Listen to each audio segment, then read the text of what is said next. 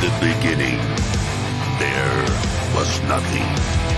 And then there was the Drunken Peasants Podcast. I gotta get a witness. No! Say, man, you got a joint? No, not on me, man. I don't have facts to back this up. It'd be a lot cooler if you did. That's true. Sometimes I cry. Oh! Lick my butthole, he laughed. From the strangest corners of the internet, here to bring you opinions of the world from an altered perspective.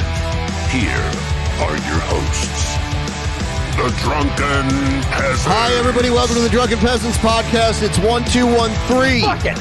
Episode 1213. Doing it live once again. And it is yet again another Saturday bonus show. We're doing pretty good thanks to my liver again. We are at 63.75%. Everyone, please, if you would be so kind, help us reach that goal before the end of the show tonight so we can do another bonus show next week. We have a modified schedule coming up here pretty soon. It's going to be interesting. But we'll get into that as it comes closer. I'm going to post the Streamlabs link to anyone who wants to contribute to reaching this goal.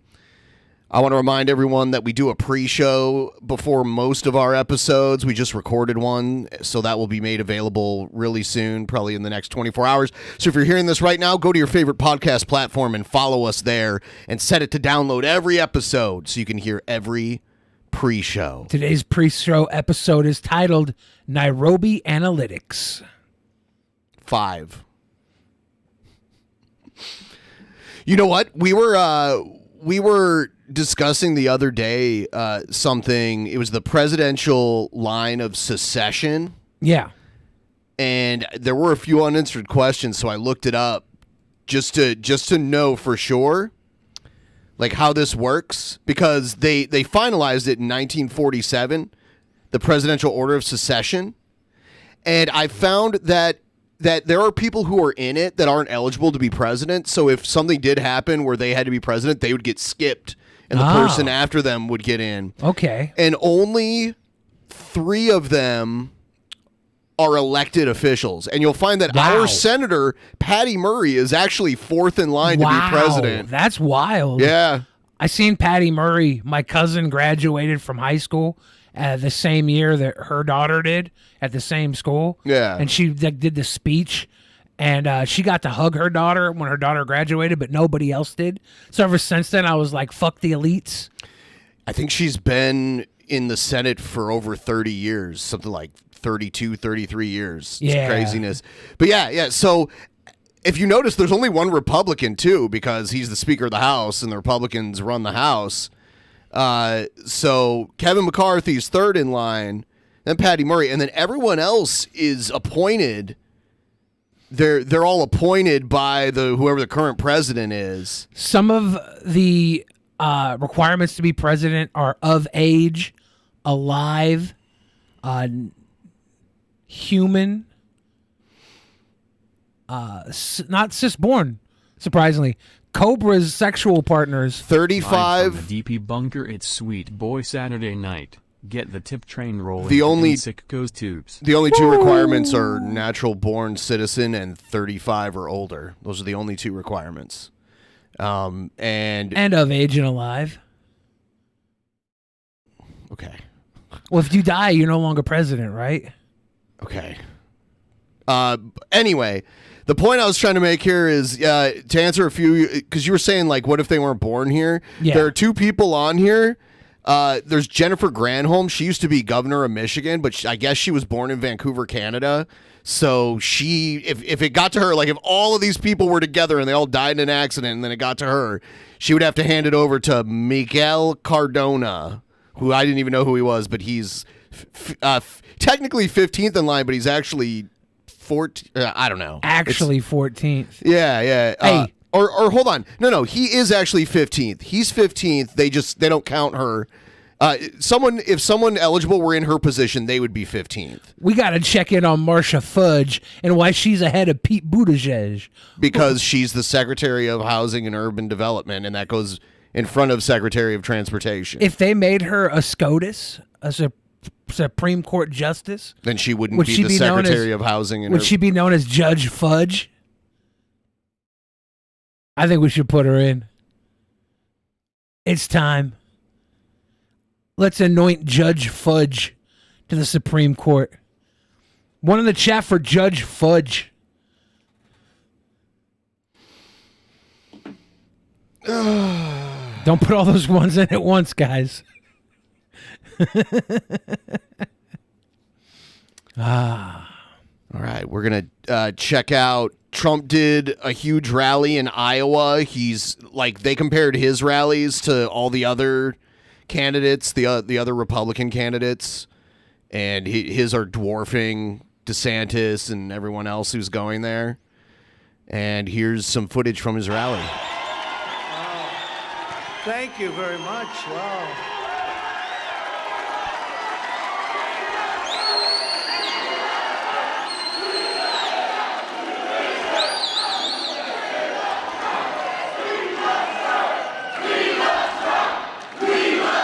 They love Trump there.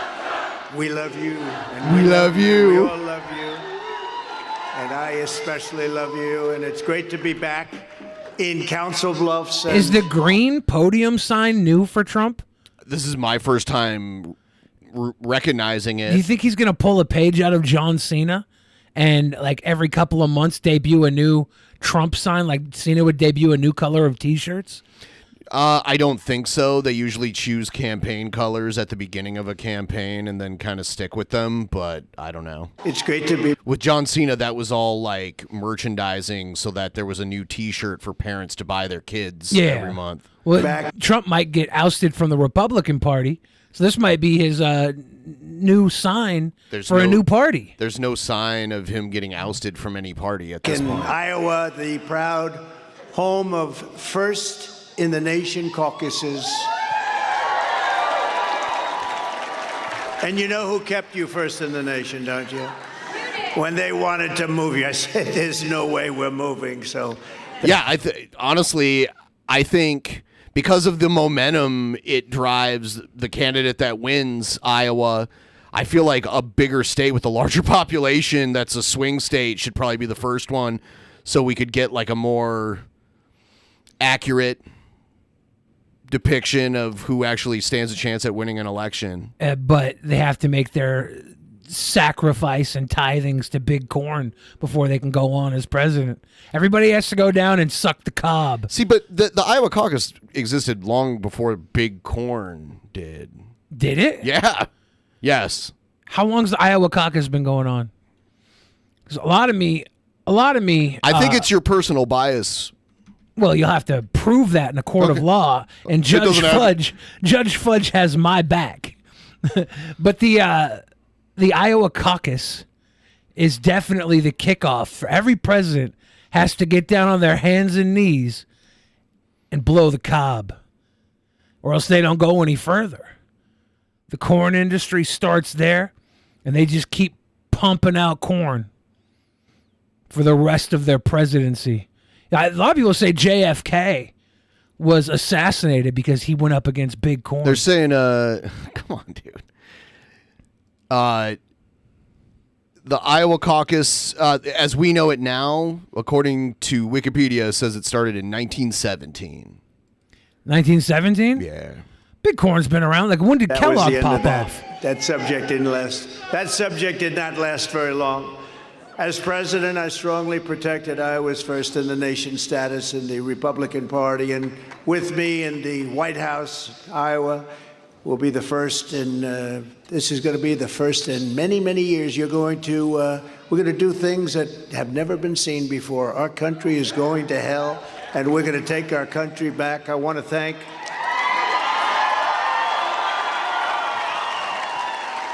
We're going to take our country back. What's happening to our country is horrible.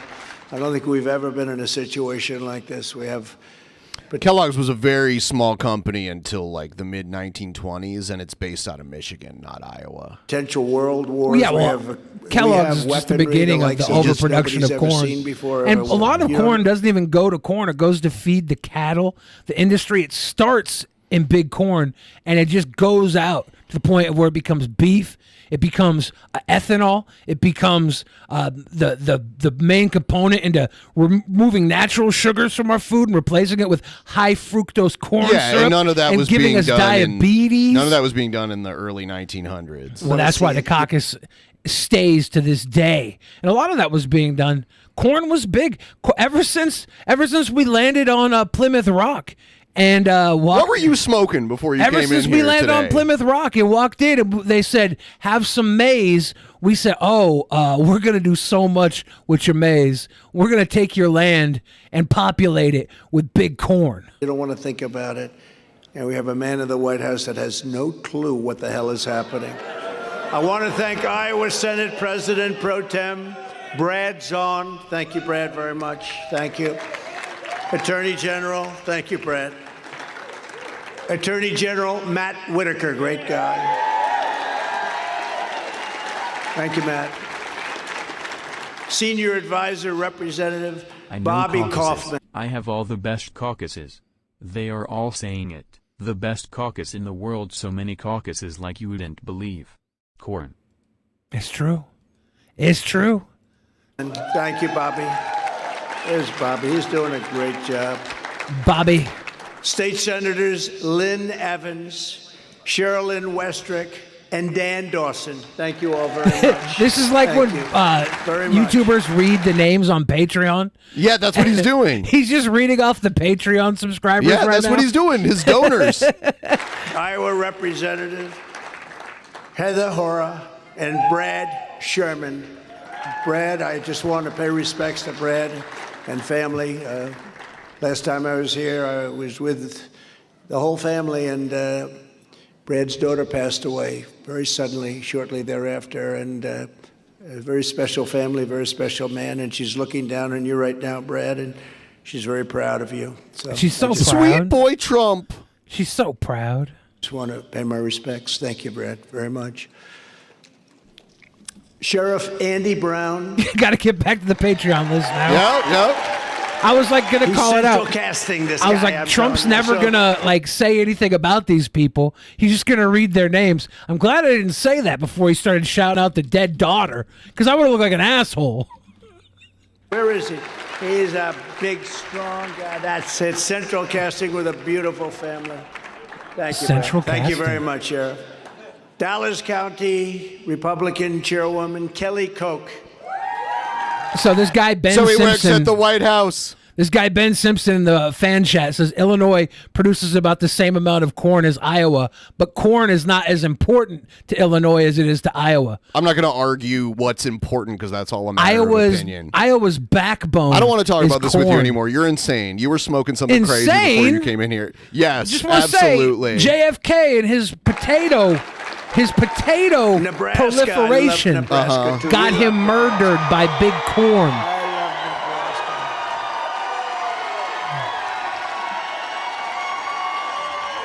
That's a big contingent. I said backstage, I hope Nebraska's represented here. I guess they're represented. Great state. We won it twice. We won the primaries. We won it Won twice. the elections. It's just great. Well, we won it all. Thank you very much. Thank you, Nebraska. So he's also kind of like he's playing fan service to Nebraska. Because maybe they're close to Nebraska in this part of Iowa. I don't know where Council Bluffs What's is. the big Nebraska team? The Cornhuskers. Dude, he is. Well, that's their university team. You know why? You know what he's doing right now? He's pledging allegiance. Nebraska National Committee woman Franchon Blythe. Thank you, Franchon. And Nebraska GOP Chair Eric Underwood. Good guy. Why isn't it Iowa Cornhuskers though? Because corn is not just Iowa. Because it's the. Oh no! No, Billy, no. What? They're going to Iowa to pander to big corn specifically. Yeah, right? Iowa fails without Great corn. job. So does That's Nebraska. all Iowa has. So does Nebraska. For 7 years, all of us Nebraska have been fighting has side the by corn side husker. to rescue our country from And Iowa has the Hawkeyes. You're just talking out your sinister ass right forces who now. hate Big all surprise. and want to Iowa destroy is it. the You've been beginning watching of along big You the thought corn Nairobi on the was a presidential. country? I didn't say that. Most of us can't No, I even didn't. Those of you that listen to the podcast will know that I mentioned our listeners in Nairobi.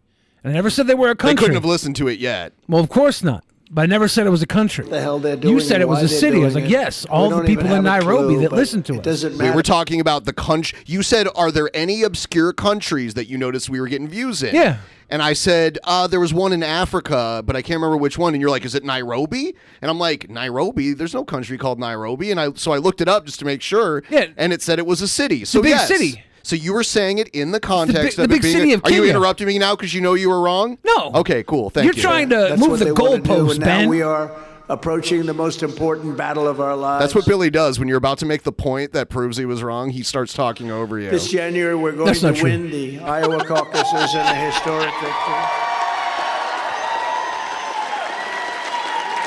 And on Election Day 2024, we're going to win the state of Iowa and Nebraska. Did you hear that pop? How many of them are from Nebraska? Hold on. Council Bluffs, Iowa. You know, I'm doing a Nebraska event too, so we'll get you. But it's nice that so many of you are here. And we're going to evict a very crooked president, Joe Biden, from the White House. Yeah, Oh, it's wow. like it's right on the border of Nebraska. So there's probably a bunch of Nebraska Trump fans that came over to this place. And then he's all like, oh, well, we'll do a rally in Nebraska. We'll talk about that later. They love him. I don't understand.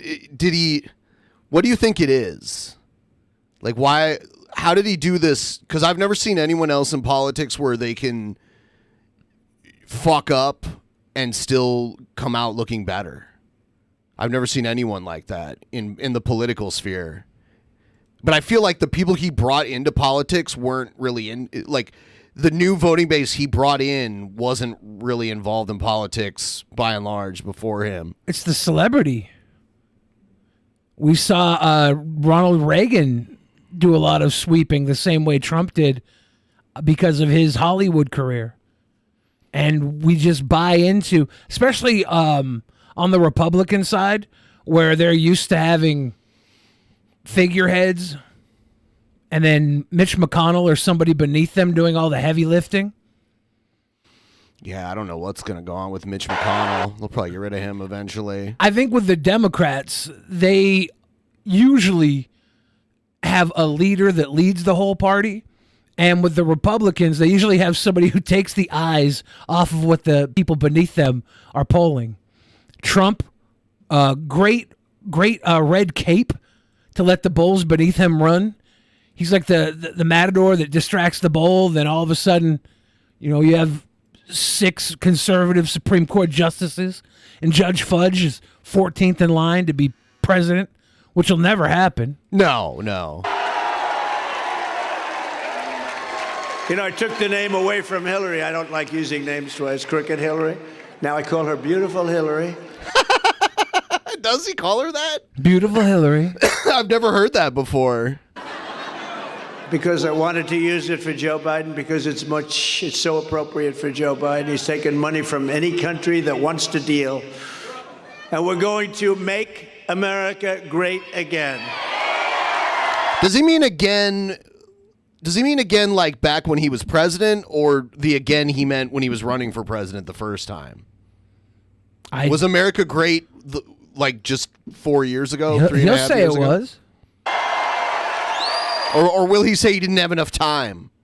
Like they stopped him. He had enough time to take apart 8 years of Obama putting sanctions on everything. He lifted a ton of sanctions. Today I want to talk about how we're going to fight, and I think no president has ever come close to me for fighting for farmers and farmers' rights. We're thrilled farmers. to announce the launch of Farmers for Trump, led by Representative Mike Sexton. We're representing farmer and farmers in chairman. pharma. Oh, he's a farmer and chairman Big farmers. of the House Agriculture Farmer Committee, and a great guy, and I want to thank him. Farmer Representative cuticles and pharmaceuticals. Derek Wolf, farmer and vice chairman of the House Agriculture Committee. Great people. Representative Heather Hora, farmer and She's a hora. Heather Hora. That's why he hired her. She comes down to the caucus. of the House Agriculture Committee. Big corn. And the Honorable David Kerr, farmer and former Iowa representative, and Jeremy Davis, former senior official at the U.S. Department of... No, I wouldn't doubt that there's obviously like a big corn lobby in Washington, but I don't think the Iowa caucus has any, like, specifically is what it is because of corn. You don't think so? No, I don't think so. Well, you have to do some more investigation into that. All right. Agriculture. There's a reason that it's always a good year for corn. I just don't think the caucus has anything to do with that. I'm not denying the influence and power of corn in the industry. I just don't think the caucus specifically has anything to do with that. It's where start off with the presidents kissing the ring of the farmers. I mean, they kiss the ring of the farmers everywhere. But this is the they beginning do it of more. it. They do it more in the states that actually swing hard. People, and they take care of their farmers, and they know your business almost as well as you know it. I also want to thank some great Iowans, and they've come here and they've joined us for our panel discussion earlier. It was great. Starlin Perdue, Justin Schultz with the Renewable Fuels Association, John Tarks, a fifth-generation farmer and seed dealer. Good money in seed, I guess, John? A dealer? Seed. What kind of seeds? Is it the seed conscious community? I don't know about that. By the way, her social media just like went dark now. She was locked up last we talked to her. Yeah, last we saw her, and that was a while ago, and I don't know, she might be staying there for an extended stay. Hopefully she's somewhere safe. Yeah. Good money. Hopefully nobody went to the seed of conscious community and kidnapped her, and she's in some remote area being brutally abused by a psychopath. That would be terrible. It better work, or we're gonna have a lot of problems. I'm proud to be the most pro-farmer president that you've ever had. The most pro-farmer president that you ever did have. He did do the farm bill thing, which is one of the things I can point to that at least happened under his watch that I agreed with. And because of that, that's why we have Delta 8 and all that other shit too.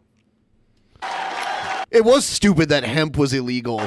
We did more for American agriculture than any administration in history by far, and that's been pretty much acknowledged. There's been nobody disputing it. Under my leadership, our Department of Agriculture cut 7 old regulations for every 1 new regulation, saving farmers and taxpayers hundreds of millions of dollars a year. We cut, as you know, regulations at a level that nobody's ever seen before. Cut more regulations, generally speaking, beyond the farm. Boys, how we doing tonight? We're doing all right. And now we're at 66.5% of the way to the goal, which is great.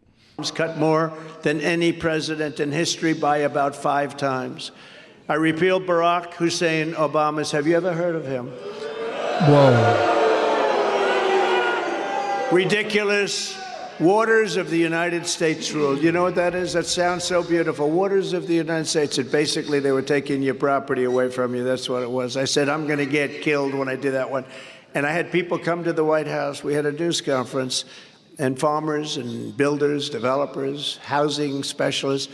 And these are grown men and women, in many cases women, and most of them were crying. They basically were taking away your property. It was terrible. It had a nice name, but it was a horrible thing that they did.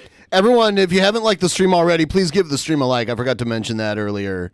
And if I don't do it, most of you won't do it. So please like the stream. And it was a truly outrageous federal power grab over every ditch and over every puddle on a private land. And you'd have a little puddle, a little water on your land, and they'd call it a regulated lake. And you couldn't... Oh, this is like what happened to Onision when he was doing when he was cleaning up his backyard to save his children. Yep. And the evil Repsion wanted his children to be murdered by plants. Carnivorous plants. Yes, It was how horrible could what he? they were doing. To protect family farms, I eliminated the unfair estate tax or death tax so that if and when you want to give away your farm to your children, and it's your time and you're going up to heaven, but you want to take care of your It looks children. like the Democrats are waging war with Big Corn. It's saying here that we're going to see the first Democratic party like meetup instead of it being in Iowa in 2024, starting with South Carolina. What is going to happen? It says here that Democrats' downgrade of Iowa's role is a blow to the Corn Belt and biofuels. The Democratic Party's unseating of Iowa from its position as host of the first U.S. presidential nominating contest every 4 years is a blow that could also reshape the corn and biofuels industries throughout the Midwest. But in 2024, Biden is probably going to run, and there's not going to be a primary for Democrats anyway. Yeah, it says starting the 2024 election, they're going to demote Iowa and replace it with South Carolina because of how well he did there with black voters. Who, Biden? Yeah. But there's not going to be a primary for Democrats in 2024. Well, it's weird they're making this claim against this audible attack against Big Corn and the Farm Belt. You don't have a estate tax to pay. That's nice. Now, I will tell you, if you don't like your child... Now, if Biden didn't run and he doesn't pass it to Kamala before he bows out, then he could then they could have a primary. Then it's not going to help you too much. Who cares, right? Is there anybody that doesn't like their child? In which case, I just could save a few words. What? But most of you love your children, right? So I know there's a few of you that hate your children. I hate a couple of them. you know what was happening? You'd Joe leave Biden your will give you top dollar for those kids. farm to your children, and then the estate tax would be so great they'd have to go out to your local friendly banker who became unfriendly when you didn't pay the interest. And a lot of times they'd lose the farm. They worked hard, but they'd lose the farm. We ended that. Stipulations sent, and now you can bug Ben instead of me, Ruby. I hope you're ready because I know I am. Let's give these boys $1 for every vein you can see when I flex. Get it. Whoa. We're rich. Now you could leave your farm to those you love, and you don't have the estate tax. That's a tremendous savings, so thank you very much. Now, we gave a giant tax cut to family farms that operate as pass-through entities. You know what that is? Which produce more than 90% of agricultural products in the United States. Tremendous tax cut.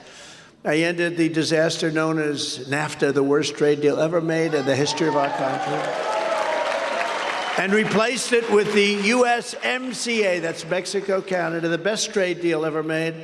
A gigantic victory for the American farmer. The USMCA pried open Canada's dairy, poultry, and egg markets for American producers. Now, you know what I'm saying, because I used to come here in Nebraska and other places, and they'd say, oh, it's so bad what Canada does to us, Canada sounds so lovely, but they really ripped off our farmers and they really ripped off our country. The deal was so good, the deal that we just made, USMCA, that in fact right now Canada and Mexico are meeting at the White House because they want to renegotiate the deal with the Biden administration, and I say don't do it. You had to live with that horrible NAFTA deal. Now you have USMCA where you're making a lot of money. You know, another interesting thing is there's DeSantis cannot be Trump's running mate. He can't? No, the running mates for the president and vice president can't reside in the same state. Yeah. Interesting. Yeah. And he's running, Trump and DeSantis are both running as residents of Florida. And I don't know if he can change that. And I don't think he would. I don't think he wants DeSanctimonious. But those two together could actually bring in even more votes. But I don't see that happening. And they want to renegotiate it. So that's always a good sign when they want to renegotiate. The thing is, you don't want to renegotiate. I stood up to China like no administration has ever done before. bringing hundreds of billions of dollars pouring into our treasury from China, and when no other president had gotten 10 cents from China, that not one other president before me got anything from China except ripped off. Our country was being ripped off. And when he has to mention China every time. Targeted our farmers. You know about this very well because you were targeted at a level that nobody had ever seen before. I gave those same farmers $28 billion straight out of the tariffs that I was taking. $28 billion. China. I went to our Secretary of Agriculture, Sonny Perdue. I said, Sonny, how much damage has China done to our farmers? I said, you got to come back with a number. He came back. He said, it's about $28 billion. I said, well, we're going to give the farmers $28 billion right out of the pockets of China. You haven't heard those things, because the fake news doesn't like talking about them. Right out of the pockets of China. He pickpocketed China and gave it to the big corn? It's kind of like how Mexico was going to pay for the wall. Look at all those. They don't like talking about it. In fact, when we were talking, the polls are fantastic of us in Nebraska and Iowa and the farm states. The polls are fantastic, but I said I shouldn't have said it because it was a little bit aggressive, but a few months ago when we were talking about, do you think he'll win Iowa? I said, how the hell can he not? I gave the farmers $28 billion. How the hell do you lose? So I shouldn't have said that probably, but nobody objected because they, when they opened up their mail one day and they got these massive checks, it did everything. I actually wanted to sign those checks, but people said it wouldn't be appropriate, so I didn't sign them. But you know where they came from. They came from me. There was no other president. I remember, he wanted his name on, the stimulus checks that people were getting and stuff, so it could seem like he actually paid all of them out of his own money. Because Obama had the Obama phones. Trump just wanted something. Those weren't actually called Obama phones, though, and it wasn't like Obama delivered them or had his picture on the box or anything. Trump wanted his name literally on the check that people were getting, their pandemic stimulus. He wanted his signature on all. Those would have been the Trump bucks. If he would have got his signature on them, going to be doing that, and we got plenty more to do. I got Japan to slash or eliminate tariffs on over 90% of U.S. food and agricultural Hell's exports. Only is suggesting that CNN's feed of this would be fact-checking everything he's saying. No, they usually play, after the fact, yes, but they usually play it uninterrupted and then they react to it later on. Very unfair, France. What they did to the European Union, what they do to us, it's unbelievable. It's France? CNN right now is like, China did not pay $28 billion to farmers. Not as bad, quite as bad as some of the countries like China, but it's horrible. The European Union was terrible. I dealt with Japan with Abe. Do you know Abe? He was a great man. He was a great man. He was fairly recently assassinated, but we had a tremendous relationship. He was great. He's going to be missed, but we were able to redo the deal with Japan so that they take your farm product. They weren't taking it, and it was great. But the European Union agreed to nearly triple its beef imports and opened its markets to American soybeans and other things that you people grow so beautifully, and we opened it up. But I could tell when he's reading from the teleprompter and then when he kind of ad-libs a little bit.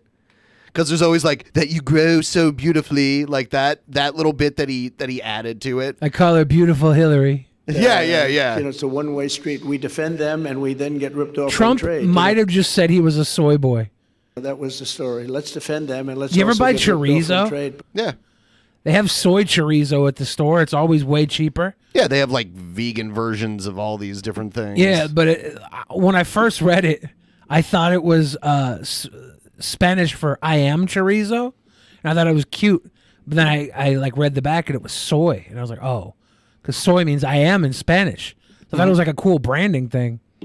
But we Soy-rizo. were in the process of really stopping that and stopping it in a very big way. I also won our farmers gigantic concessions from South Korea, Argentina, So disappointing. Brazil, Guatemala, Tunisia, Ecuador, Morocco. Hey, shout out to Ecuador, a top listener of the Drunken Peasants podcast. Number one in South America. On Spotify and iTunes and all other audio only platform. Yeah, we discussed all this in the pre-show, so you guys will get to hear it and later. many other countries, all of whom were ripping us off and ripping off our farmers and our manufacturers at levels never seen before.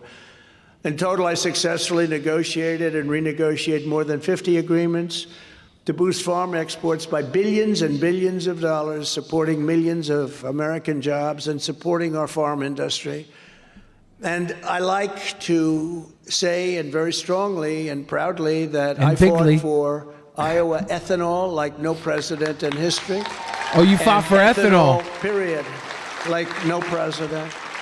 Do you think that Biden's campaign is not going to start off in Iowa because Trump won it so completely? They're giving up on the Corn Belt? I don't know. I don't know. See, Trump has never stopped campaigning. He's been campaigning ever since like 2015 on his way to the nomination, and all 4 years while he was president and all 4 years while Biden was president. He's been campaigning this whole time. So you can't even say he's starting a campaign anywhere, you know? But Biden, I don't know, like, I mean, Biden shouldn't start his campaign until the nominee on the Republican side is named. He shouldn't have to do any of that until they name the nominee on the other side. That traditionally, that's what they would do. They'd let them fight it out amongst each other, and then once they knew who the clear candidate was on the other side, then they'd start campaigning. I don't know where he'll start it. I mean, he should do it in a place where he needs it to win. And there's actually a chance of him winning it, you know, like Florida's a big one. Georgia was a big one last time. Pennsylvania. Georgia. South Carolina is where he's scheduled to start this time. He's dodging big corn. Biden's going straight into South Carolina trying to get more of the black vote, is from what they said in the article. I issued a rule declaring that E15 would be made available all year round. Remember, it was 8 months. Remember that? And then they came to me and they said, I don't think you'll be able to do this, sir. I said, why not? It didn't make sense. 8 months. And we made it all year round. In addition, I dramatically increased the number of fueling stations where E15 could be sold across the country by letting them use existing pumps. You know, we thought it was all done, and they came to me, sir, they're not allowed to use the existing pumps. They have to go buy all new pumps. That was millions and millions and millions of dollars. I said, what's the difference? Well, actually, the old pumps are better. Okay? I said, do you mean you have to replace them with new pumps? And I said, you don't have to replace them. Nebraska is one of those states where their electoral votes get split. And Biden actually got one of Nebraska's electoral votes in the last election. I didn't even realize that. Probably in their big city. I'm not sure. There's 3 districts in Nebraska. I'm not sure how because most states don't split them like that. So it's kind of strange. Jess Bro's going to try and meet Joe Biden in South Carolina and get sniffed by him. I made big promises to Iowa, to Nebraska, and as your president, I kept every single one of those promises and actually did much more than I said. I've seen 2 presidents in person, but one was after he was president and one was before he was president. I saw Clinton like years after he was president, and I saw Obama when he like first started running for president. You never saw Trump at like a wrestling show? Nope. No, he wasn't going to wrestling shows anymore by the time I was going to. Like, I went to that one in the early 90s, but that was. It would have had to have been like WrestleMania or something. Corn-based ethanol is never going to happen. Corn isn't a good enough source. The only plausible plant base for ethanol is switchgrass, but it's difficult to process the needed volume with current technology. Yeah, ethanol was pushed hard by John Kerry. I remember that. He was like, yeah, we can run cars off of ethanol.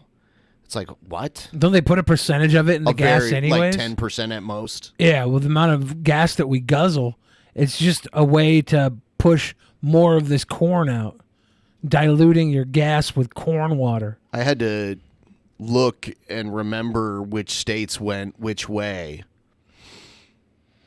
I was surprised about Georgia and Arizona, but yeah, Biden should campaign in Pennsylvania. Was really close, right?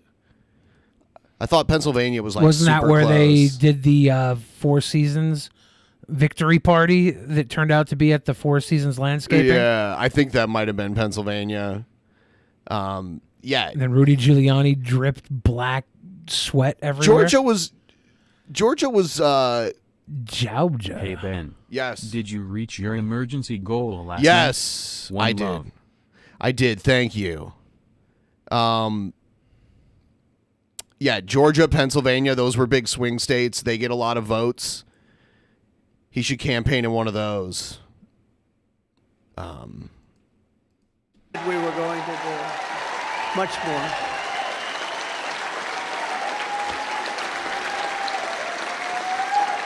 And I can tell you that no president has ever fought harder for our farmers than I did. By contrast, Ron DeSanctimonious, have you ever heard of him? He was losing badly. I endorsed him and he ended up winning.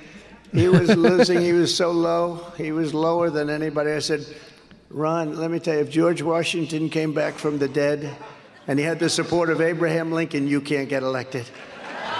He said, sir, if you endorse me, sir, I'm telling you I can win. And, you know, he fought a little bit along with 200 other people, frankly, but he fought a little bit for when they did impeachment hoax #1 and impeachment hoax #2, total hoaxes. Total hoax. And so I figured, what the heck? The one that was winning, Adam Putnam, was the head of agriculture in Florida, and he had it made. He was leading by so much.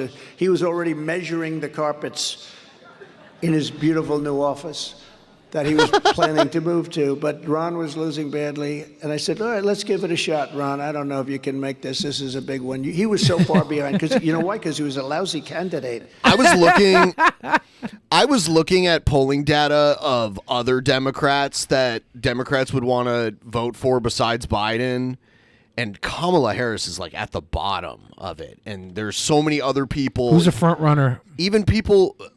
I was really surprised Robert F. Kennedy Jr., who's like a kind of a weird conspiracy theorist, polls pretty high, way higher than Kamala. And he's actually filed, so he is running, but he's not going to get the nomination. It's just not going to happen.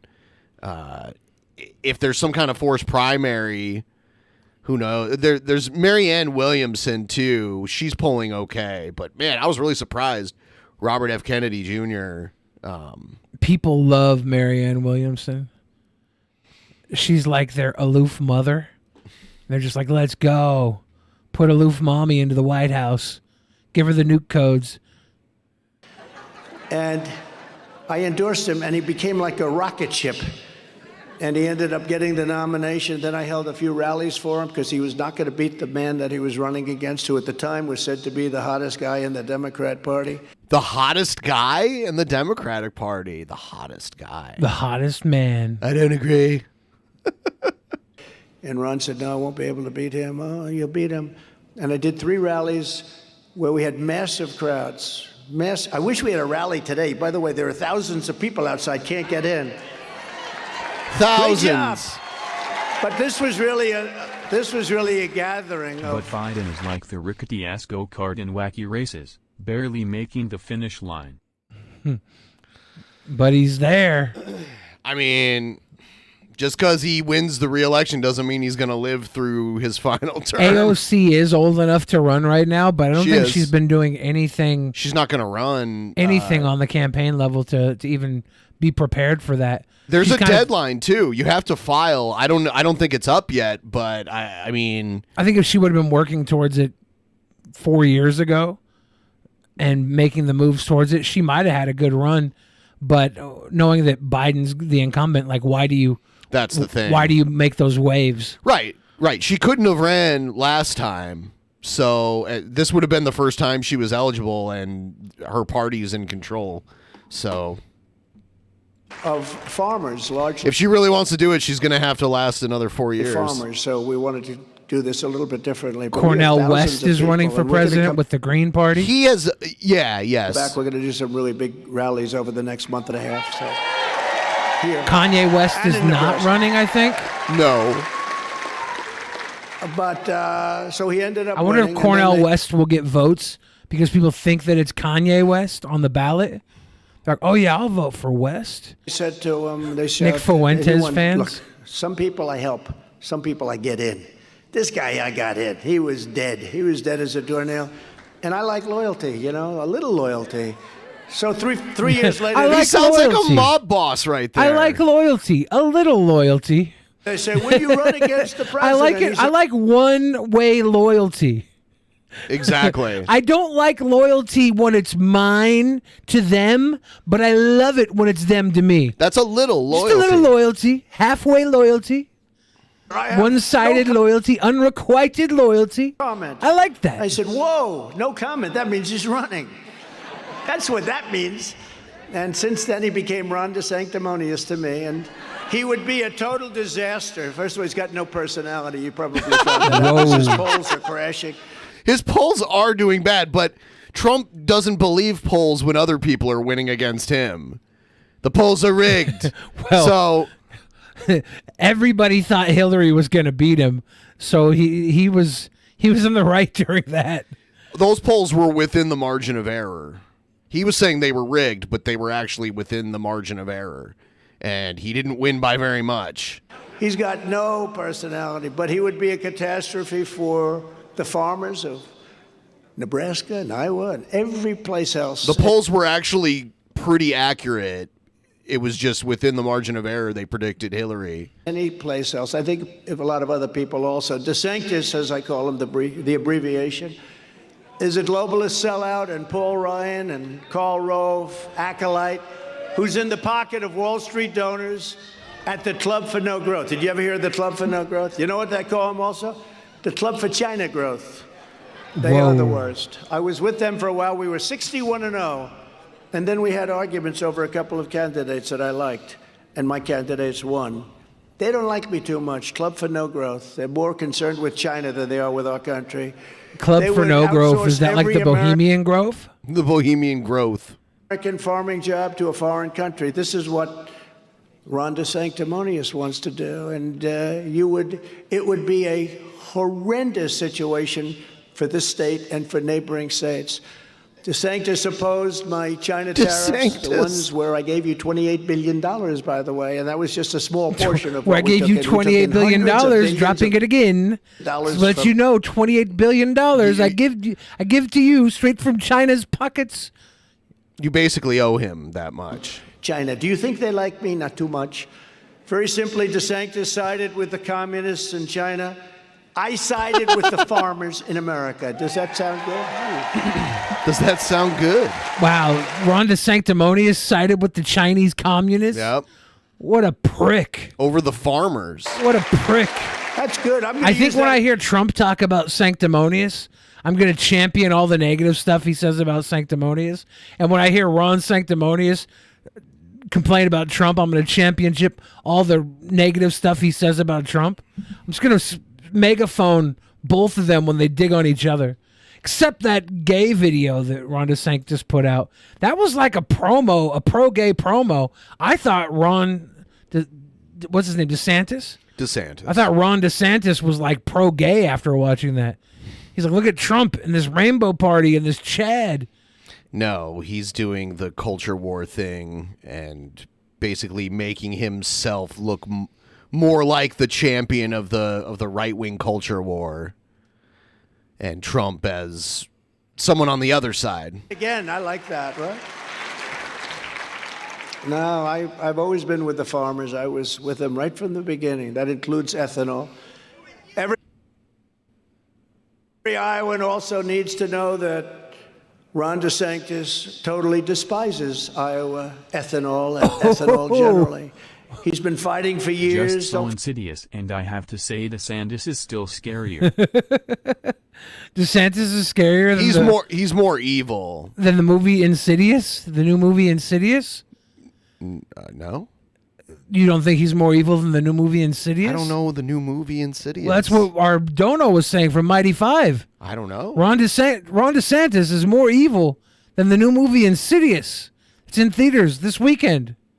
Is that really what it said? Or That's exactly what it said. Did you not read? There's a new Insidious out this week, Hawkeye. And Ron DeSantis is more evil than Insidious. That's beyond Insidious. He said scarier. Scarier. Okay. I was like, I didn't get it at first. He's scarier. And he was voting against Ron DeSantis is scarier. Because it's a horror movie, right? Than the new horror film, the sequel to Insidious. Now that makes sense. Insidious. Now that makes sense. And fighting for years to kill every single job supported by this very important industry. Ending the renewable fuel standard was one of his top priorities as a member of Congress. He wanted to end it. And if he had his way, the entire economy of Iowa would absolutely collapse, because it would collapse if you did that. DeSantis slandered the ethanol mandate as, quote, socialism. He called it socialism, and called his vicious plan to annihilate the Iowa farming industry as a total no-brainer. Now he's going to come on here and probably say, I'm actually quite in favor of ethanol. I think it's wonderful. You know, one thing about a politician, I learned this long before I ran. What else do they use ethanol for other than they cut gasoline with it? They actually water corn with it. They water. They cannibalize it. Isn't it flammable? Yeah, it's sick. I don't know if they actually do that. Okay, I'm like, what? That would kill They corn. just pour the corn back into the corn. They liquefy the corn to feed the corn further. That might not be scientifically proven. I don't think so. If this was CNN right now, there'd be a little ticker on the bottom saying Billy is lying about them feeding ethanol to corn. For office. When they have their initial thoughts, that's what they go back to. So he may have to come in and he may have to say, I love ethanol. Isn't it wonderful? I love ethanol. I wonder, do they make ethanol alcohol to drink? Has there been a nice corn spirit There yet? might be a corn-based alcohol, like, to drink. I don't know. It's been very bad. And the people in the ethanol industry understand it. He's bad news. In Florida, DeSantis is famous for his cruel targeting of family farms, not in favor of the farms. In a callous betrayal of farmers, DeSantis recently vetoed over $130 million in farm subsidies, prompting the Florida Agricultural Commissioner to state in total disbelief. Gasoline contains 10% ethanol to 90% gasoline, which is said to reduce air pollution. So technically, I believe all the alcohol that we drink is a form of ethanol, but we're speaking specifically of corn-made ethanol. Corn-made ethanol. I believe so. I think like all alcoholic drinks have ethanol in. Yes, yeah. Ethanol is the type of alcohol that we drink to get drunk. Yeah. But when people say ethanol, like generally they're politically, they're talking about the corn-based ethanol. No conceivable, and there is no conceivable reason to target agriculture in a year when we have billions and dollars and billions of reserves. Agriculture was harmed today by the governor of Florida. One in the chat, if you're getting corn drunk and you're going to have a little corn mash whiskey mixed with your high fructose corn syrup cola. I'm pretty sure Everclear is corn derived, I believe. I think so, yeah. Yeah. So I think corn, like fucking Everclear is corn-based ethanol drink. So that's why alcohol was legal when weed was banned. Weed is one of the few things that grows with a more rapid rate of photosynthesis than corn does. Corn couldn't compete, so they had it banned. Badly, and it's true. And he's going to do that. I actually think it had to do with it making a better paper.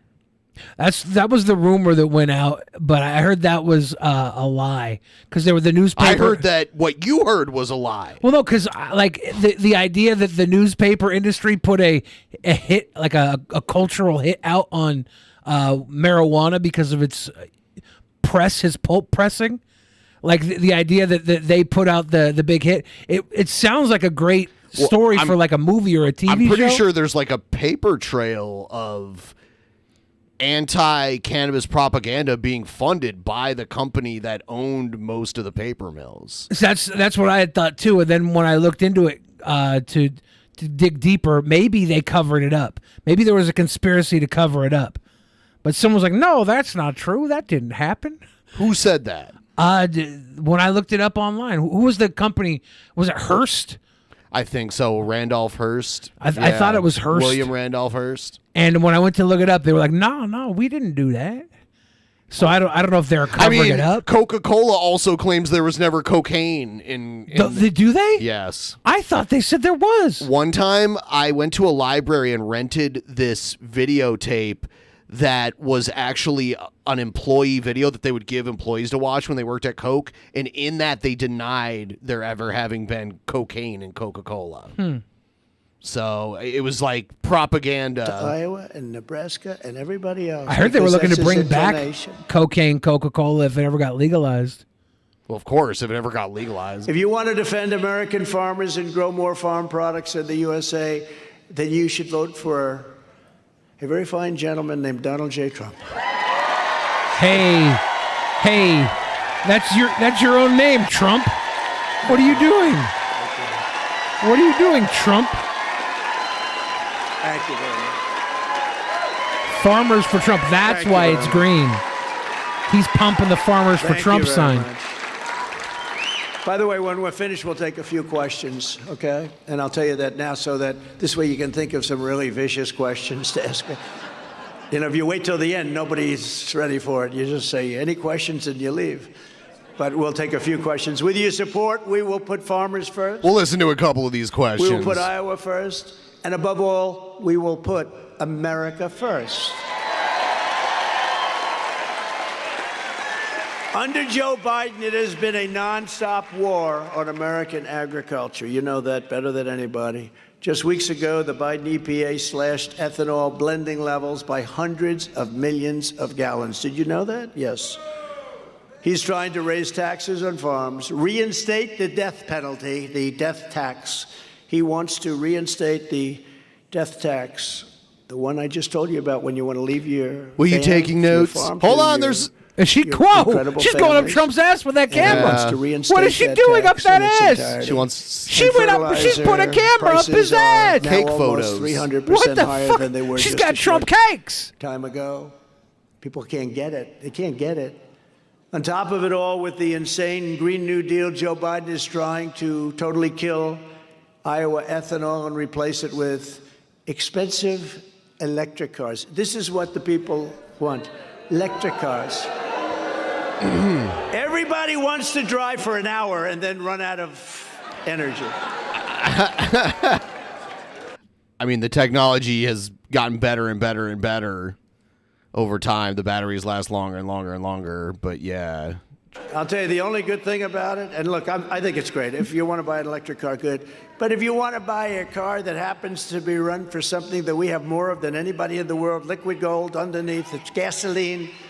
If you'd like to, drive for 7 hours without having to stop for 9 hours, go forever practically. But you have to be able to have a choice. If you want an electric car, yeah, you should have an electric car. We're all for it. But if you want another type of car, if you want hybrids, you got to be able to buy this. They want to go all electric. In California, they don't call them brownouts anymore. They call them blackouts. The whole state doesn't have any electricity. And All right. Someone said they want to see Trump do some farm work. I actually have that right here.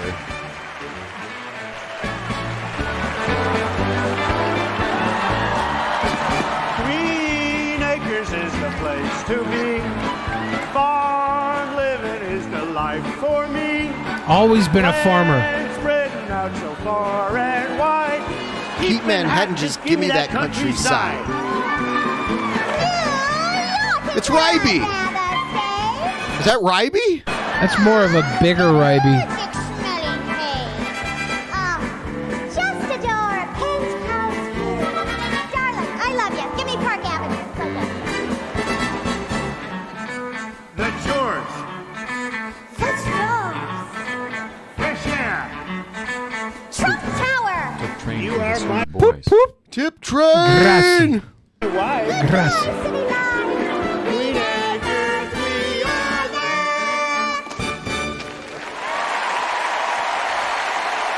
Oh, I thought he was about to play some grabby ass right there. Justin's asking why is she wearing a dress? I heard she's running for mayor.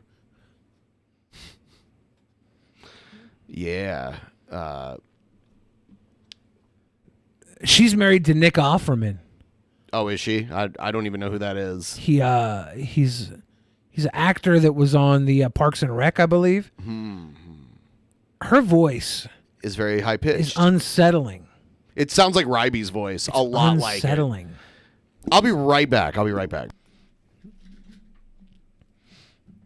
Everybody right here, right now, please speak out against Big Corn. We can change the world. We can change the world. If we stop Big Corn, we can change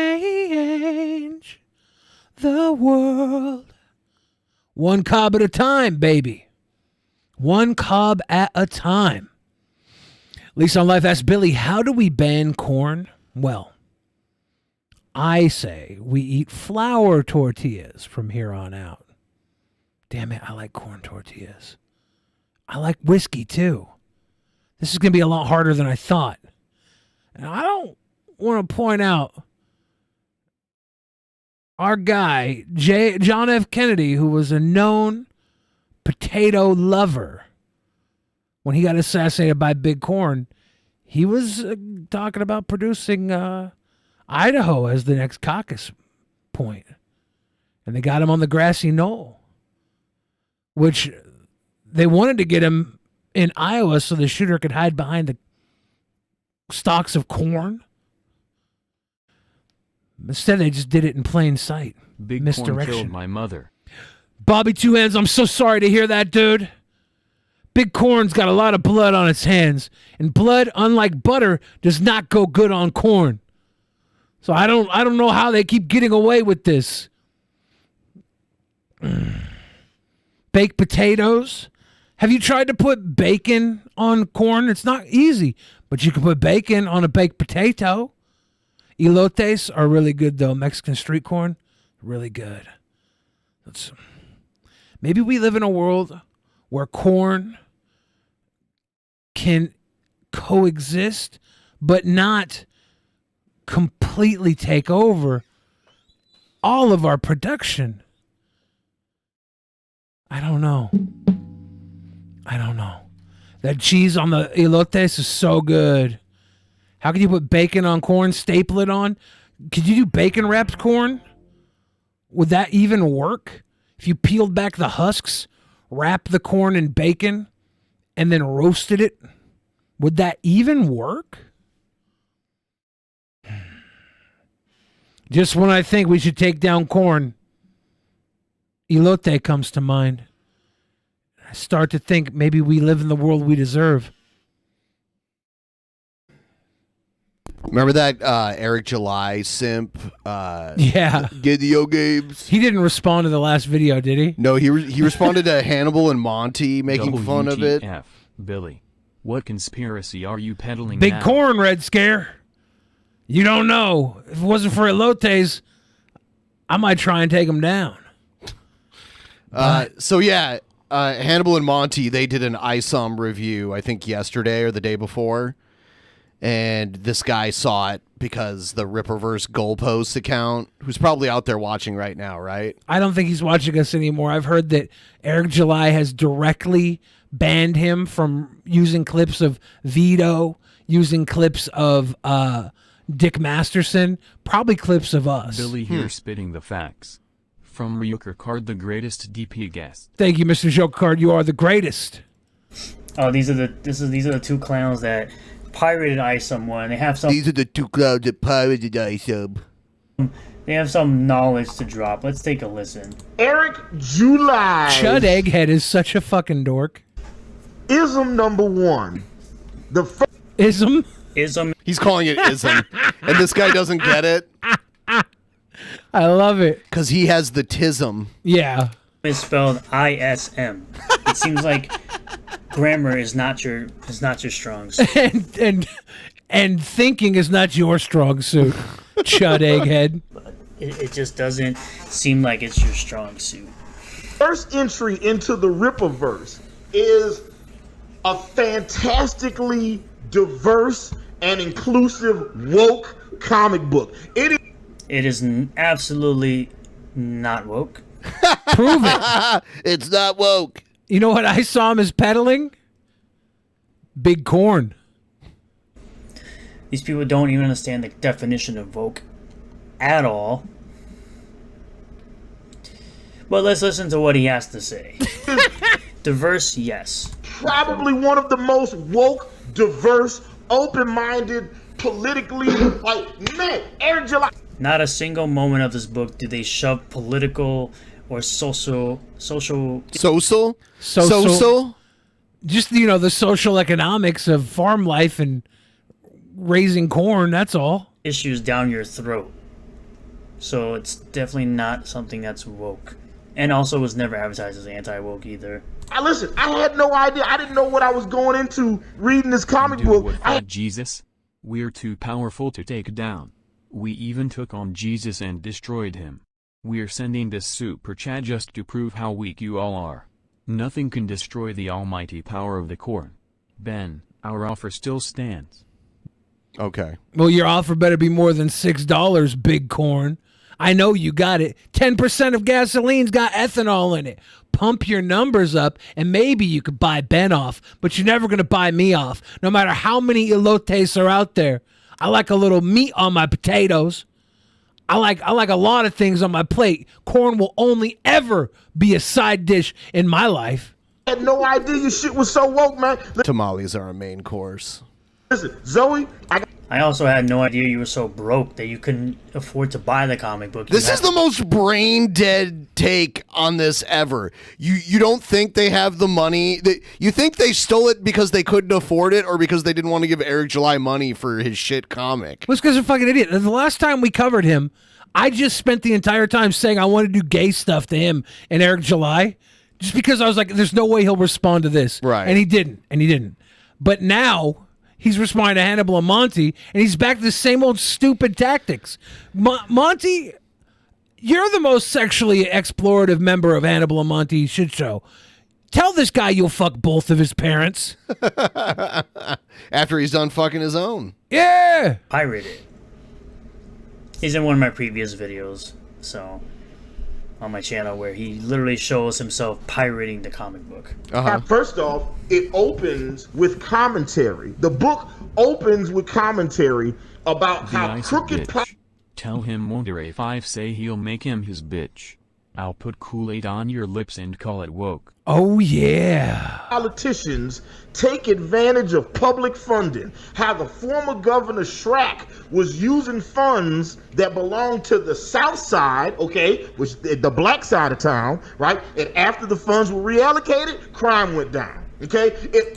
Okay, so considering that I actually own the book... Corn is nutritious and delicious. Eat corn at least twice a day. Not sponsored by Big Corn. Try not to eat corn at least twice a day. Next time you sit down for a meal, try and make 2 of your meals corn-free. It's not easy. I can say I bought the book and I paid with my hard-earned money, unlike your brokey ass. Let's go Let's go over the part that you're talking about. So we're gonna Is brokey a slur? I've never heard of that before. Did he just slur his speech? They started letting the brokies in here. Oh my goodness. To where you're talking about this first part of the issue. So, the dialogue reads, we've seen violent crime decrease by 12%, and we're only 6 months into my term. To which the guy responds, what do we have to do to now get he's some reading credit us around here? Well, he did finally reroute those funds. He was the kid that had to go to the reading van. He when reads and fucks at a 5th grade level. Right. Well, no, not even at the 5th grade level. When they had 5th grade reading class, he had to go to the special van parked outside of the school to go to reading class. ESL? Whatever. I mean, that was the ESL van. It's called different things in different places. Huh. Yeah. The world's big. Things are Former different. Governor Schrack left Not the South that Side big. high and dry. They're all going to the short van for reading class. And we can't forget about those masked weirdos helping us out from time to time. They've been killing it lately. This guy is Have you such a seen the chick fucking with the red idiot. hair? She could do some things. Why to are me. you reading ism to us right now, you dork? Ism. I hear Alpha Core hasn't been needed for months. And who's the new dude that Is this drag queen story hour right here? Get the hell out of my office. This is, of course, like the first couple of panels here. Yeah, we get it, dude. Your brain is small enough to enjoy this shit. Congratulations. You're happy with the $45 you spent for your stupid fucking book. We get it. You're dumb enough to love this. Good. So, again, tell me how that's woke in any way. Opens with political. Let me know in the comments section down below. Commentary about crooked politicians, right? Okay. Then the alpha core is a. Oh, I just looked up English as second language is what ESL stands for. Yeah. No, I was just talking about like special classes for like kids who had there was like a van at a lot of schools where I grew up where like kids who had trouble reading would go out to that, or if they had a speech impediment, they go to like speech class in the special van. And shit. It was like a Winnebago. I guess it couldn't be in the actual school because it wasn't literally part of the school. This sounds like one of those suspicious vans that parked outside of my school. No, the dumb kids would find themselves in the back under the guise of free candy. Task force, okay? So I love one of the comic when the bad guy tells Avery, aka Ism, he says, you had both of your parents around a good household. You were set up for success. That line is destroying the narratives that perpetuate negative stereotypes about black people coming from single parent homes. That's just talking about, that's essentially talking about in general that. Well, okay, so my school had the van probably because the van, the reading van, as they called it, was part of the public school system, and I went to a private school, so it couldn't actually be part of my school, but it was supplemented by the local school system, so they had it was called the reading van. Yeah, we had the breeding van. It was not cool. When statistically a child has both the mom and dad in the household, but I didn't go to a Catholic school like you did. Yeah. So you had like the breeding in school. Dude, you always got to go there. We had to have the van outside. You always got to go there. Because we didn't have any Catholic priests running around playing grabbies. Type of racial thing has nothing to do with race at all. It has to do with the simple fact of statistically proven that when a child has both consumers. The Nebraska Corn Board wants you to know that corn contains many essential vitamins, minerals, and antioxidants. Corn is also good for hair growth and may aid in weight loss. Facts. Poop won't even eat corn, dude. You see how many corn kernels come out in your poo after you eat a corn? Even poo doesn't like corn. You want to come in here with that essential nutrient garbage? I don't think so. Mom and dad in the household, they're more likely to succeed in life. It's not hard. Thank you, Eric July. Okay? Listen, okay? They're letting you know that because they are black, they have to be fearful of law enforcement. He kept that real nigga shit. Okay, so where I don't think it mentions anything about race at all. This guy's such a fucking I don't doofus. think it mentions anything about I am race. going to double check the book, but I think this man is making stuff up, and he can't even pronounce Isom correctly. He can't pronounce Isom. If there was an Isom video game, he would pronounce it ism. He's so stupid. He can't pronounce words correctly. Fucking dumb, weird loser. In the slightest. I don't even think he mentioned the race. In this comic, okay? It is woke, okay? Listen, man, the only complaint I have about this fantastically woke, diverse book, there's this inclusive woke book that speaks Everyone loves Big Corn. Not only does Premium Chat loves us, but also free chat. We control the air you breathe, the water you drink, and the very toilet you sit on every show. You think the Illuminati is real? That's on. Legitly on social commentary. I cut that one short. Not going to sit here and listen to Big Corn propaganda. Not tonight. Affects African Americans. My only complaint is that if you're going to write a book, about niggas, have some niggas in the room when you write the book. Okay, that's my only complaint. Oh, he almost paused it to say something, but then he didn't. That's just he was gonna be. He was supposed. Well, you don't know, but Eric July is a. yeah. I was about waiting. niggas, have some niggas in the room when you write the book. Okay, that's my only complaint. That's just He's really biting his tongue right now. Yep. Not to be like Eric July is in the room. He's a nibbler. Nibble on corn. Yeah. The book, Eric July, have some black people in the room, so that way it sounds good. But I'm giving it a B+. Okay. Well, they're definitely not going to have you or the other guy in the room because you're clearly not intelligent enough to figure out that this book isn't woke. This book isn't woke. So, let's move on. He's a funny guy. He's funny.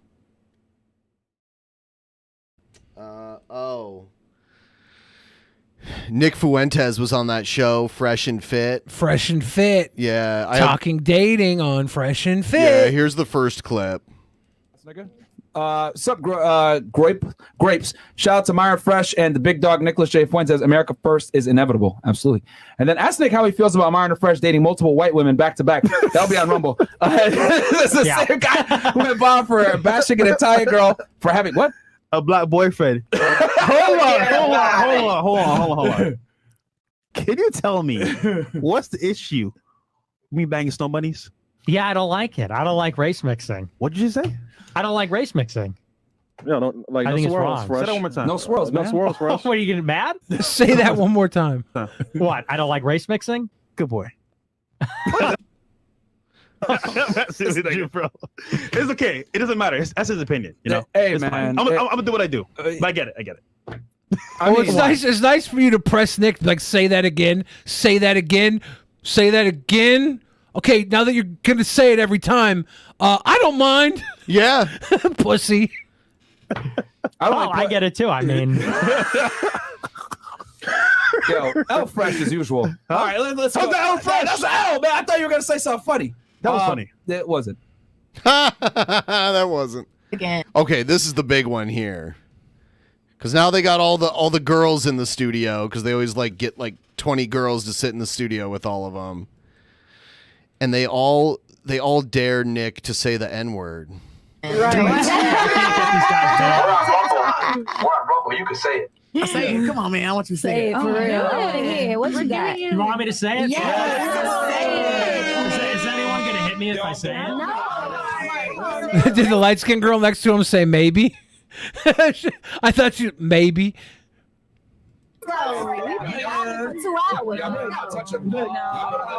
Getting the thumbs up. For the producer says it's okay. Drop the bomb. What you got? All right, nigger. The one girl right there in the middle is not happy. I noticed because I watched this a couple times. She seems the most angry about it.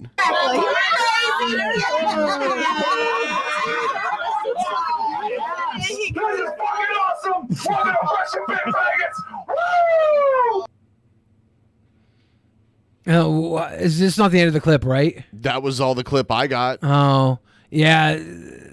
The Fresh and Fit were very happy when that happened. Why are they so happy? They've said some pretty racist shit of their own in the past. They went against Abra and Preach. They were being pretty fucked on certain levels. I avoid watching this show. It just seemed like sometimes the only time I watched it and I was like, yeah, that's awesome, is when Tommy Sotomayor was on and he got slapped or punched or something. Other than that, I'm just like, wow, yeah, it's a clusterfuck too. They have too many people on at once. Sometimes they're all talking over each other. The fit guy, Myron Gaines, used to work for the feds, and he switched over into this platform. The fresh guy, who's not fit, who is probably not fit to be on a podcast because he's brain dead, and an idiot. He was on with Nick, and the conversation of Nick being a virgin waiting for marriage came up, and Fresh was like dumbfounded. It was like, what? You're a virgin? What? It was actually kind of funny.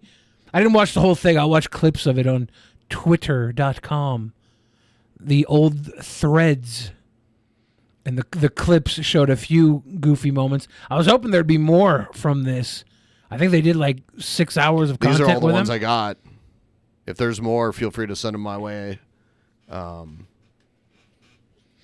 Bryant says, Billy, get on Fresh and Fit. It would be bad. It would be really bad if I was on Fresh and Fit. I would take over their show. It'd be me and a cannibal. It'd be flesh and fat. So Jared is now doing videos where he shows off how fit he is, and they're only like a minute long, but he does like voiceover talking about like how ripped he is. And there's 2 of them, and they're pretty hilarious. Like, here's the first one he put out. Someone had to have made this intro for him, right? Like, he doesn't know how to make an intro. Yeah, he's had somebody editing for him for a while, I think. Look at this. Well, guys, here's my physique. I'm still a fat fuck. That's because I'm bulking, bro. Okay, surely but surely, or whatever the slowly but surely thing is, we will get there, guys. Look at this. Look at these arms. It's just gonna take some time, but as you can see, I still am progressing in muscle development. So that's all that really matters, guys. Peace. Buff Jared. Hide your kids. Hide your wife. Here's the next one. Dude, this one is the most disturbing one ever. This is... Alright, you guys. Well... This is my butthole. Legs. It looks like a stick of dynamite blew those shorts up. Yeah, look at that. I don't know what else to say, bro. Except my legs are really my best feature. My arms are pretty dank, but I gotta say, my legs, dude. His arms are pretty I dank. have really nice legs. I'm not gonna lie. I just probably need I feel to like I'm watching Tom Hanks on Castaway. If his body never lost all the weight. strings. But dude, my fucking quads are massive. I have very powerful legs. Is Jared at 7 months? I don't know what else to say. My calves are okay. I was having some trouble showing them off there, but there you guys go. That's me. There's my. I just butt. had a doctor message me, and they said that Jared's liver looks enlarged. Anyways, guys, peace. If we can get a second, I feel like one of his balls are going to drop out. It doesn't. If we get a second opinion from any other doctors watching, does Jared's liver look enlarged? Because I think Jared's liver looks pregnant. He does look pregnant. Does he have gut worms? Gutworm parasites? Stab McHug says, dude, go back to what he was wearing. Why? Do you want to copy his look for your next professional wrestling match? Check this out. This story came out a little bit before 4th of July. I didn't know this, but I guess in some parts of Washington State, like on native land, they'll sell fireworks. They'll set up like fireworks shops, basically. Yeah, that's Boom City. Boom City, yeah. We talked about it last already play it? episode. Did we already It's play just the people across the Yes. way. And so we already played that? Yeah, we watched this. Okay, never mind then.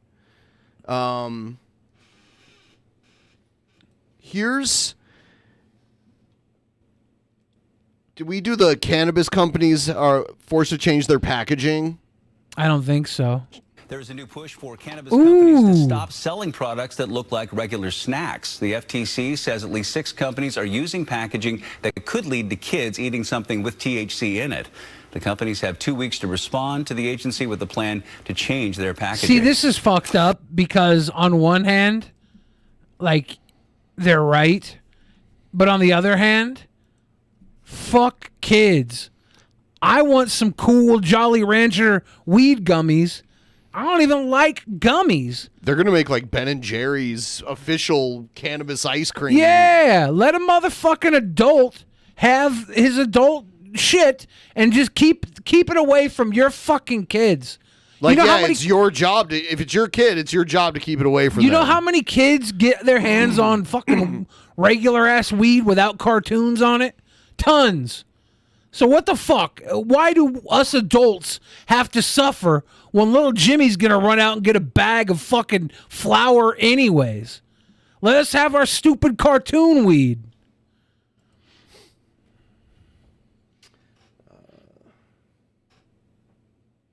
The NYPD Hate Crimes Task Force now looking for the man behind a disgusting act on the Upper West Side. Police say the man you see here entered the building on West 95th Street a couple of weeks ago and defecated We watched this one too, right? Wait, shit, sorry. I was really drunk, so I forgot some of these. I forgot how far we got into it. I'll start from the other side. Have you seen the Sphere thing in Las Vegas? Yeah. Yeah. We didn't watch it on the show. Right. I was just saying, have you seen it? I saw the thing not turned on, and then I saw it with a bunch of basketballs bouncing around in it. Let's see. Oh, that's fucked. They should do the Eye of Sauron there. And you know, like, it's a venue, and they're gonna do like concerts inside of it, and it's the inside can do this shit too. The inside can? Yes. Bow, wow, wow. Do you like my magic ball?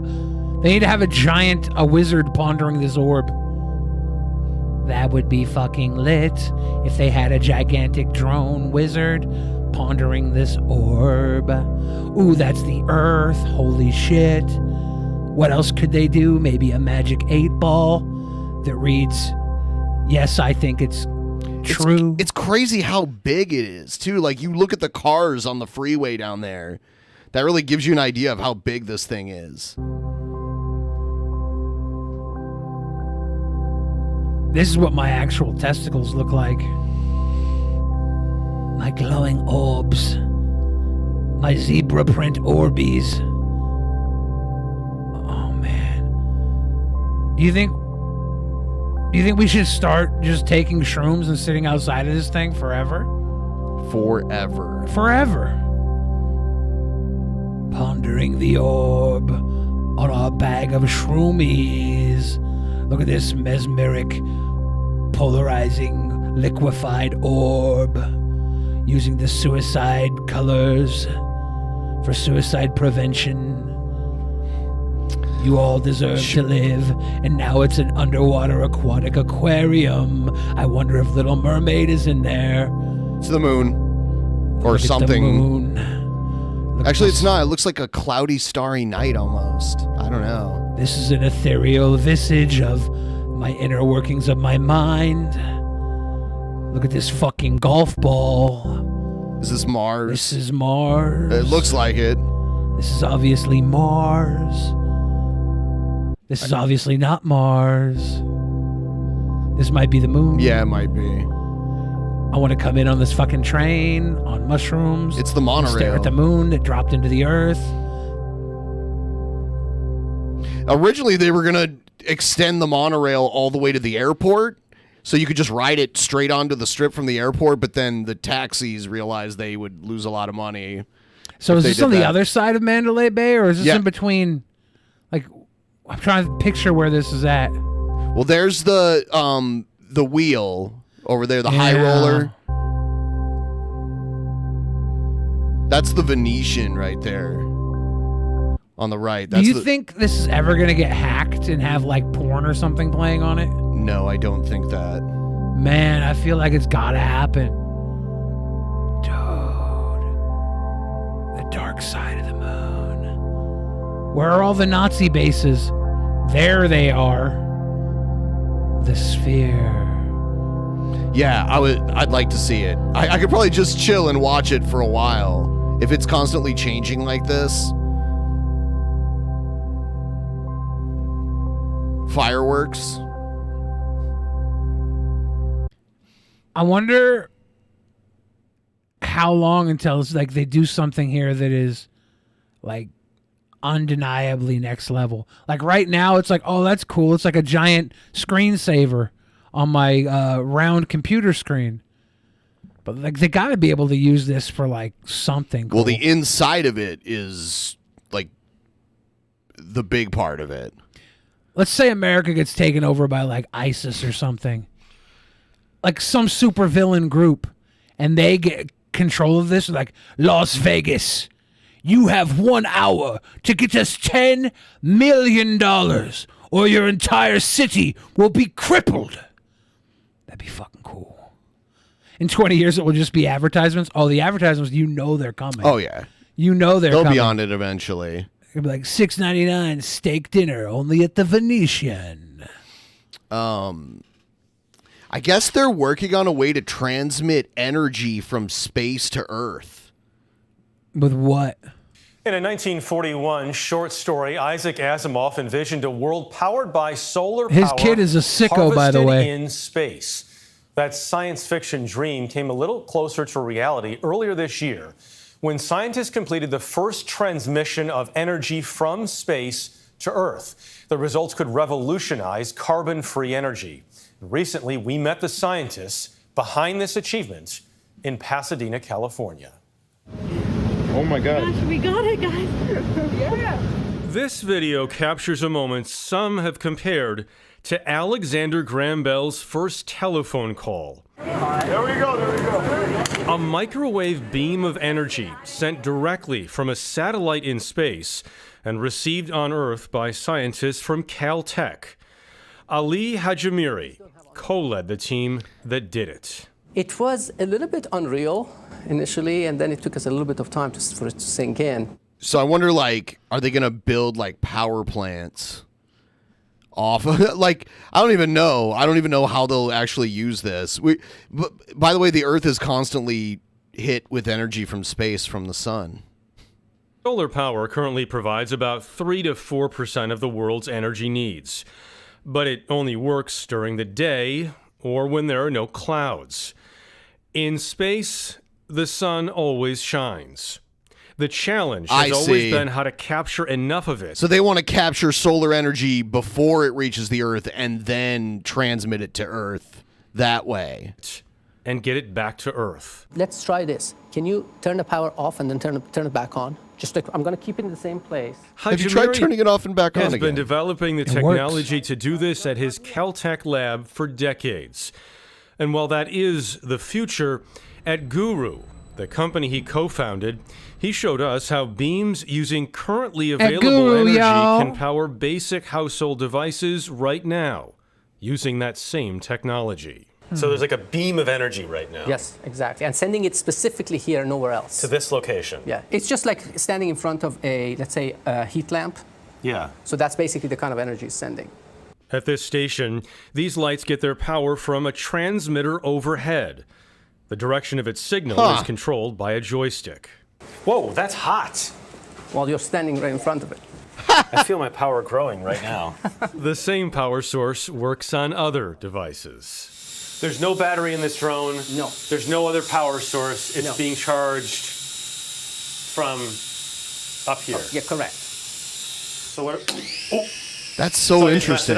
You blocked it, yeah? I blocked the power. Yeah, like wireless energy transmission is just crazy. So you can to see the think power of. is coming from So there. it's not getting. So it's going again. So you're powering a drone. Could you power an airplane? You could, in principle, in the long run, once you have it in space. Yeah, but you have to have the full size system. Oh, he keeps breaking it. What a jerk. The largest construction project that's ever been done in space is 357 feet. International Space Station. You're talking about something that's a kilometer.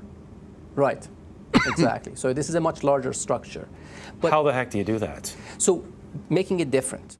Different is why Hajimiri and his colleague at Caltech. People freaked out about 5G. Yeah, this is literal lasers from space. Sergio Pellegrino have a plan to build a gigantic series of what some have described as flying carpets, which would soak up energy and send it back to Earth. Oh my God, it's going.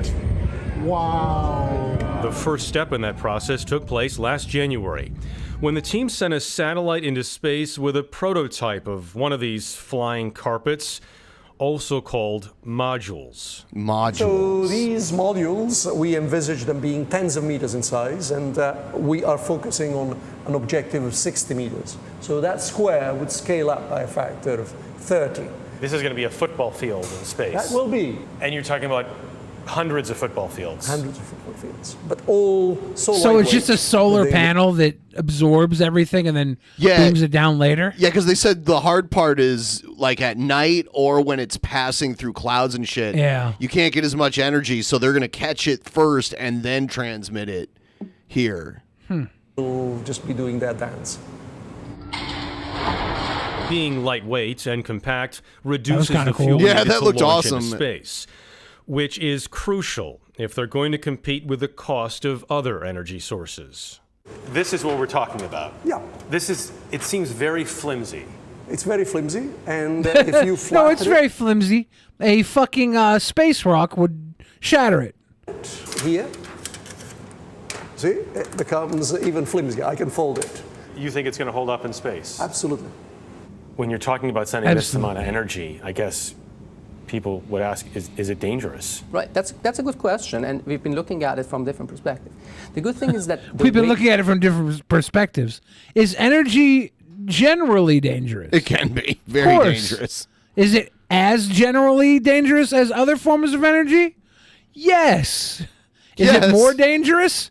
Of course. Funny you mention that. wavelengths, the frequencies we are using, are the so-called non-ionizing ones, which basically means that they don't create chemical change. But on top of that, this system has various levels of control and safety. So we keep the power density at maximum much lower than what you get from the sun.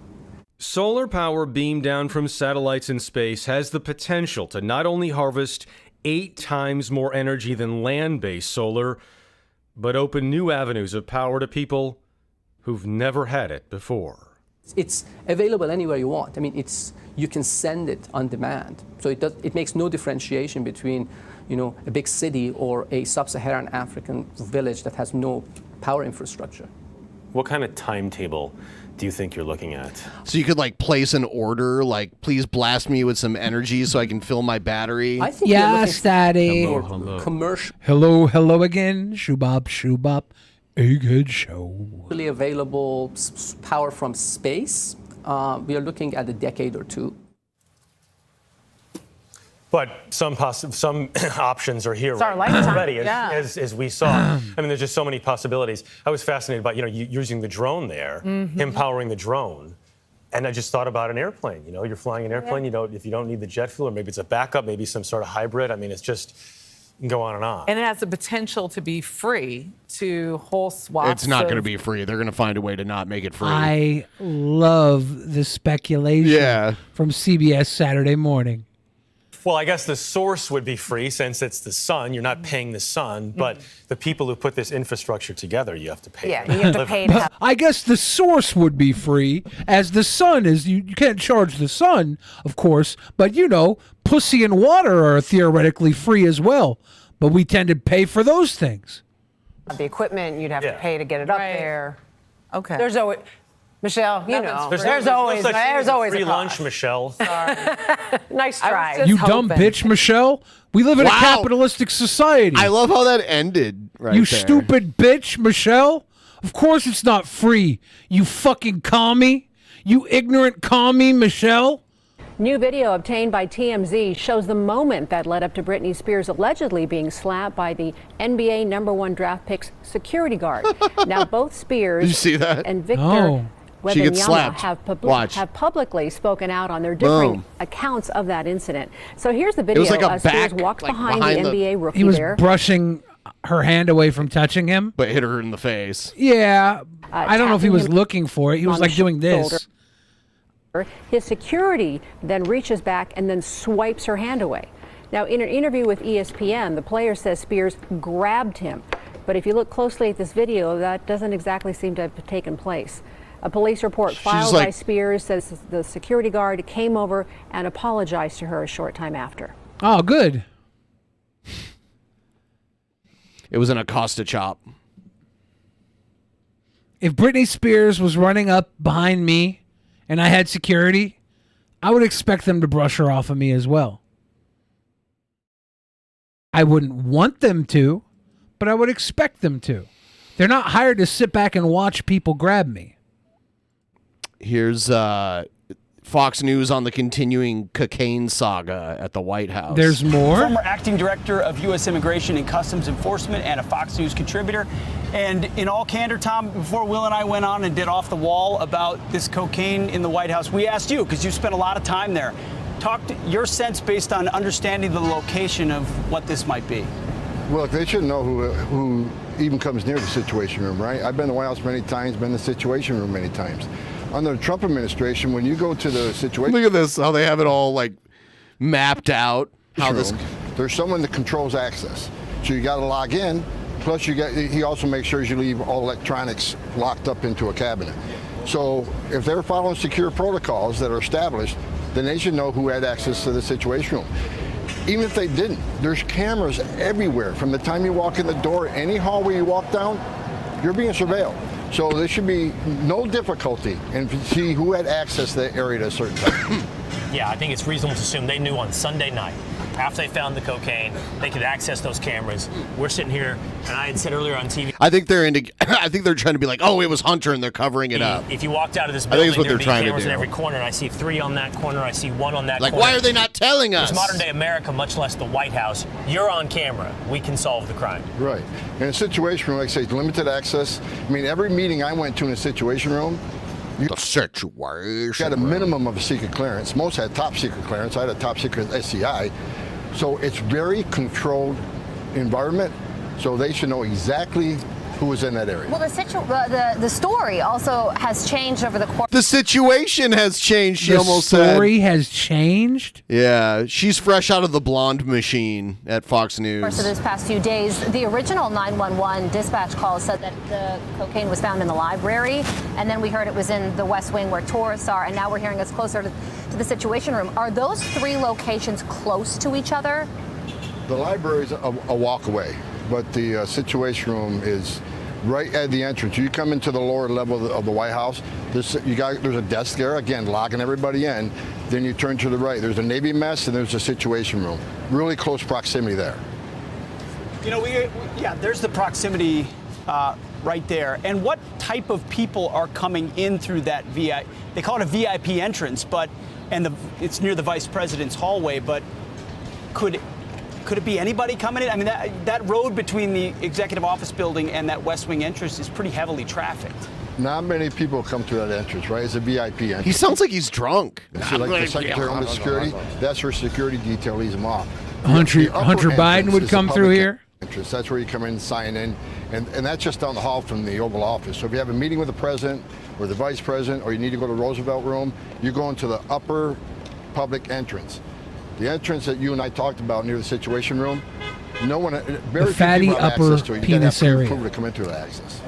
I want to move to this, Tom. A sad story. Story of an Afghan interpreter who helped American forces in Afghanistan for, I think it was close to 10 years. Oh, is that it? Like, you know more about on the Unless cocaine? they blame the Afghan interpreter for the cocaine, he got fired. Philadelphia, didn't like the crime rate in Philadelphia, moved to Washington, D.C., our nation's capital. Sadly, driving a gunned down? Lift. Yeah, that's terrible. He was carjacked. Yeah, DC has some issues. Individuals, I It's think, been this most way for a likely long juveniles, time. And he was killed. What does this say, yes, about our crime policy? So I guess that's it. Yeah, man, I wanted to hear more about the cocaine. We all know the cocaine was either being brought in by Hunter Biden or being used by a White House staffer. And they don't want to fire them over some cocaine. Well, good morning. The Chicago Police Department only confirming that there was an investigation. That happened just last night, and we don't expect to hear much more from police headquarters anytime soon. This morning, migrants temporarily staying at District 10 near West Ogden in South Kedzie were cautious of our cameras, few willing to even speak to us after asking about the sexual allegations that have now led the department's internal affairs and the Civilian Office of Police Accountability to open investigations. So they were like allegedly police that had like migrants under their custody that were like having sex with them, I guess. That's not good. An investigation that centers around 4 officers engaging in sexual relations with asylum seekers. The Sun-Times, citing police sources, is reporting one of the migrants is a teenager who is now pregnant. WGN could not independently confirm that report.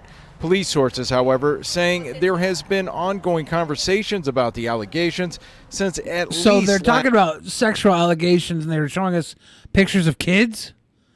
They're just showing migrants. Well, these are kids. Some of them are. Last week, neither Internal Affairs nor COPA have commented on the investigation. They're showing the migrants in the place where they're keeping them. Mayor Brendan And some of them are kids. Johnson's office released a short statement that said it takes these allegations very seriously and, quote, "We are monitoring the situation closely but cannot comment further as this is the subject of an ongoing investigation."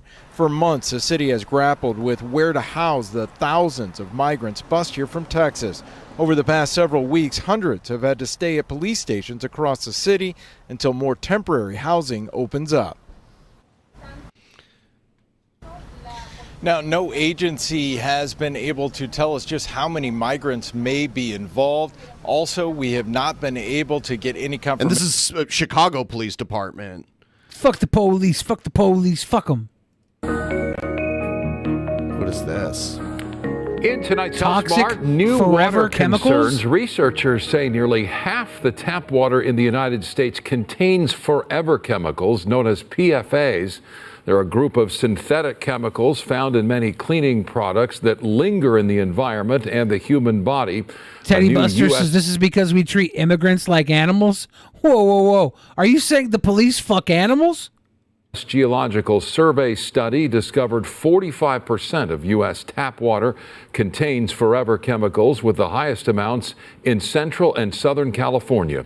Exposure Some to people would PFAs say is the linked immigrants to were the problems pig fuckers. like cancer, obesity, thyroid disease, high cholesterol, That guy's got a decreased straw. fertility, liver damage, and hormone suppression. This makes me thirsty for water. I have some water, and I wonder how many, would they say PGAs? How many forever chemicals are creeping down my throat every time I sip? Is water a forever chemical? It is, isn't it? Isn't it a renewable resource? PFAs, PGA is the Pro Golfing Association. They better not be in my water either. I won't stand for it. Water is an element, not a chemical. Or is it a chemical? Do we know? How tall am I? These are the questions. Oh, we already played this one.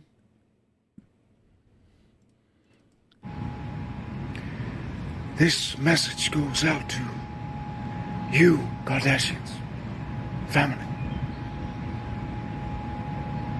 Also to David Miscavige's church and members, along with the Osteen Church, and the actors involved in stealing from the true angels, so that you think you possess the... This is the same voice you use when you're trying not to wake up your victim's parents in the next room. Power and witchcraft. You must understand that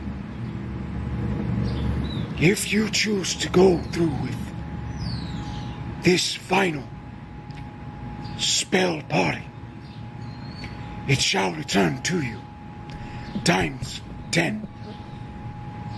This is a warning. You are coming up against the strongest angel that has ever walked this planet. So he's casting biblical angel spells on the Kardashians? It almost seems like an audition for something, but I know this guy's just a crazy dude, so... Deep Space 9-incher? Will ever walk this planet again. We assure you. We hope you think about it twice before you go through with what you think will work because someone told you it would. You are being deceived. Is he riding in some kind of van or something? Is he in the reading van? You cannot defeat us. He might be. Or the other van with the freak Andy. He's got the free candy van voice. We hope you choose the right path. We hope you choose the right path. The path of Colleen Ballinger. Play the ukulele. Accept my apology in the form of forceful entry. So saith the angelic initiative. Who likes to be entered? When I walked in on my hot wife playing herself with the didgeridoo, it sounded something like... Not a very good didgeridoo impression. I'll tell you that much. I want to do an apology on a didgeridoo. The ukulele apology has been done. But thank you for the offer, Lease on Life. I would prefer to do a didgeridoo apology. How lit would that be? I'd just be like, the Toxic Gossip Initiative. Everybody wants to dictate how you live. It's the Toxic Gossip Initiative. I got the didgeridoo, so didgeridoo. If you do, maybe I won't hit you with my didgeridoo. That'd be fun. Buff Weeps says, Billy, what do you do on your days off? Ah, man, I gotta tell you. Oftentimes I visit family. Oftentimes I'm delivering care packages to the less fortunate. Oftentimes I'm playing Magic the Gathering cards with my nerd friends. Oftentimes I'm having ridiculous, unbridled sexual flirtations. Sometimes I'm eating ice cream. You know, all the regular stuff. Girls aren't supposed to play the didgeridoo. Yeah, I don't think I'm supposed to either. Draws died and you missed it, Egghead. Darren Drozdoff, rest in peace. Billy, you need to apologize for force feeding us big corn. You like my corn. You like it. You like the buttery cob. Tip train, damn it. Tip train, damn it. Thank you, Egghead. Did you guys see that Marjorie Taylor Greene has a new podcast called MTG Battleground? And there was a Magic the Gathering video game called MTG Battlegrounds. So I've been listening to this podcast for like 6 weeks now, thinking it's a Magic the Gathering podcast, and it's Marjorie Taylor Greene. And now I'm ready to go back in time and storm the Capitol because I thought I was listening to a Magic the Gathering podcast. It's kind of fucked.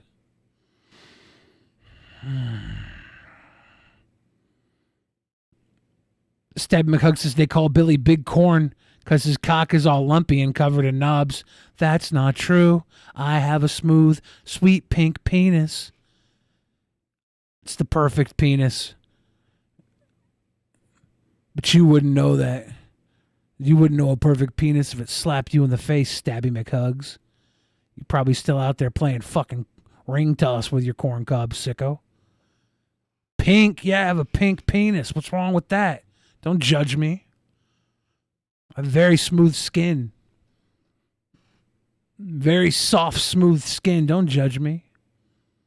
Sickos. Billy T's or A's? Look, if you have to choose, you're doing it wrong.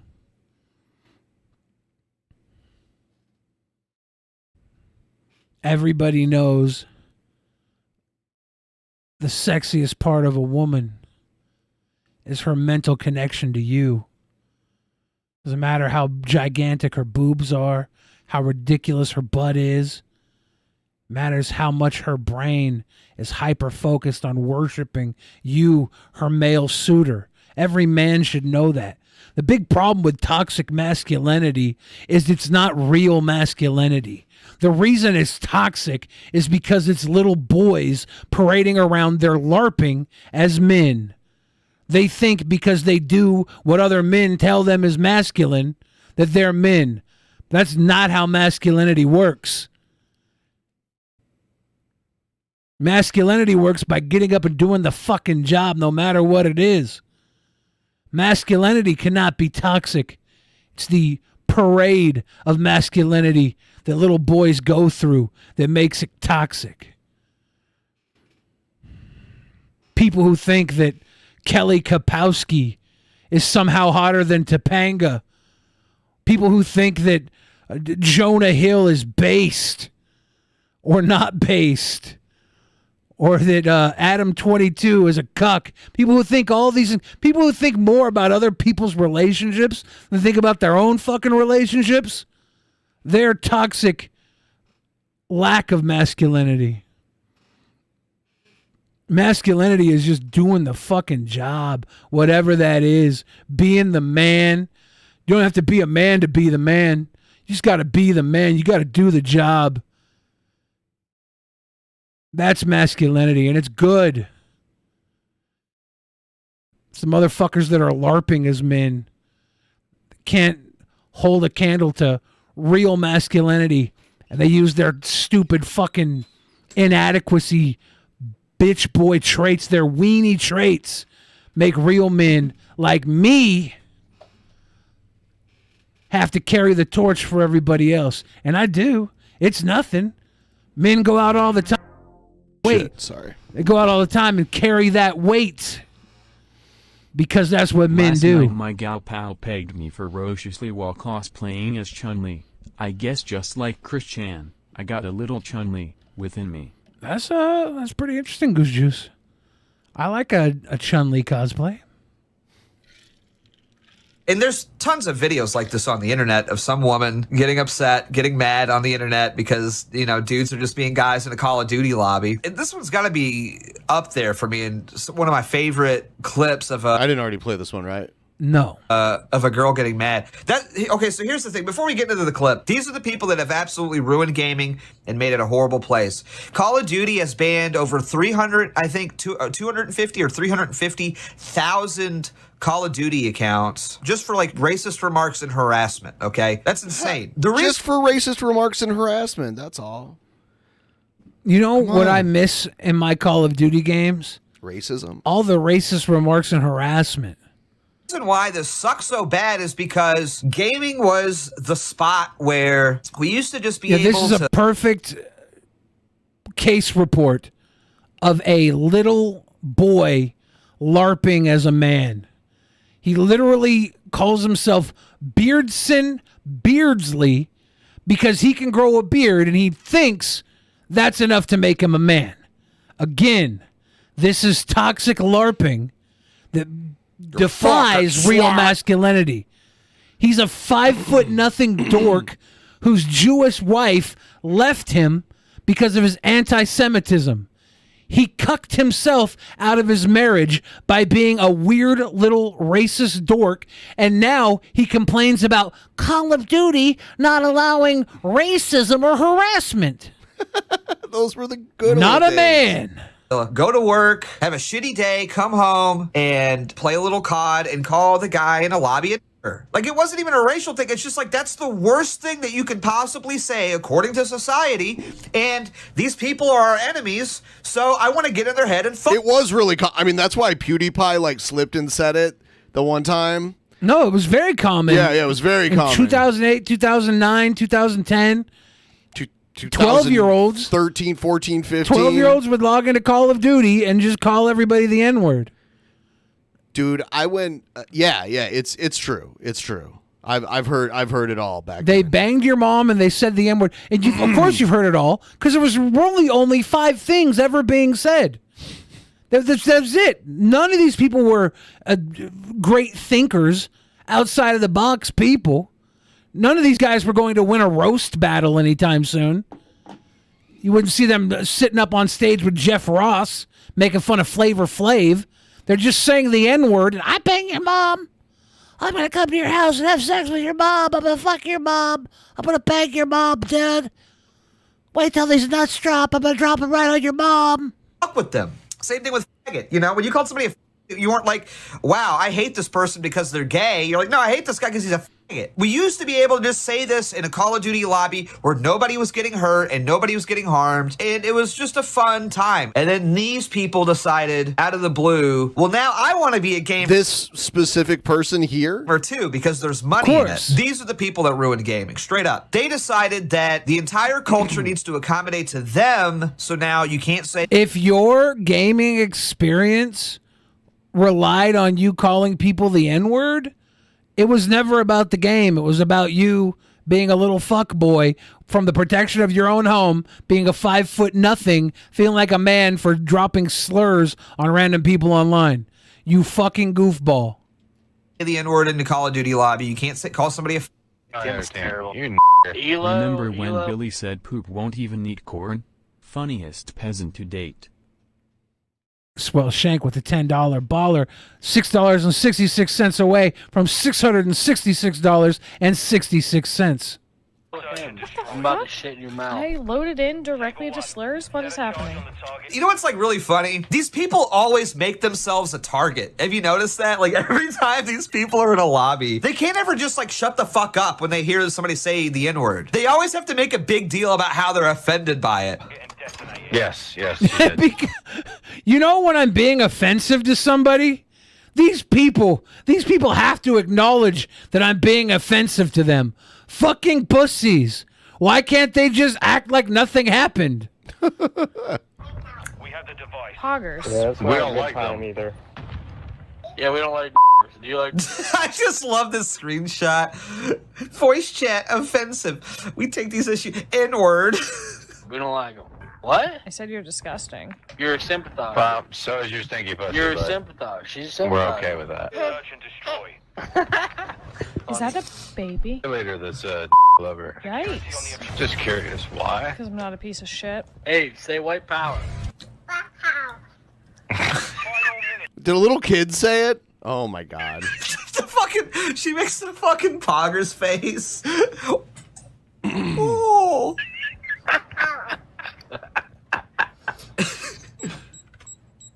Hey, and of course she throws, by the way. They say racism's taught. My eyes have seen the glory of the traveling at the zoo. We've watched ourselves in blood and all the. Man, it would be great if these guys had anything new. This was fucking American History X 20 years ago. Right. The joke is the fucking racist guy in that movie did a hate crime, went to jail, got brutally raped, came out of jail, changed man, tried to save his little brother, and his little brother got murdered. Ha ha. Tell that part of the movie, not just the fucking one song that you were, oh, that's great. Racism's so great. It's so great. Down the Zog machine. White man marches on. Oh, you fucking small brain. Racist. If I was a racist, you know, if I was a racist, I would advance racist songs well beyond the last 20 years of racism. 666 baby. Hey! Without the 66 cents. If I was a racist, I just gotta say the racist memes I would produce, the racist songs I would produce would be next level. That's how I know racists are not the fucking white supremacists. They're not the advanced whites. They're the bottom of the barrel, dumber than dog shit whites. We don't respect you or claim you. Every time you say, white men built America, it wasn't you guys. It was much better men than you were. They were too busy doing things to sit on Call of Duty saying the N-word, you fucking loser. Well, there was no Call of Duty back then, right? Well, there was something. They weren't playing fucking corn toss saying the N-word. They probably were saying the N-word, actually. We're talking about the founders of the America. No, I'm talking about the guys who invented the greatest. Who are you talking about, Billy? Whoever built Big Ben, whoever built the towers, whoever built. Okay, you're saying everything. All right. Modern advancements. Okay. They weren't sitting around playing video games. Yeah, they didn't have video. I mean, those guys. They weren't wasting their time with trivial shit. I mean, obviously, they didn't have video games. Yes, for sure. Even though Nintendo has been around since the 1800s. Yeah, they made playing cards. Yeah. I'm not gonna argue that. Look, the you know, they're just having But that was in Japan. fun. Someone should take your kids away. For what? What the? These people are fucked, dude. This is why we can't have good games anymore. This is exactly why. It's a fucking Call of Duty lobby. People are acting like they're going to like a Black Lives Matter march or something and saying this shit. Just let them be. Who gives a fuck, man? This is why we can't have anything fun. You're not allowed to say anything. Dude, this is why it really is the woman question. This is why we can't have anything fun. This is why we can't say anything. If you guys were more clever, you could get away with tons of shit. It'd probably even be accepted as entertainment, but you're not. The worst, man. Can't do nothing. Can't have nothing. They ruin everything. He could literally. I mean, like, how did she ruin it? They were still doing it. And even if she did ruin it, she beat you. You're weaker than her. You fucking loser. You've lost. Now you're complaining about it online like a pussy. Here's the doctor of common sense. This is a picture of what America has turned to. Just look at how he's looking. This is a fully grown man I didn't notice the with boner. a hard on in the women's restroom, damn it. Welcome to Common Sense TV. I'm your host, the doctor of common sense. Now, you see that on your screen there? Why he likes to look what at you it a are lot. witnessing You on your notice that screen boner is the there that stick out further than that gut doing that a big gut? It give me a big old boner too, you know what I'm saying? We got a big old boner in here. America. Every time I rewatch this for like the fifth time. Freaking man. He ain't transgender. He got his junk just showing in a dress, and he's not even concerned. Looks like he's videotaping while his junk is on a hard-on in the women's restroom. You know what? I got a feeling. I got a feeling that I don't know if he had a hard-on because he saw the women. Maybe he had a hard-on because he says, "Ooh, look at the breasts. I want breasts just like these women. I want a for JJ just like these women."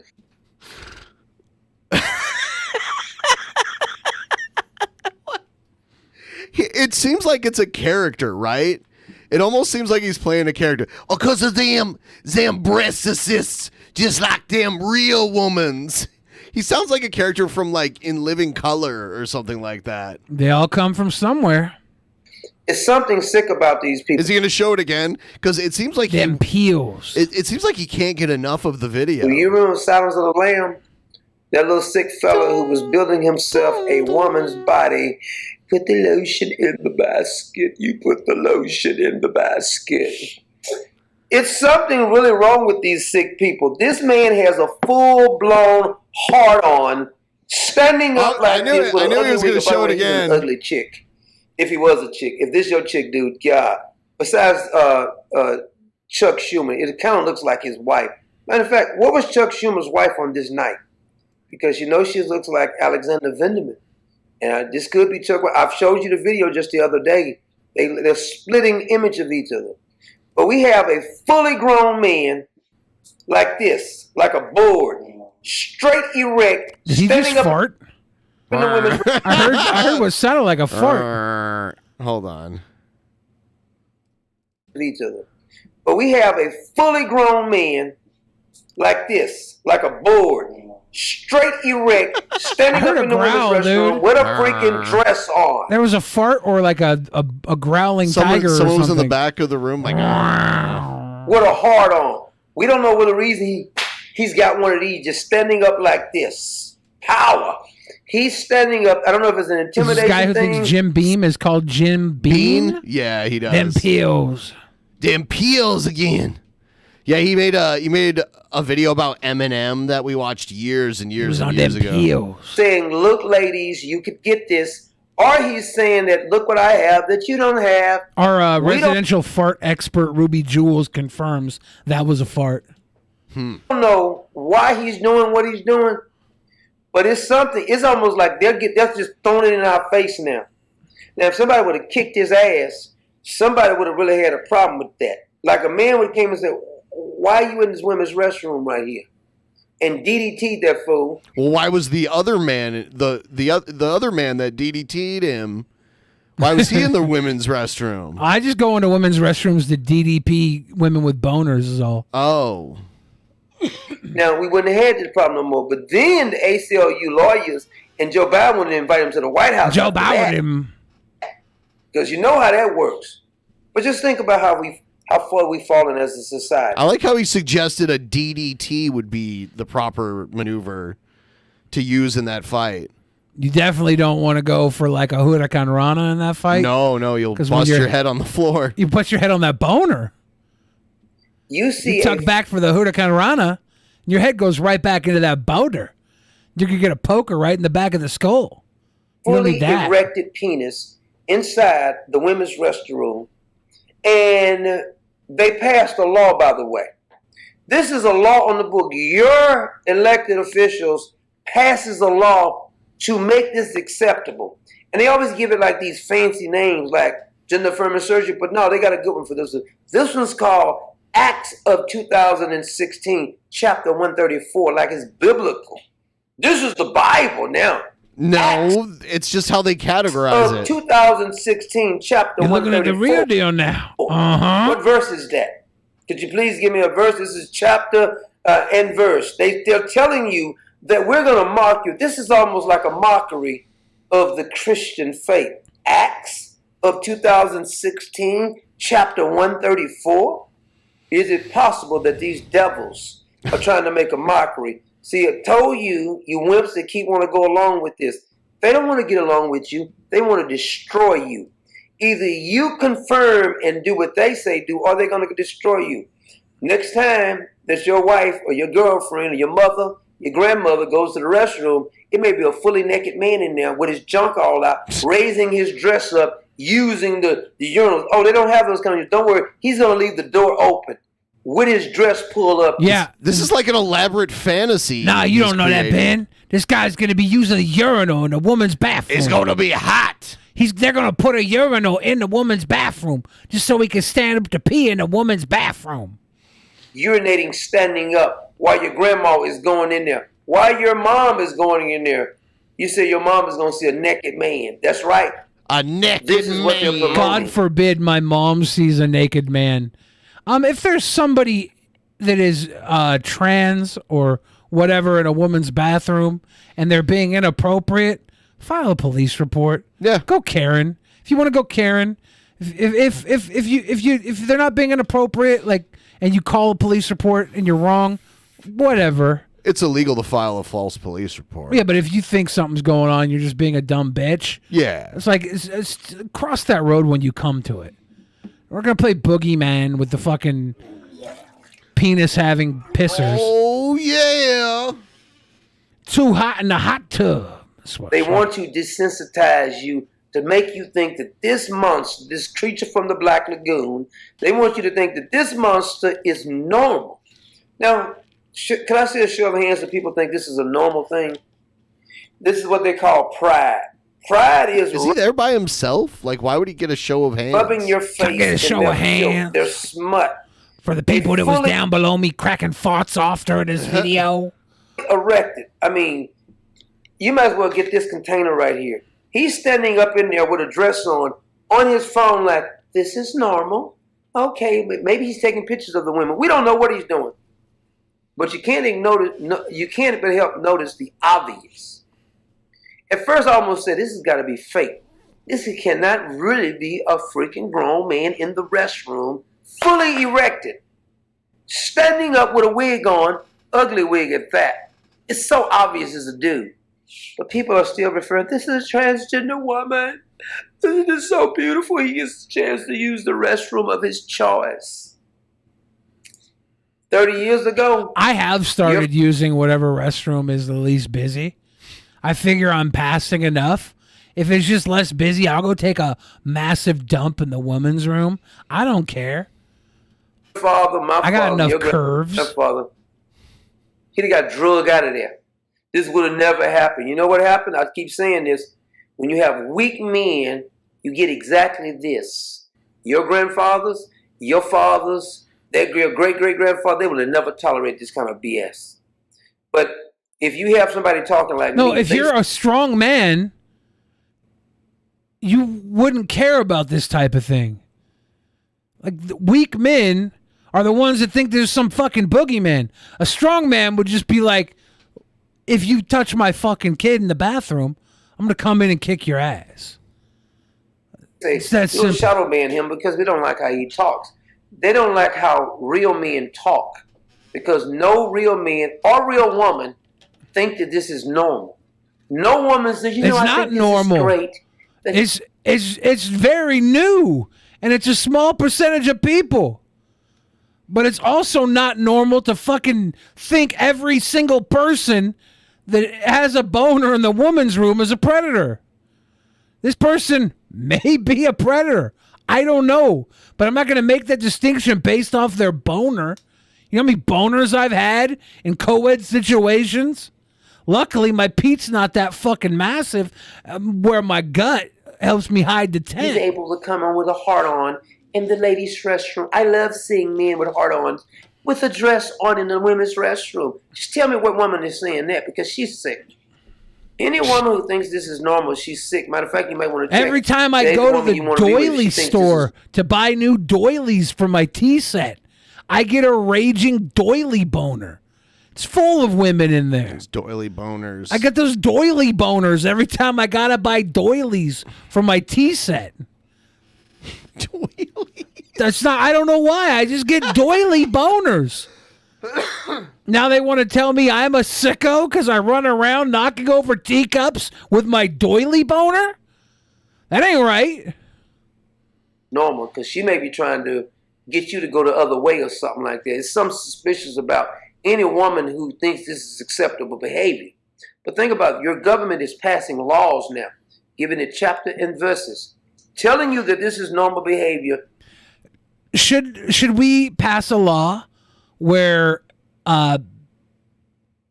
people who are ambiguously gendered have to just wear diapers and are not allowed to use public bathrooms at all?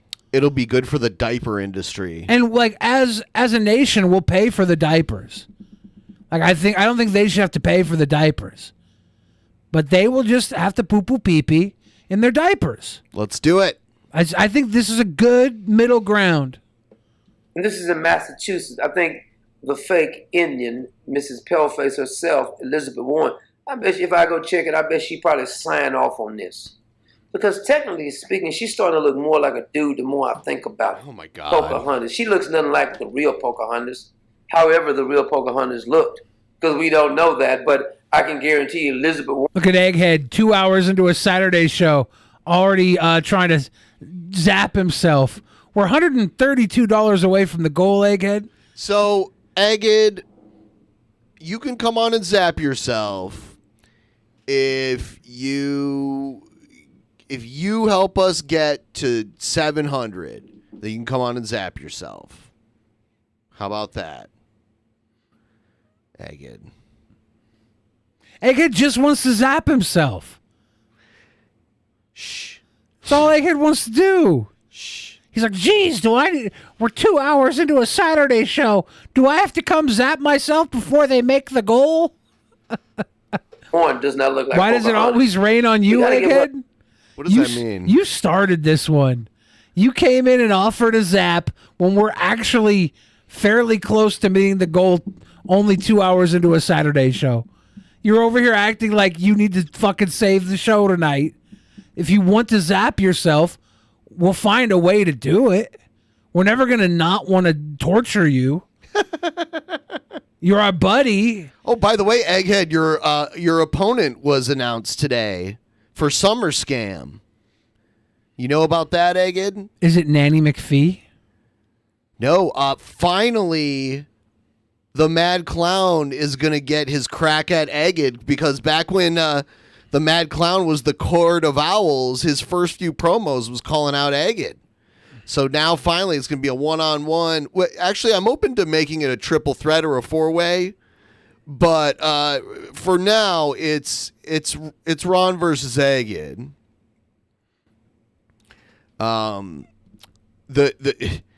It's actually a pretty good card because we have that one, and then we have Captain Kool-Aid's facing a mystery opponent that has not yet been named, and then we have the tag team match. It's It's Rat Lord and Flock of Possum versus Lowbrow Jester and the Necromancer. Then we have the King of Games championship match. It's the champ, Big Diesel against Ruby Jules, which the stipulation, I believe, has been chosen, and we're about to premiere that in a minute here. The stipulation for the King of Games title match. And then we have the Cringerweight championship match, which is, I'm pretty excited about it. It's Jespro defending the Cringerweight title against Drake Dragsaw. Yeah. Strong competition. Yes, that is in the Cringerweight division. Yeah. And then I'm going to beat Star Spangled Luchador and retain my title. So you guys don't have to watch that part of it because you already know what's going to happen. They'll probably turn it off before your match. Yep. Sounds like our fans. I mean, they already know who's going to win, right? They already know. Another Indian name, some dude or some name. I don't know, Sitting Bull or something. We got to give her something else because that name does not fit. But we do know that this is a fella. Now, could you ask yourself this question? Why is it only the men trying to go in the women's restroom? You don't see any. Have you ever been in a restroom and some bushy woman walks in there acting like a dude? I've never to this day went in a bunch of public restrooms. I've never saw a chick who we know is a chick trying to act butchy. And I've seen some real bull dykes. How many women have seen... these are real bull dykes. How many women have seen trans, like, male-looking trans women in bathrooms? Like, how often does that happen? I gotta feel like a lot of it happens so rarely that most people have never experienced it. Like, it's so rare. I don't think trans is the problem. I think that male mentality is the big worry here. Women have been conditioned to fear men, whether they're men at the moment or not. I say we just have unisex in public. I say we have unisex public bathrooms where everyone gets a stall that's from the floor to the ceiling. So you walk in, you have your own little private room to do your business in. No one else can see you or come near you, and everyone just shares like a communal like hand washing area. I don't think that's weird. I think that's pretty normal. Everyone's like in their own private crapper room. You know, no one has their pee-pees out or anything. But then what about all the people that go to the men's restroom to elicit blowjobs? They can't. Terry Frastus They have to says, go to a different restroom. Terry Frastus says, as a trans man, I love the accidental trans masculine ally this dude's being at the moment. Yeah. His wording can be looked at as trans masculine allyship. They built a new convention center in Seattle, and the bathrooms are like that. I've been to a few places in Seattle where they have that now. The unisex bathroom. I think we should start shitting and pissing in public again. It already happens too much in downtown. So I'm gonna play this promo from Captain Kool-Aid. Let's see what he has to say. Hello, DP and Actual Mania Universe. It's BI, Captain Kool-Aid, and today I'm starting a revolution. That's right. Because for far too long, the powers that be have run over Actual Mania, dodging and weaving the competition in their castle of cowardice. But no longer, because we're starting a revolution. Okay. And who are these powers that be? Well, for one, Egged, the man who I beat not once, not twice, but thrice in the popular vote. But he still keeps dodging me. And I almost respect him that he'll go to any low to win. He'll sink a man's ship. He'll spread his butthole on stream with Ruby Jules. He'll nearly shock himself to death. But he's entitled. He thinks that this all should belong to him, that he's bigger than Actual Mania. But he ain't. And he ain't bigger than Captain Kool-Aid's. And speaking of cowards, Ben Pye, the man who's enabled him, the man who voted for him twice, the man who made him a surprise entrant in the first currency in the account match, the man who gave him the second promo, the man who decided to remove the trivia that Captain Kool-Aid won his items with and beat him the first time, and now the items just happened to help him win. when he has lost the popular vote that he should have lost in the second. Have fun on the undercard, loser. Enjoy your time at the bottom of the card, loser. Yeah, let Ben talk over your valid But you points, happen to find that one loser. person who aren't subscribed to the Patreon. Oh, I know. You can't fool me. 2 times, that ain't no coincidence. That's a conspiracy, and we're not gonna take it. So me and my people, the actual maniacs, the Kool-Aid-aholics, the ones who ride with me, because I got people riding with me in places you wouldn't expect. We're making some demands. And until those demands are met, we're going to be raising hell in actual mania, and we're going to be making it a hell for the powers that be. We're going to raise some chaos. Now, the first demand of mine is a currency in the account. Not Egged's currency in the account. He can keep it. I never cared. I think we should be maybe, or whatever. We both got, like, nearly half the votes. But for him to lose the popular vote twice and get the currency in the account while Captain Kool-Aid don't get jack crap, that's an abomination. That's an catastrophe. Cry me a river. Is a cataclysm. That Cry is me a river. hot fucking bullshit AIDS. And until that demand is met, I'll keep raising hell in actual mania. And I'll make it a hell for the powers that be until you recognize the people and give them what they want. And I'll also be defending this. And you ask, what is this bad boy? Well, it's called the Big Kahuna. I got it out in Hawaii. And do you know... It's like a tiki cod piece. What the Big Kahuna means? It means that I'm the one on top. I'm the one who the keeps fighting. conspiracal. Yeah. No matter what, and we'll defend this against anybody. 1-on-1, I'll get it done. Yo-ho-ho and a bottle of cum. That's me. So are you putting it up against your mystery opponent that you have at SummerScan? You know why? It's your choice. I didn't even know you had this thing. He's the Big Kahuna. H-I-V of DP.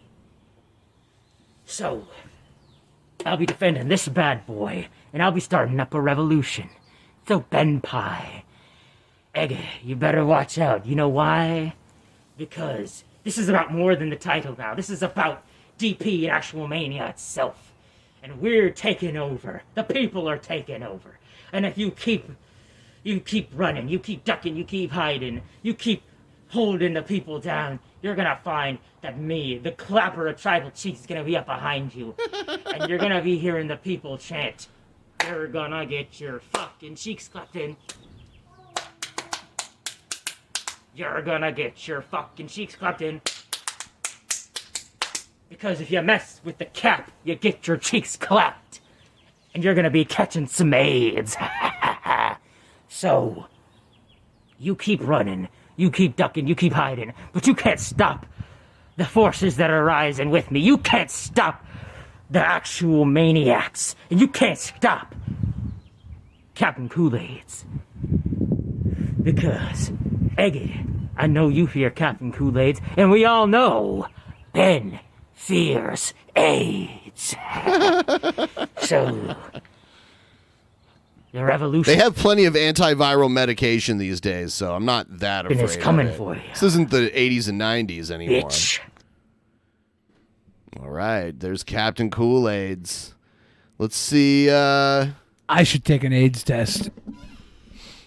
I had one like a year ago. They gave me all kinds of... Was it good? Yeah. I talked about it back when it happened. Like, I didn't even realize they gave it to me, and then I like looked at the test results because they gave me a whole bunch of tests, but an HIV test was on there.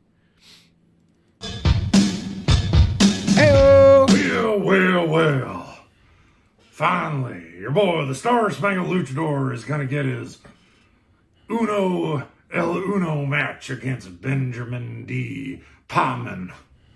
Oh, no freaky three-way triple threatening matches. No goofy Gus stipulations. Just two fellers. And only one can be champion. And now if Benjamin D. Palman could just control himself for a moment and not constantly interrupt, yelling over other people and pausing our videos. I gotta pay him a compliment. Well, yes, in the tradition of fine sportsmanship. Here comes the compliment now. For you see, Benjamin D. Palman, no matter what happens in the end, whether I take what's rightful of mine or you keep it for now, you'll always go down in history as one of the most highly regarded champions in the history of Actual Mania. Oh yes, the level that you will be regarded will know no bounds. For all of time, whenever anyone thinks of Benjamin D. Palman, they will think, that feller there has got a lot of regard for being a champion. So I'll see you at the next Actual Mania, Benjamin D. Palman, and we'll settle this once and for all. Woo! Doggies! Whoa, the delay got me. Oh, damn, I look sad there. Look at sad Ben. Yeah, I don't like that. I'm so sad. Ben, how does it make you feel that he called you highly regarded? He's right. It's your boy, Big Diesel, a.k.a. the King of Games. But I am here to lay out my stipulations for this upcoming match. First will be a Destroy Things competition. Second will be a workout competition. So, Destroy Things competition? Yeah, we got to make a poll so the audience can vote on these. Should I just make it in the pleb chat? Yeah. Okay. Boom,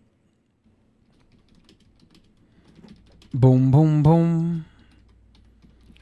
So the first one's break things? Break things.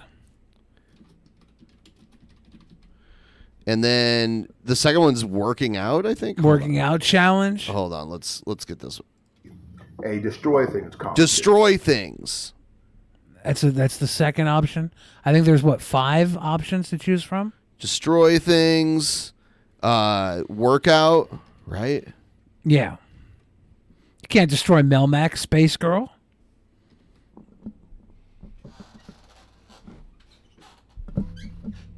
Melmac was destroyed when all of Alf's race turned on their hair dryers at the same time. That was a planet.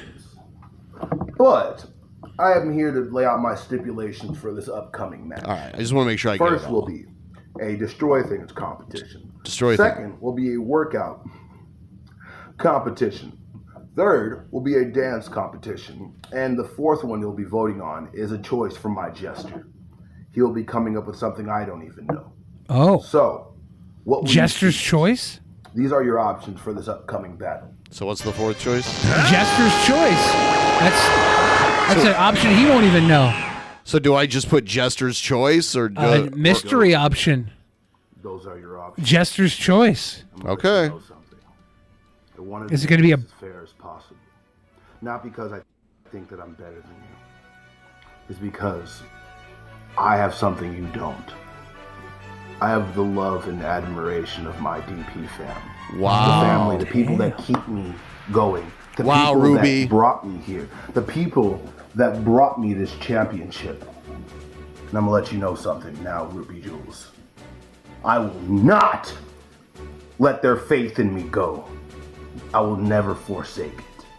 And unlike you, it's so I'll epic. never quit. See you next game. Swellshank says that Big Diesel makes him 2% more gay through his masculinity and handsome tactics.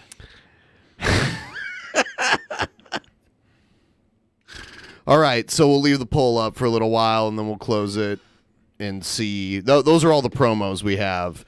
As we get closer, you guys will see some more promos on the way there. It's going to be, looks like Jester's Choice is growing. Whoa, people want to know what the Jester's Choice is. they're going to pick it just so they can figure it out. Egghead, you get triggered so easily. Egghead wishes ill on us, Red. I don't know. All right, so we'll check in with that poll. Those of you that want to vote in the poll, vote in the poll. Those of you that want to like the stream, like the stream. We are currently 2.5 hours into tonight's episode. We have 216 people watching now. If we can get that number up, that'd make me and Ben feel a little more comfortable about what we're about to do.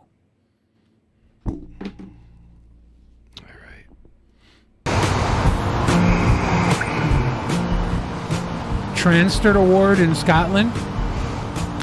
Hello, everybody, and welcome to the very first Wild Bill for America's Trans-Tard Awards. Oh. Trans-Tard Awards go out to those people who distinguish themselves by going above and beyond in their dedication to moral depravity. Today's Trans-Tard Award goes to Scotland. The whole country of Scotland. You liberal college graduates, Scotland. He's over here worried because the lass is a lad. Country that's way across the ocean. There has never been a time in the history of Western civilization when men were as politically stupid as they are today. And transgenderism is the proof.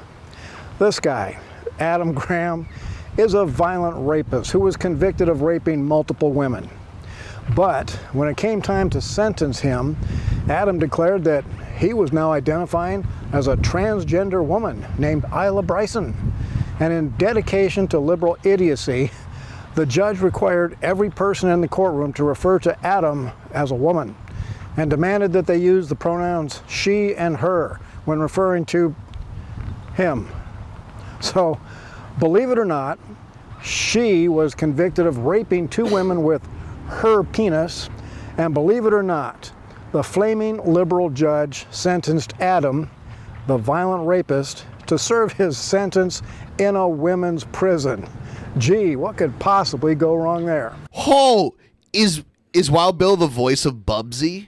You know Bubsy? I don't know Bubsy. Bubsy was a failed attempt at creating a new popular video game mascot like Mario or Sonic. And his catchphrase was, "What could possibly go wrong?" He had a lisp. What could possibly go wrong? That sounds horrible. Oh, yeah. In the game, you had to, like, collect balls of yarn. And so Scotland is the winner of today's Trans-Tard Award for outstanding achievement in moral depravity. And you know what? If the women in that prison carve this guy up and eat him for lunch, I will call that justice. This is Wild Bill for America. Thank you for watching, and America bless God again. They're all jumping in like on the trans thing. Yeah. Yeah. I never thought it would be such a political issue. Really? Yeah, because I've known trans people since I was probably like 16 or 17 years old, and it was never really political before that. Really. I guess it was like after society accepted like homosexuality in general, and that kind of like they were like, well, what's the next thing that we can attack, since people don't, because like even like Republicans were like moving on that issue. So they're like, well, what's the next thing that we can wedge people with, you know? I guess that's probably it. We'll see what happens. Because it gets way too much attention for like it gets a lot of attention, like a disproportionate amount I of just attention. can't believe what Anna Kasparian did on TYT. She didn't do it on TYT. She did it on what, Adam and Sitch? I don't even know what she did or said. I just saw that she's not favored. Yeah, she was on a podcast. She's very unfavored. Adam and Sitch, I think, is their names. And yeah, I didn't watch the whole thing, but I saw like little clips here and there. Look at Egghead having a meltdown. Egghead. Egghead, you gotta like. We're doing a thing, Egghead. But if you're doing it with Egghead, you're doing Egghead's thing. That's how this has always been. Worse than Nazis now. Damn. The Young Turks. Nazis? The Young Turks are worse than Nazis now? I remember Alex Jones called them the Young Turds back in the day, and I got a laugh out of that because I didn't even think of that. You didn't think I of saw Young the Young Turds? Turds the other day. I was watching those Young Turds the other day.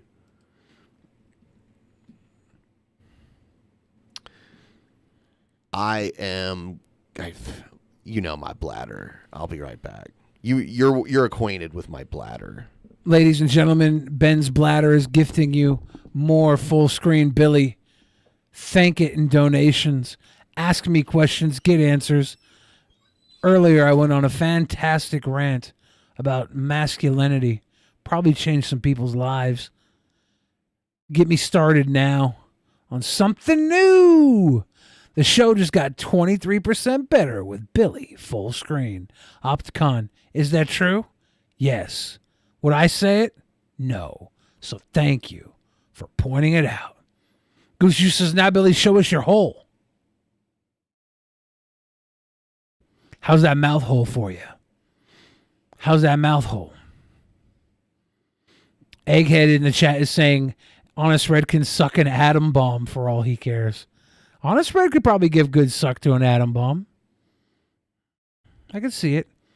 That story from Scotland is old. That criminal was sent to a male prison in the end. Well, isn't that appropriate? The Honest or Wild Bill, what the fuck his name is, Honest Bill would be dumber than dog shit again. Rounding down's fine, Opticon. We don't have to brag here. 24% would be an embarrassment of riches. You never round up for something that's not more than 0.5% of the way there. Zing Butcher says, Billy, why are you so awesome? Just because the rest of the world is so caught up in their own bullshit. Like, I'm not caught up. I'm free from bullshit, which is why I use it so much. A lot of people fear water because they'll drown. But I'm aquatic. So I get to use the water to drown other people. It's perfect. Swellshake says, Billy, have you or do you know anyone who has pooped up, as in putting your brownie to the sun and pooping against gravity? I remember the tub girl meme. You remember when there would be meme pictures that would go around 15 years ago, 20 years ago maybe? Tub girl had a series of photographs where she was in a tub and she was pooping up. Was really disgusting and wet. And I heard that it was orange juice. She had like an orange juice colonic. And that was what was coming out, which is gross. King Diesel, Billy, did you see the video of the guy spreading his butthole on YouTube that has 18 million views? What? How am I not one of those 18 million views? What? Thoughts on Isom versus Spawn? Well, that's an easy one. Spawn is a cooler character all around. Yeah, we don't even know what Isom is, like what his powers are. Isom is Christian Spawn. Instead of not knowing what his powers are because the devil gave them to him and he's only learning them as he needs to use them like Spawn is, Isom has powers given to him by Jesus, and he hoards them all the same way they hoard the money in the collection plates towards the people at the head of the fucking church, and all the churchgoers that keep ponying up their money get screwed. He went to go save Jasmine. By the end of it, didn't care about her just because he got his puma smudged by Darren. It's pronounced ism. That's true. Ism. Tism. Isom is a ripoff of Icon from Milestone. Looks like Jester's choice still in the win so far in first place. I'm gonna look up Nair Hole on YouTube. It's an 18 million view video of a guy's butthole, I guess. Okay, yeah. Nair hole. We're doing a show. Well, yeah, I'm looking up Nair hole right now. Why though? I gotta look for 18 million, 20 million views now. It's got a thumbnail that says Nair on butt. Holy shit. That was full on. It's 20 million views. And we just seen I know the vid actually shows it. I'm wondering why the fuck my co-host is watching other videos when we can like watch something together. You want to watch this? No, I don't want to watch it. No, I want to do the show. We are doing the show. No, the show is not you watching videos on your own. I've done that tons of times. I don't want to do it. You had me do it with Christian. When you leave to That's go when piss. That's when you were. Well, I'm back. Yeah, but I'm still doing the show. You were come drawing. In, you cut off. You were drawing. You come in, you cut off the flow of this beautiful show. Why are you laughing? Why are you laughing? I don't know, guys. One in the chat if I ruined the show just now. Two in the chat if that was entertaining content. Let me know. Just let me know.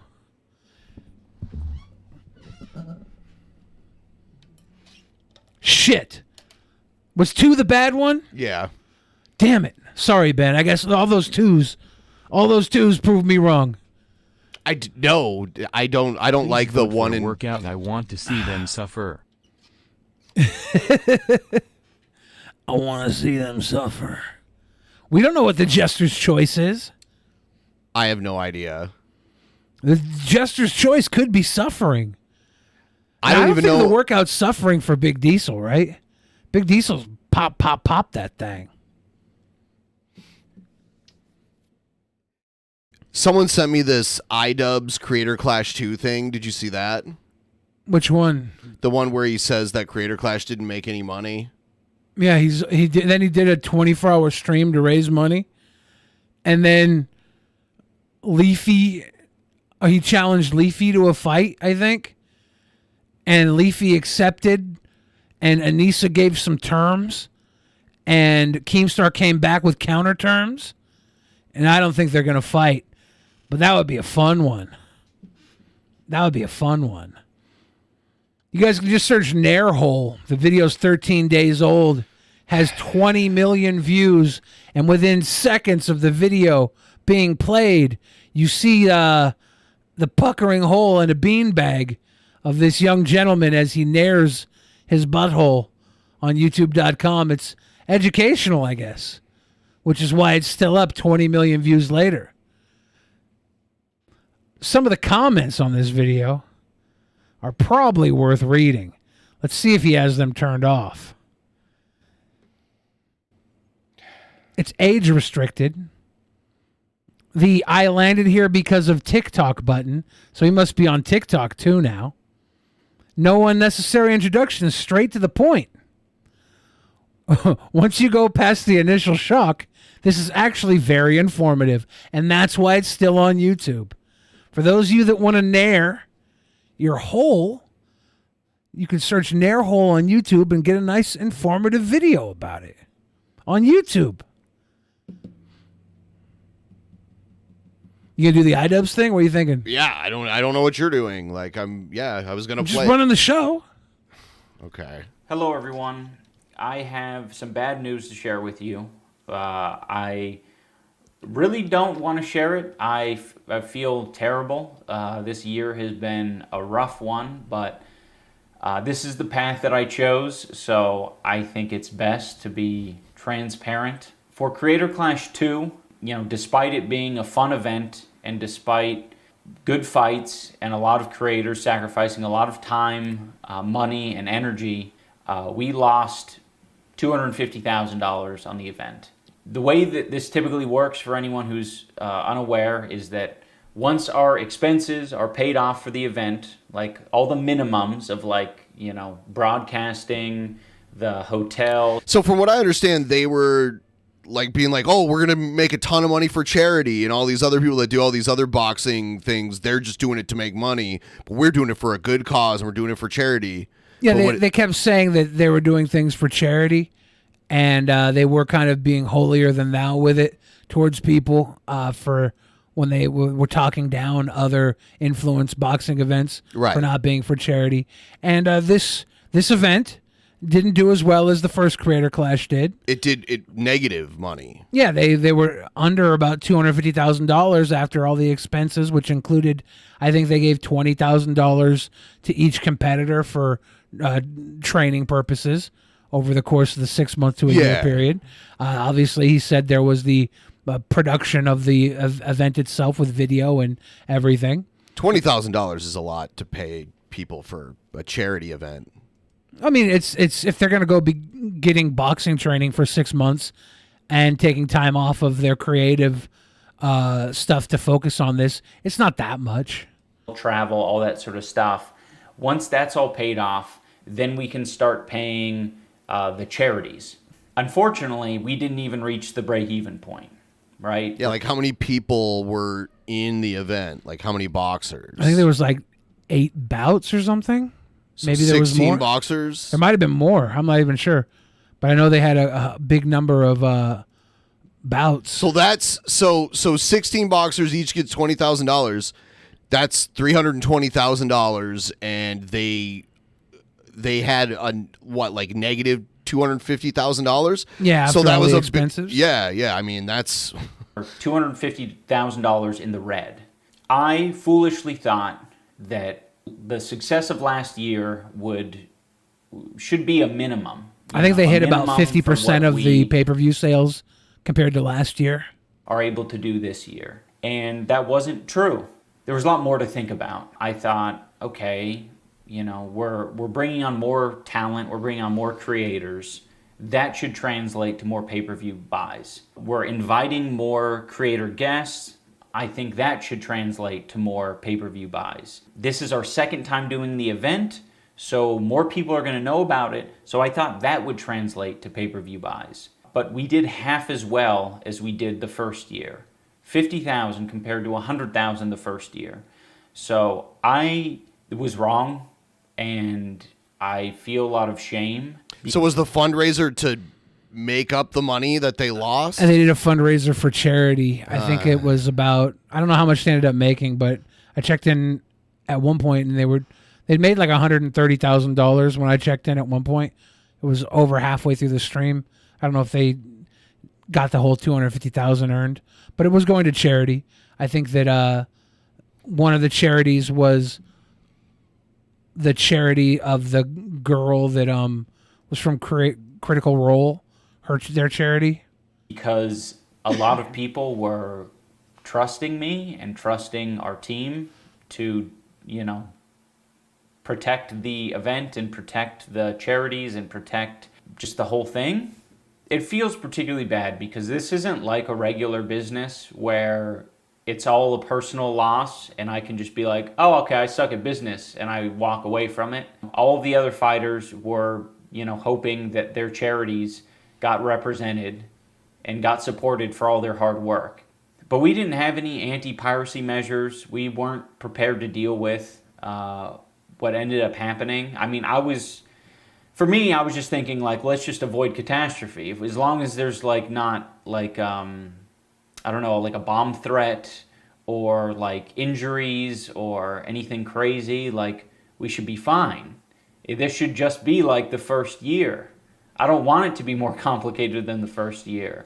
It ended up being a lot more complicated. Amongst the 800 pirated streaming sites, there were between 1.3... So it wasn't behind a paywall the first time, but it was this time? It was behind a paywall the first time. Okay. They did double the sales the first time. And he's saying it's the pirate sites that caused it to fail this time? that's one part he's trying to attribute it to. And 3 million viewers. So even though there were around 50... I didn't watch it. I was just pissed off that Chris Raygun had to fight a guy way bigger than him. DJ Cryptos Rock says, I did a chargeback after Dad stole the win from AB. Did he steal it? Did he steal the win from AB? Pay-per-view buys, there were around 1.3 to 3 million viewers, people who actually watched the full broadcast. And that's a little bit reassuring. It makes me feel like, okay, people maybe do want to watch this. They just didn't, they just either couldn't afford it or just didn't want to support what I had going on. If it's 1 or 2 steps to pirate it, but it's 3 or 4 steps to stream it legitimately, people are going to take the pirating option every time. I think we also had a big streamer audience. That's who we are appealing to. I really like the live stream audience. You know, people who want to watch these events live, and they watch things on Twitch and YouTube, and they get it all for free generally.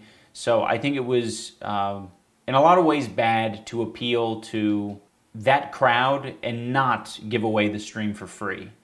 I think a lot of them felt like, well, this should be something that's free, especially if you have ads in it. Aside from the pirating, we did have higher expenses this year. It was a bigger arena. We went to the Amalie Arena, so it was twice as big. We paid more for broadcasting. So broadcasting team did a lot more elaborate shit. Why did they feel the need to do more elaborate shit, do you think? Because they thought that they were going to do bigger or as much as the year before. And if they would have done as much as the year before, they would have doubled their overall revenue. And it sounds like they would have been well into the black had they doubled their sales. Because if they're only $250,000 in debt, I guarantee all the other expenses were more than $250,000. Like, they definitely probably would have been set if they did the exact amount. I think they lost a lot of favor with the casual influencer. Because of the drama. Because of the drama. I think that was a big hit.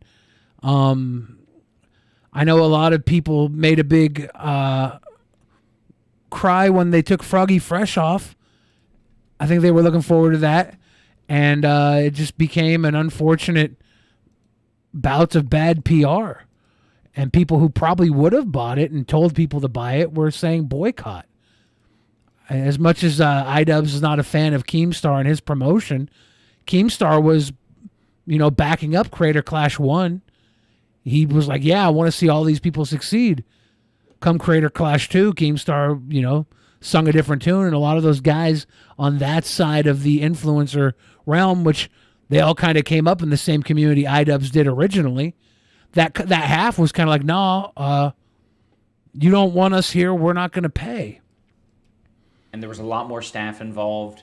We did a creator hotel, so we bought out a hotel to make sure all the creators had a safe place that they can stay. It actually ended up being good that we got the creator hotel because all the hotels shot up in price like a couple weeks after we locked in the creator hotel because Taylor Swift was coming to town. She announced her tour dates. T-Swift was there? Pretty much everything got booked up. Yeah. She announced her tour dates after they booked their creator hotel and everything went sky high. If we didn't book the creator hotel when we did, I don't think we would have had nearly as many creators show up. When I went to Vegas for the Magic the Gathering 30th anniversary birthday party, it was the same weekend as that emo festival that When We Were Young. Yeah, When We Were Young festival, and it was right in the same area, and the hotels were just ridiculously expensive. That going to that festival was ridiculously expensive. Yeah, festivals are just crazy now. Yeah. I remember when I was in my 20s, I buy a $35 ticket to Warped Tour and go to Warped Tour all day, and now it's like $100 and something a day. Like I looked at Bumbershoot tickets. That shit is just ridiculous. Shit is ridiculously high. The rent is too damn high. Show support, and our pay-per-view numbers actually could have been hurt by that. We also had events the day before the fight and the day after the fight so that fighters and friends and family could come together and process their trauma. That was Taylor Swift is playing at a Morton Dave's house tonight. Ooh, you see that? That's nice. Are you going to be the subject of one of her new songs? He said, "Where I Live Tonight." Sort of paramount for me because the first year we did the fight and then I went to bed. I got the shit kicked out of me by Dr. Mike, and then I went to bed, and then I woke up, the hotel was empty, and then I got on a flight and traveled 5 hours with my face completely swollen back to Seattle. All right, Hello, Does he live in Seattle? Yeah. Huh. Weird. I've never seen his mulleted ass around. Well, he probably doesn't get out much. Yeah. Probably doesn't go to a lot of the same places you do. Oh, he's not bougie enough. Because you don't really go to Seattle that often. Usually like once a week. Usually. Once a week. Yeah. And you go to the same spots iDubbbz goes to? I have no idea where he goes. It's a big city. I can understand you not running into iDubbbz. I posted a picture of a man riding a motorcycle around in a lizard suit. And iDubbbz's wife, Anissa, responded and said, that guy creeps me out. I see him everywhere. So I know we see the same biker in a lizard suit. You ever seen the people dressed like cats playing violins? No. There's like these street musicians that I've seen in totally different places around Seattle, and they play, I think one plays an accordion and one plays a violin. How detailed are the cat suits? They're just masks, like rubber masks. I wonder if I can find a picture of them. I was like, that was cool. That was so worth it. There was nothing. There was no processing my trauma. There was no talking to anyone and relating about the experience afterward. Everyone was gone. And that shit felt awful. So, yeah, some of these things that might seem extraneous, in my opinion, were entirely necessary, and I wouldn't change it for the world. I mean, as evidenced by the pay-per-view stream. Here it is. Someone took a video. I knew I'd find it. Yeah, one plays an accordion, one plays a violin with a trumpet connected to it, which is very strange. That's kind of cool. Yeah. Does the trumpet fit in their mouth with the mask? I don't think so, but that is a very unique instrument. I think it'd be pretty dope if they had a dog dressed as a rat or a mouse running around them. Yeah.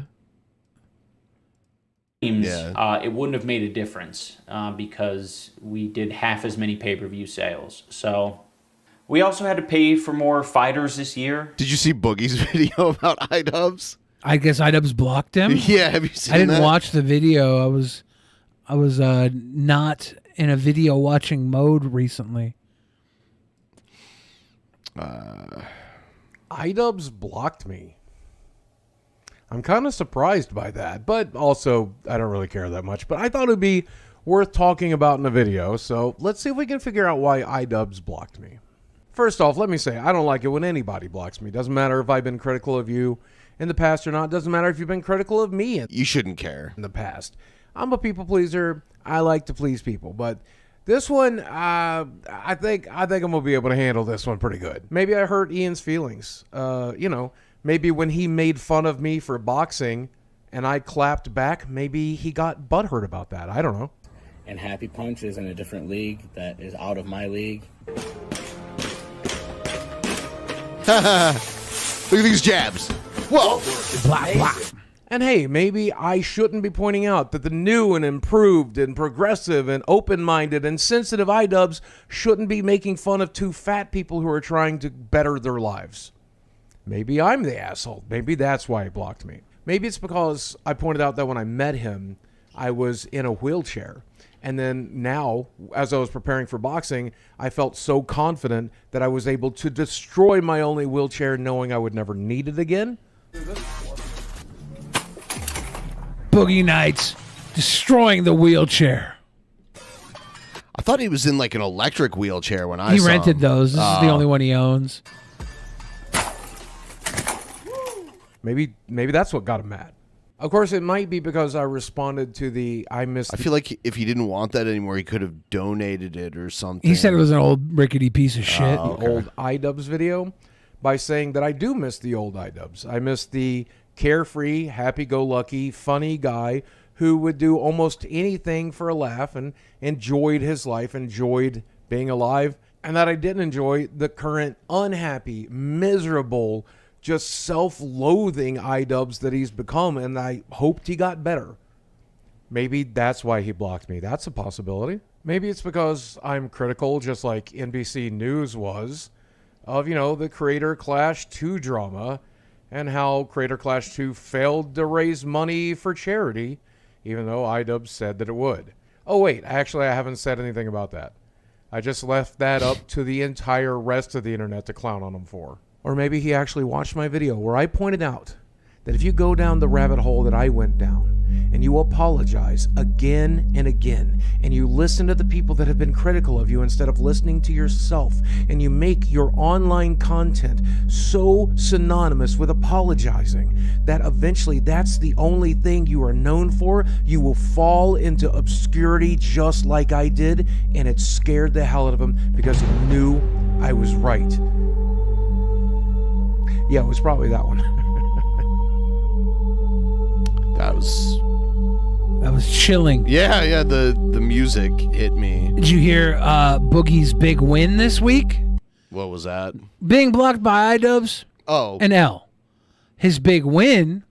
Did you hear about Adam 22 from the No Jumper podcast?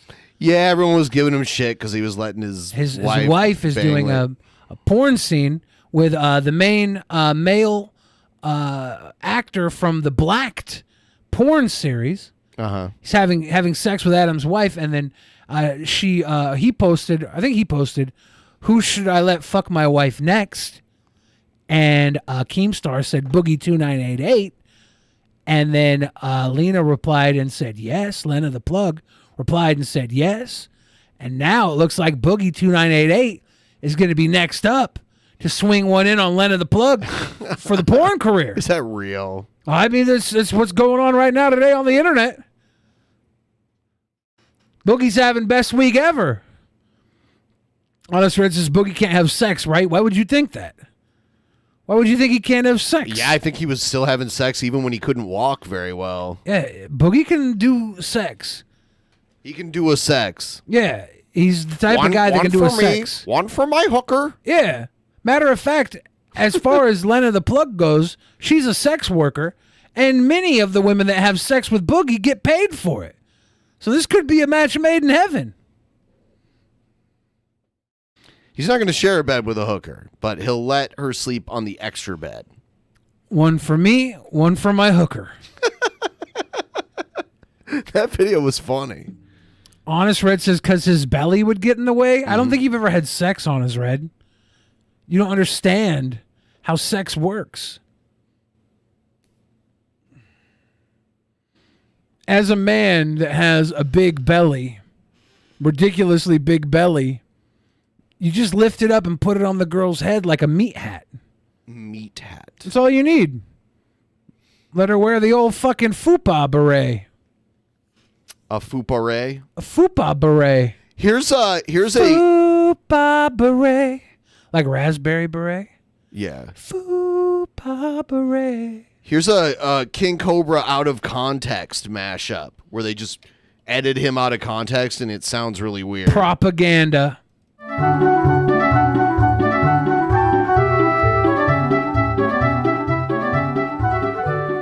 Fucking insensitive asshole. I wanted chocolate. And take your ballsack and deformed penis. Me being Mr. Awesome Boyfriend for my of-age girlfriend. The sweet, sweet pussy. Fuck all of you. Some dickhead decided to shoot up an elementary school. Rub it in there like that. Yes.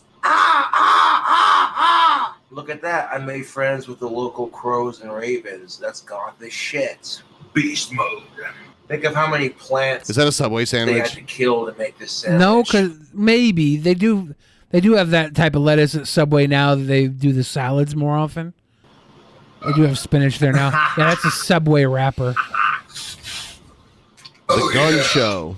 Damn, Cobra's more jacked than Jack Daniels. Pussies is an insult to women and cats. Honest both. Red thinks that Boogie's marriage ended because they weren't having sex. No, they were having sex quite often. When I was hanging out with them at VidCon 2017, they used the code word. They had to go up to their room for butterscotch pudding, and then Boogie said, "Butterscotch pudding is my wife's code word for I want to go back to the hotel and have sex." Wait a minute. What?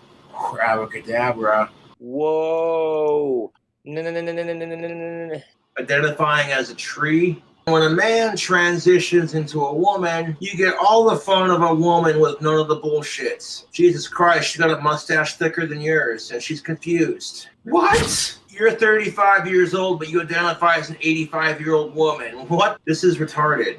The only bitch is you, ha ha ha ha ha ha ha. Run to the end of your leash and bark, you little bitch. You know why? Because we can hear that fucking British accent, you wanker scab. That's okay. I remember the first video I ever watched of Cobra was when he was talking about his wanker scabs. Born in Korea? Fuck the KKK. Oh, Cobra's feeling edgy on a Friday. Yeah, for a trans woman, Blair White's pretty fucking hot. Just saying. Start slithering on the ground. I think he'd bend on the cisgender. I hope he would. Every time someone pisses me off, I'm like, you know what I'm saying? I think you're more gay if you wouldn't fuck Blair White. Personal opinion. I don't know if that's a hot take or not. Saying like, that's my boy Salazar. The song going, ah! Getting plastic surgery to make myself look more like Ozzy. But that would be so Goddamn, weird. Look at that sexy goth bad boy. King Cobra JFS is goth as hell. That's true. Let's start a tip train. Tip train. Asians are pretty sweet in my book. Chop your penis off and don't get a vagina. If you're white and you identify as black... And I can confirm on this, Red, since Boogie's wife, he's had tons of sex since then. Copious amounts of sex. Possibly more sex than you've had. I don't know your personal sexual escapades, but I do know that he has been a busy boy. White. Heyo, Swellshank. Blair White. There we go. Still give you $20 to wash Blair's white walls. We're less than $100 away. Then you inject yourself with a shit ton of melatonin. You're mental. You're not the Prince of Darkness, Josh. You're fucking insane. White boy's so stupid. He think he Japanese or something. So I got Ruby Jules in my DMs being like, tell Lowbrow he has to make the decision tonight. Or when do you think we should close this poll for the stipulation? Do we know when Lowbrow's ready to make the... I don't even know. This was just given to me. I didn't know all the rules to it. They were like, oh, this is what we're doing. So I don't know if Lowbrow Jester has to tell us now or what. Is the Lowbrow way ahead of the poll? Yeah, Lowbrow has 42%. Jester's choice. 42%. We could end this poll in 5 minutes. Okay. 9:30 p.m. on the West Coast. Those of you watching, get your votes in now or forever hold your codpiece. Shit. Yeah, I especially love wintertime because I just hope that I slip on a slippery sidewalk and break my hip. Yeah, fuck off, YouTube. Age is only a state of mind, man. People can say, well, you look good for your age. Get the fuck out of here, YouTube. Like what? I like cobras, so I come out and identify as one? Okay, yes. Cobra doesn't eat vegetables. Bitching because some asshole in front of you is eating a bacon cheeseburger and eating fuck off, dude. Troll Slayer. Stop. And this plethora of vocabulary. Oh, so Jester says he's ready to tell what the Jester's rules are on the 15th. Ruby Jules says, I'm not waiting until the 15th. Oh, my God. Why? Which tells me we have a conundrum.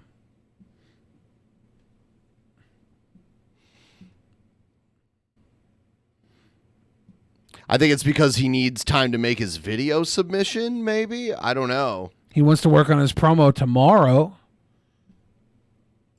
Dictionary words. Yeah! Could you imagine having those mental issues? That just makes my head hurt thinking about it. I don't want to comprehend that shit. Chop your own dick off. Nice cock. Well, yeah. You don't watch anime. All these goddamn crackers in their goddamn NASCAR. Warm and squishy. They just, yes. Lay off the drugs. Bark, bark, bark, you retarded. Thanks, man.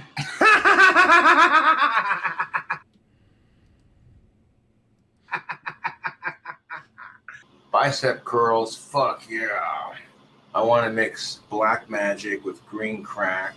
Watch out. Baha, here's your son.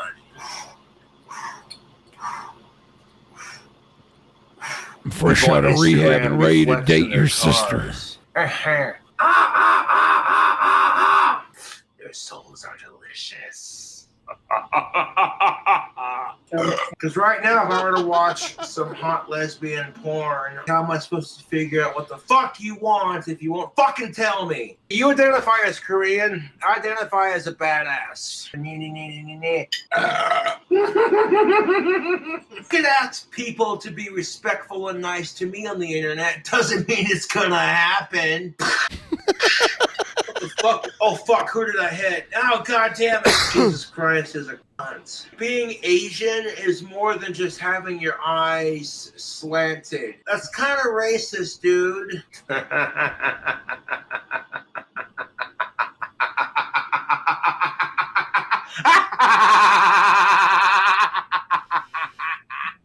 Cobes, better body than Jared Genesis. Yes. Better mind than Jared Genesis. Better human being than Jared Genesis. Better friend than Jared Genesis. I don't know if he's a better gamer, but I'd assume he was.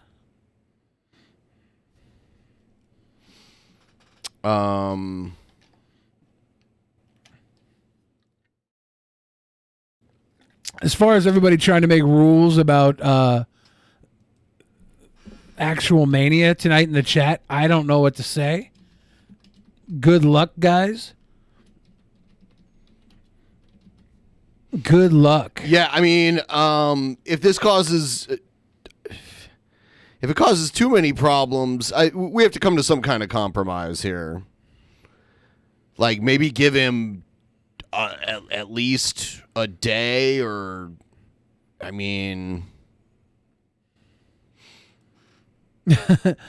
Ruby Jules says no. I need it tonight, so start thinking fast. Okay, I don't like your attitude, Ruby Jules. I don't like all these demands that you're making. He needs it tonight. Yeah. Everybody else is saying tomorrow.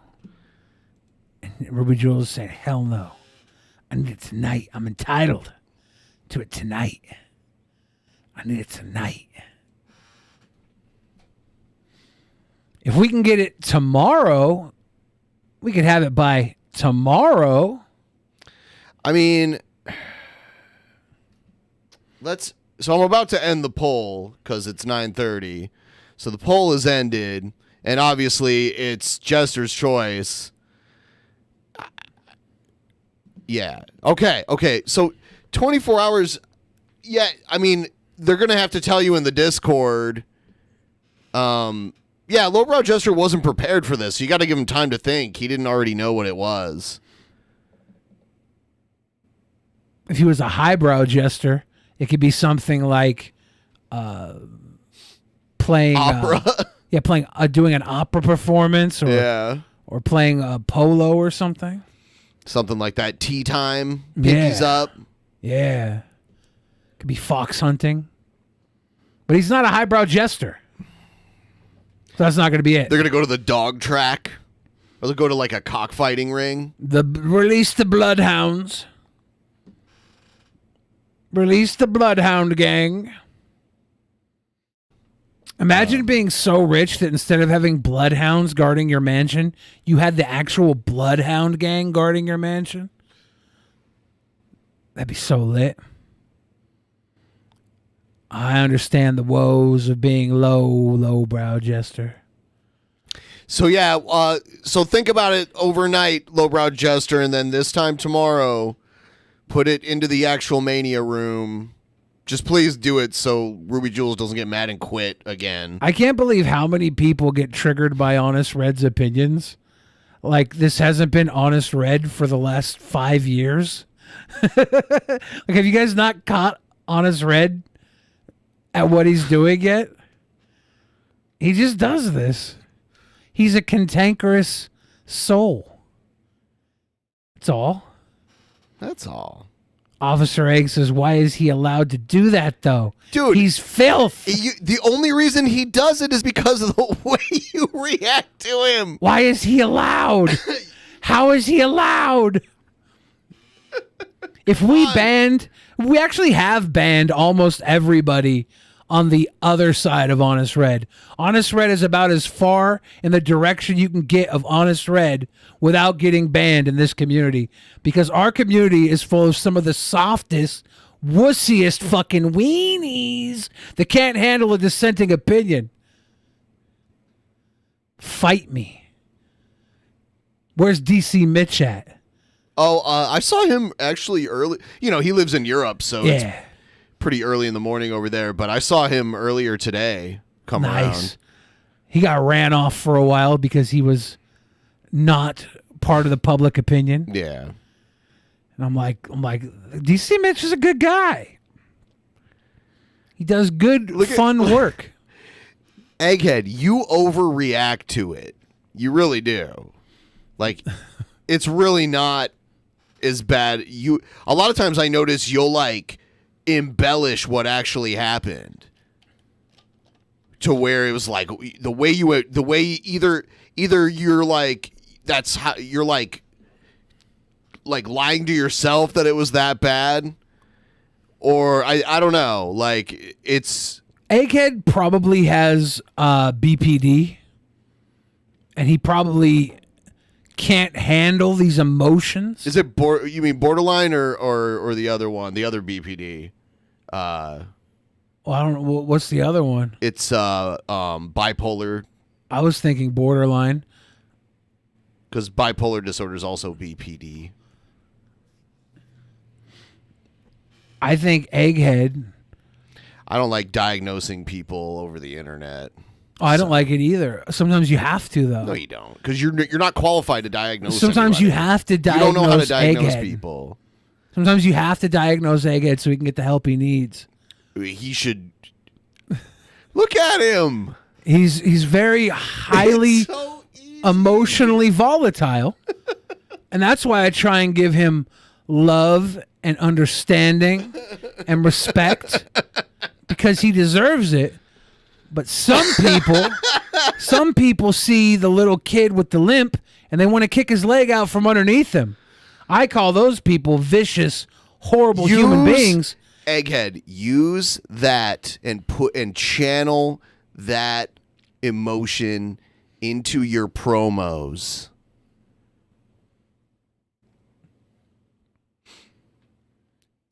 Terry Trust me. Frastus says people with autism and or ADHD commonly have rejection-sensitive dysphoria. Work with it. Do we think... Make it work for you, not against you, Egghead. Do we think Egghead might have rejection-sensitive dysphoria? I wish him ill. You wished everyone would get coronavirus one time during your meltdowns. I like how he wishes him ill with a capital ILL. That's ill. You know what? I think he actually means Honest Red is ill. You know, Ill. like, yeah. Motherfucker, you're ill. You're ill. Honest Red says, Billy, give me a kiss. Why would I do that, Honest Red? I'm not some boy kisser. What up, YouTube? I want to give a shout out to Steven. Thank you for your $4.20 to PayPal. Shout out to your friend's grandfather, Albert, on his 100th birthday. That is so most definitely what's up. 100-year-old Albert?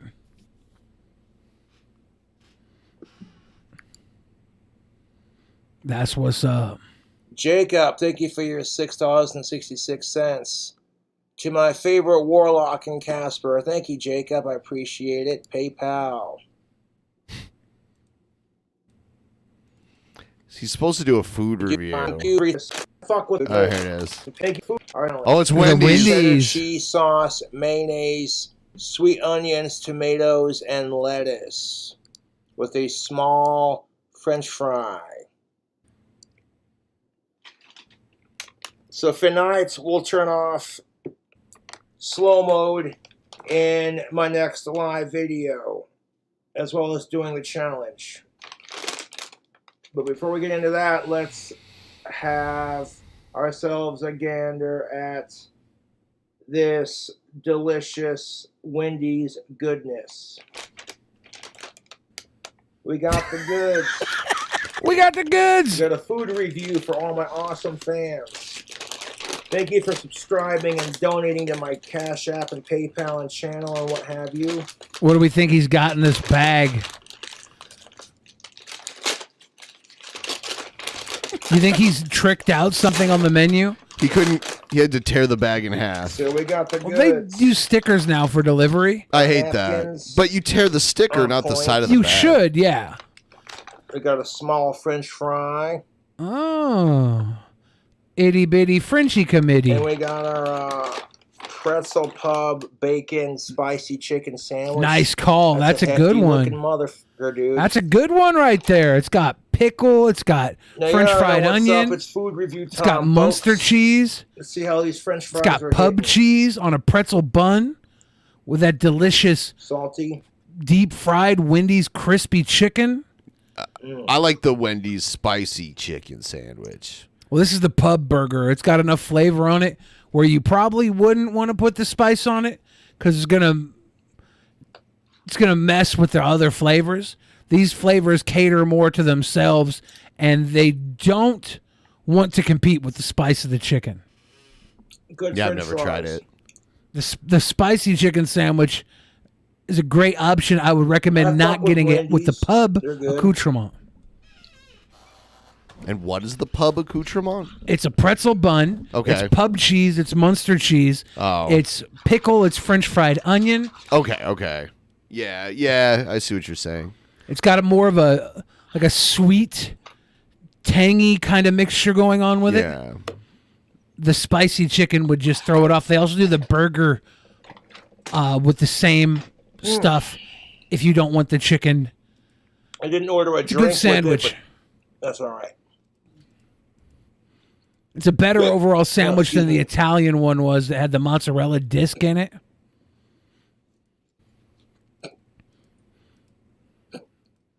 This might be Wendy's best custom sandwich. Here's the hiccups. He Pacing Butcher, why don't you donate instead of posting basic cringe in the chat? Whoa! Who's that? Whoa! Whoa! Whoa! Drink some water real quick. Always put the spice on it. I think that spice is not always the right answer. If you want a spicy chicken from Wendy's, just get the spicy chicken with its normal accoutrements. I like that word. If you do want to try the pub burger with spice, you can. I just think the spice doesn't accentuate the other flavors of the pub burger. What if you changed the sauce to chipotle mayo? You left the pickles on though, and then you changed the cheese to like pepper jack cheese. You could. Even Munster might. I think Munster goes good with the spicy chicken sandwich too. Slow mode. You paid $100 to see it turned off, so I got you. Oh damn! I like sriracha mayo a lot. Wendy's does have good soda pop selection. However, I just wasn't feeling like ordering a drink. Trying to make that money last, you know. The hiccups go away?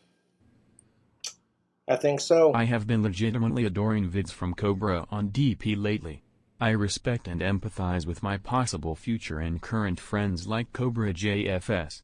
Please make him the next DP monthly guest. Yeah, I don't know. Maybe someday. I think that he's all potentially our future friend. He's a friendly type of guy. Yeah, I probably offended him by saying he wasn't goth, though. I didn't know he was there. Yeah.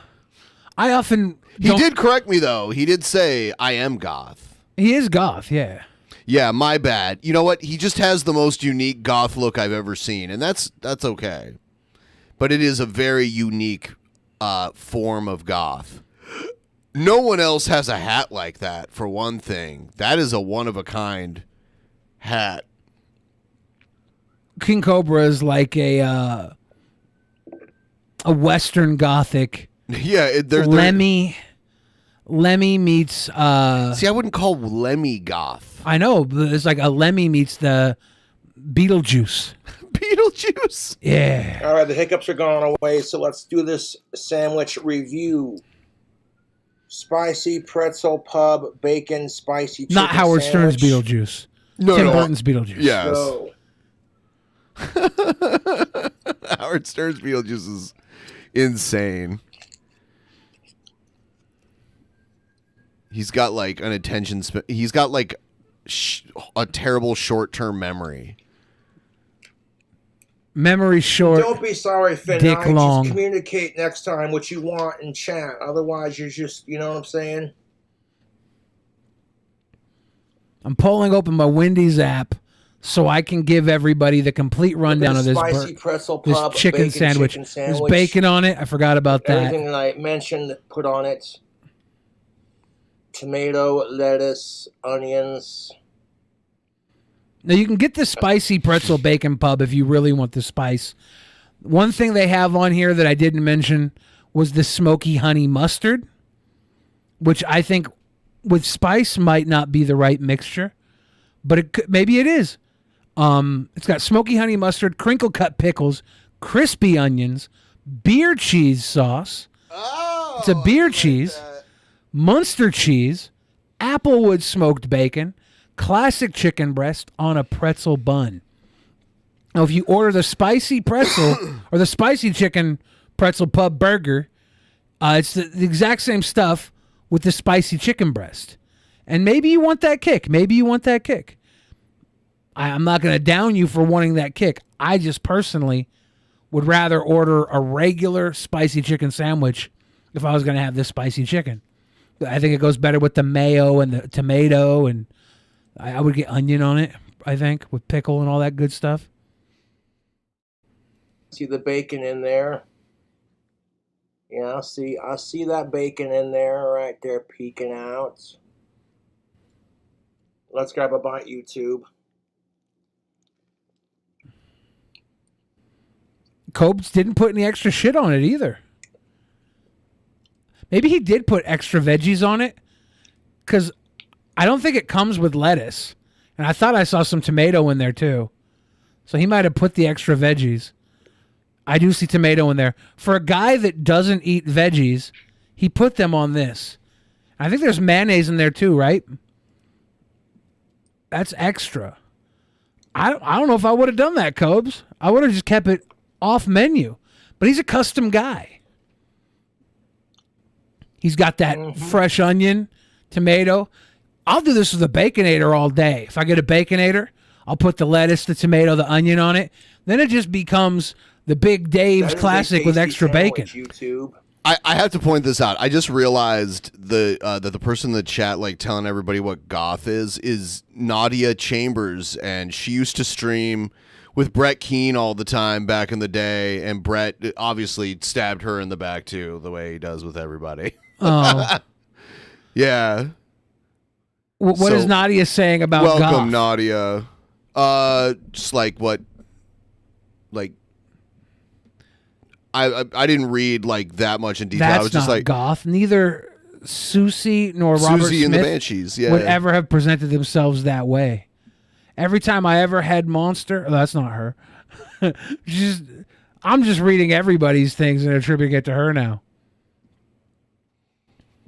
Yeah. Look how fresh that looks. I remember when Brett did his cover of Christian Woman by Typo Negative. It was so bad. Grab a bite. Thanks for the bite, Cobes. Yeah, this burg is probably just fine. Like adding all this stuff to it isn't gonna destroy the burger, but I think that it's designed pretty well off menu. Adding the extra, like all the stuff he added to it would have been great to just have on the regular spicy chicken sandwich. Heroin is so passe.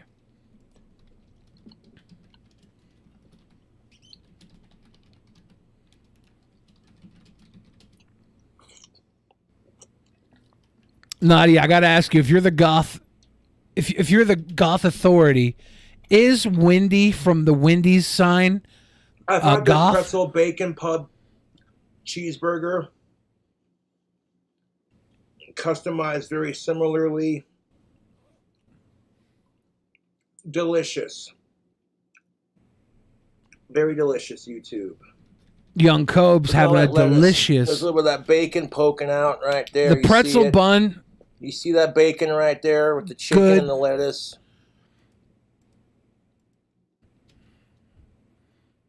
I don't know if that lettuce is where it's at. I think it was like Brett Keane would pretend to be your friend and an ally to trans people, and then he'd turn around and like say transphobic shit about you.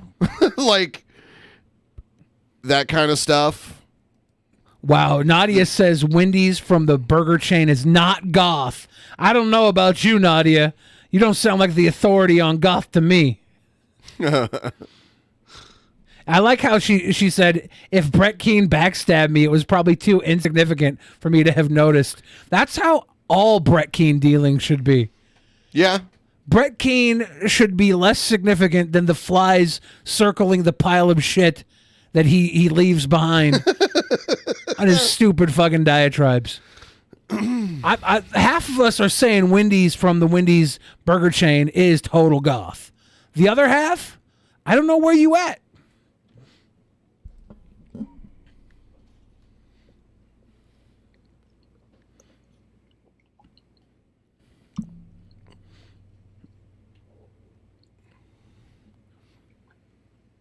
Man, I just like a Thanksgiving dinner with King Cobra, Review Bra, like all the cool eaters that you watch on YouTube have Dame Drops in there. I have to wonder what does Review Bra only eat fast food? The way he dresses, I don't think he only eats fast food. How does he? It looks like he lives at his mom's house because he's been dressing this way. Like, I don't know how he got all these suits. He was like a little kid when he first started making these videos, and he dressed that way back then. If you go to his channel and go all the way back to the beginning, it's the same shit that he does now, only he's like a little kid. You know, I don't know how young he was, but, you know, like under 18, definitely. Yeah, he definitely has that I dress for my grandmother's approval Yes. He puts so much gel in his hair. I wonder how much gel he has to buy every month. I think he's great though, because his sense of humor it's so weird. He's a fantastic human being. He's an original. Yeah. Yeah. He's into shortwave radio.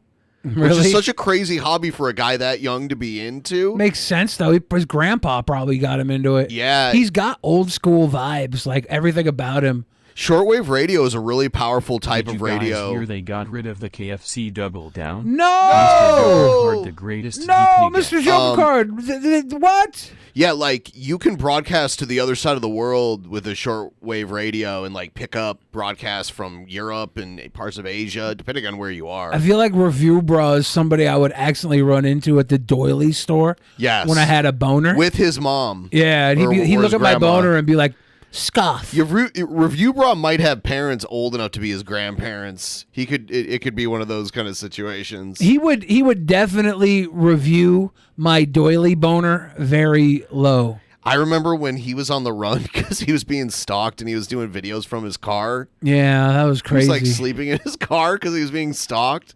That's so crazy, but he was still making the videos. I heard somewhere that Ice Poseidon might get 5 years. Do we know if that's... I actually, you just reminded me. I forgot about this. Cobes, good sandwich. I would have been light on the additives, but it's a good sandwich, man. Yeah, we can go back to it if Ice we need Poseidon to, but- facing 5 years in Thai prison after obscene lap dance on Kickstream. Yeah, he was wearing like some weird lingerie In this hotel dining area? restaurant. Yeah, Hotel restaurant?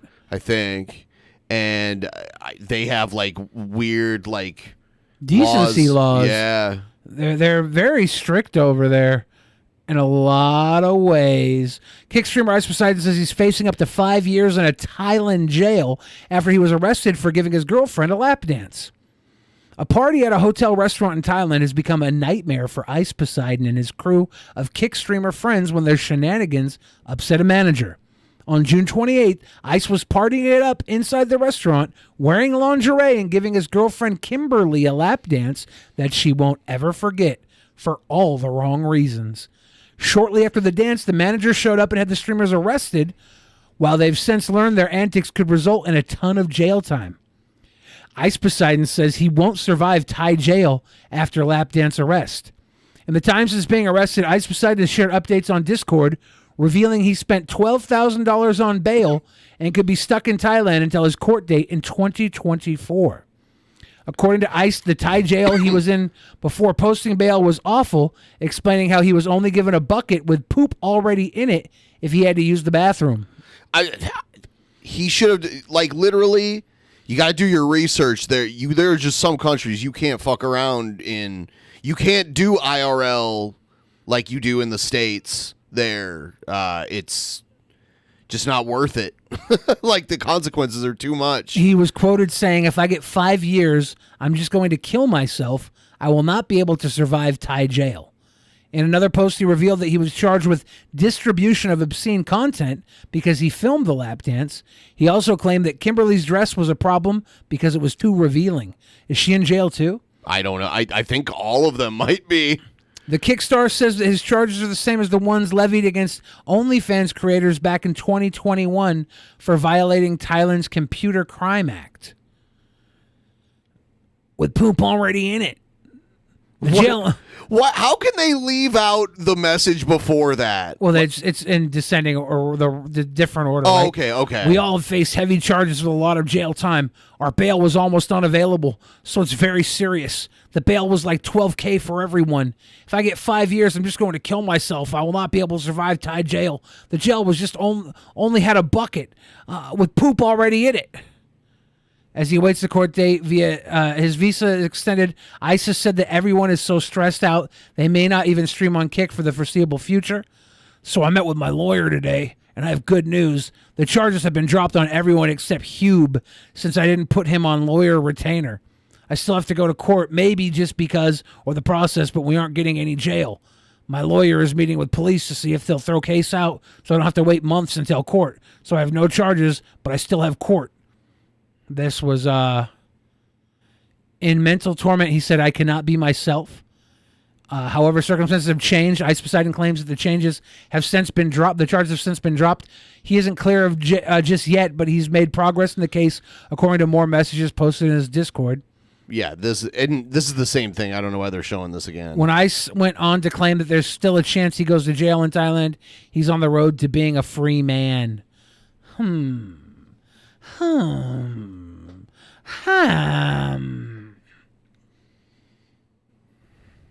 So is Hube, the guy Hube, is he about to get stuck over there? Yeah, I have no idea. I don't even know who that is.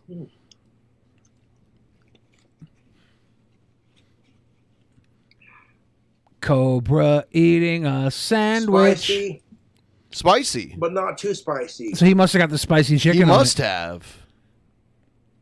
Let me chug this sandwich to give you my final thoughts.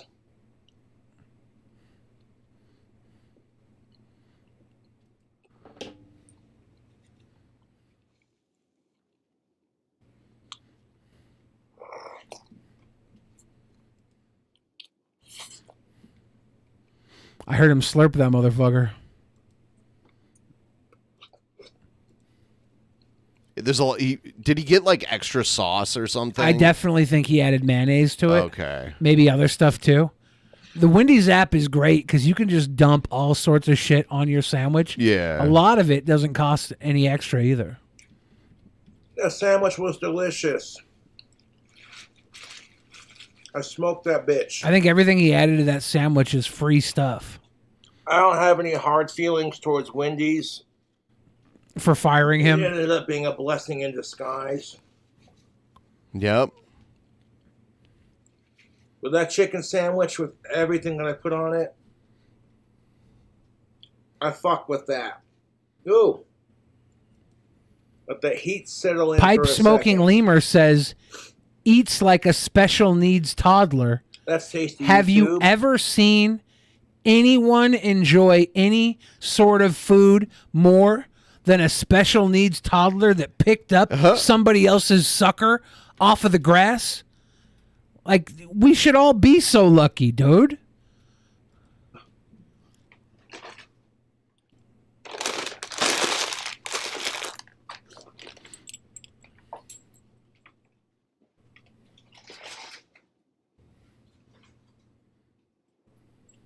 Yeah, YouTube. Another fast food review in the books. Check out that spicy pretzel pub chicken sandwich. My guy with hit the that burp right as he was as close to the microphone as he was going to be. Oh, yeah, that hit He the spot. leaned in to sit. His face was at mic level, and he released it at the most opportune time to get it right in our ears. I don't know if he did that on purpose or if that was a happy accident.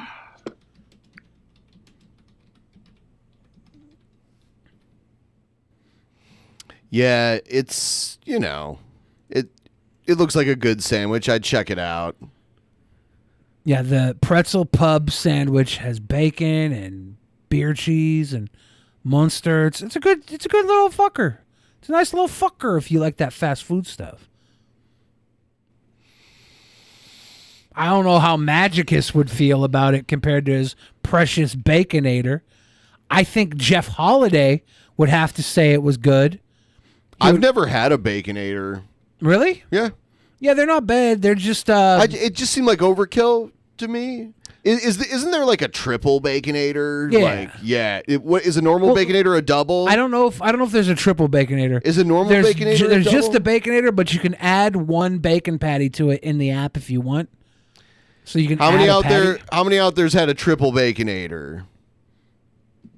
You can add a patty if you really want to make it into a triple Baconator. Yeah, but then you want to add bacon and cheese too, because to make it a triple, truly you want it Baconator. to be true and honest. But the normal Baconator is ×2, and they don't have a single Baconator like with one patty. What they do is the son of Baconator, which is still 2 patties, but they're the smaller patties. And Teddy is explaining it in the chat as I'm saying it. The smaller Baconator is still 2 patties. And how you guys doing? Somebody was communicating or something, saying something about this sergeant from Indiana was out in California, and he was one of the men that was stalking me in California. I didn't know. I don't know who he is, but I didn't know who he was then. But it's the same guy that's here that has tried to rape me several times, and he shot at me several times or something. Or something. Or something. You can't just accuse a guy of raping and shooting at you 7 times and then add an or something at the end. If it was him doing it to somebody else, you can add an or something. But this is a personal account of attack against you. You can't just add an or something at the end of an attack you're claiming was against you. You got to be pretty decisive on the attack. Benny Boy, who would win a fight, Shani or Jarrett? Billy, why are these fools slacking and joining me in the Cool Kids Club as a $100 patron? Mr. Joker Card. Yeah. I think they might be worried they can't step it up to Mr. Joker Card when it comes to the $100 GOAT patron level. But you shouldn't be afraid to. You should face your fears and become a $100 patron and guest on the show. Hire people to try to murder me. But when I was at IHOP in California, I guess it was IHOP, I was in Bacon the between the bathroom, and patties this was what makes it a sergeant- Baconator. Yes. Bacon and cheese, right? It's bacon, cheese above each patty. And then the burger itself has mayonnaise and ketchup on it. So it's double bacon. And mustard? No mustard. That's interesting. It's double bacon, double cheese, double patty with ketchup and mustard on a bun. Ketchup and mayonnaise on a bun. When I worked at Wendy's, they didn't have the Baconator yet. That was like old school Wendy's era. Yeah. And the way you made the burger, unless it was specified differently, like a burger, junior bacon cheeseburgers only had mayo and pickles on them. But like a junior cheeseburger deluxe had the same thing as like the single and the double. And you did it in the same order every time. So you did mayo, and then ketchup, you had like a spoon that you'd scoop and put it on the bun and then like spread it around with the underside. And then you'd put 2 pickles on. Maybe it was 3 for like a single. It was 2 for the junior. I think it was 3 for the single. And then you did onions, tomato, lettuce in that order every time. So mayonnaise, ketchup, pickle, onion, tomato, lettuce, white, red, green every time. And then usually by default it would have mustard too. and we would squirt the mustard in a W shape on top of the cheese if the burger had cheese on it, like that. That's how it was done. Mustard on top of the cheese. Yeah, we would squirt it we would do a W. Interesting. And that was like enough. I'm seeing a bunch of people rallying against pickles. Yeah, that's so weird. Not I don't liking get pickles it. or liking pickles? Not liking pickles. Like pickles are like the best part of the burger. I know a lot of people that think that they're huge, a huge part of a burger. I didn't grow up having pickles on sandwiches that often, like non-burger sandwiches. Like I'd have them on burgers, but then I started getting pickles on just regular sandwiches. Yeah, and that's pretty good. Pickles on chicken sandwiches are so good. The Baconator has no pickles, no onions. It's just bacon, cheese, mayonnaise, ketchup, and bun, and tons of bacon. Had tasered me and tried to take off my clothes and tried to rape me right there in the bathroom. Whoa, I at forgot the we were talking IHOP, about I guess, this. on At the Sunset IHOP? Boulevard, or maybe it was the one on over in Los Angeles or whatever. Somebody knows where it was at. But it might have been the one on Sunset. But I don't know if the LAPD covered it up for this man or what, but he was trying to rape me. Or I don't That's know illegal. if the LAPD has a report on it, but some of the staff at the IHOP, You know, I guess. there was this guy on Battle Cam. You know the name, Ben. His name was Cavacho. Yeah, he ate cat poop. Yeah, and he would come around all the time, and he would tell similar stories in L.A. Am I getting Yeah, like at the assaulted? bus stop, like where like 7 guys would rape him at the bus stop, and I'm like, what? And he's like, yeah, they take my bus fare. I'm like, well, why would you bring up them taking your bus fare after they all 7 viciously assaulted you sexually? Like, why would bus fare even come up at that point? Yeah. Why would you care about the $2.25? I think maybe he wanted it. Like that's what we said. He was doing the like, oh no, please don't. While I pick up this change off the ground, please don't stick your. That's what we said because he said it kept happening to him. And I was like, well, stop going to that bus stop. Stop going to that bus stop. And then now he was just hooking up at the bus stop. Well, yeah, now you would say that that's victim blaming. And no, I'm like, I don't think, because I think like, I don't know. It seemed like I don't know how many times you have to get, and I think he might have been making this up, but maybe not. Maybe Didn't he eat cat poop? Yeah, and he also ate a cat's decrepit, rotten skull. That's gross. And Yes. he tried to like, he tried to live in a closet for like a week or whatever. They built something called the Cavahole. It in looked the like a studio. closet. It was a small little closet. They locked him in with cameras, and he was supposed to be in there for like 30 days A whole in month. solitary on camera, but he couldn't go without cigarettes, so he left after like 6 hours. That sucks. What a failure that was. That is a total failure. Then right they there. locked this one dude up who was like a meth user named Cruisin'. They put him in there, and he lasted a lot longer. They threw a bunch of girls in there with him. I went in there. Justin Carey, SJC, was in there for a bit. Weird little fucking spot. But yeah, my guy was over here complaining about being assaulted the same way this guy's saying in L.A. Maybe it was it does true. happen. Maybe you shouldn't ride the bus in L.A. I don't know. Maybe that's why the freeway is so congested there, because no one wants to ride the bus. I don't know. I rode the bus in L.A. Have you ridden the metro in L.A.? That looks scary. I watched a video where some guy rode it all over, and it looks scary. What is the metro? It's their train. There's a train, but it sucks. I rode a train to Anaheim once. It's not an Amtrak train. It's like a light rail train that they have. I don't know in if I was LA. on that or not. You might have. It does go to Anaheim. Yeah, I think I might have They done found it. out who this man was, or they caught this man trying to de-pants me, trying to rape me in the bathroom at IHOP is what this man tried to do. And he's the same sergeant man that tried to murder me here. These are cops, So too, you need to by send the the way. ATF or the U.S. Marshals or the Beverly Hills. So that's the difference. Cavacho didn't say his attackers were cops? I don't know. He didn't Police say they department. were. Yeah, I think he would have brought that part up, right? I would think, yeah. He was kind of regarded, though, right? I don't know if he was. What was wrong with him? There's something wrong. Oh, there's obviously something wrong with him. I think he had some issues that were like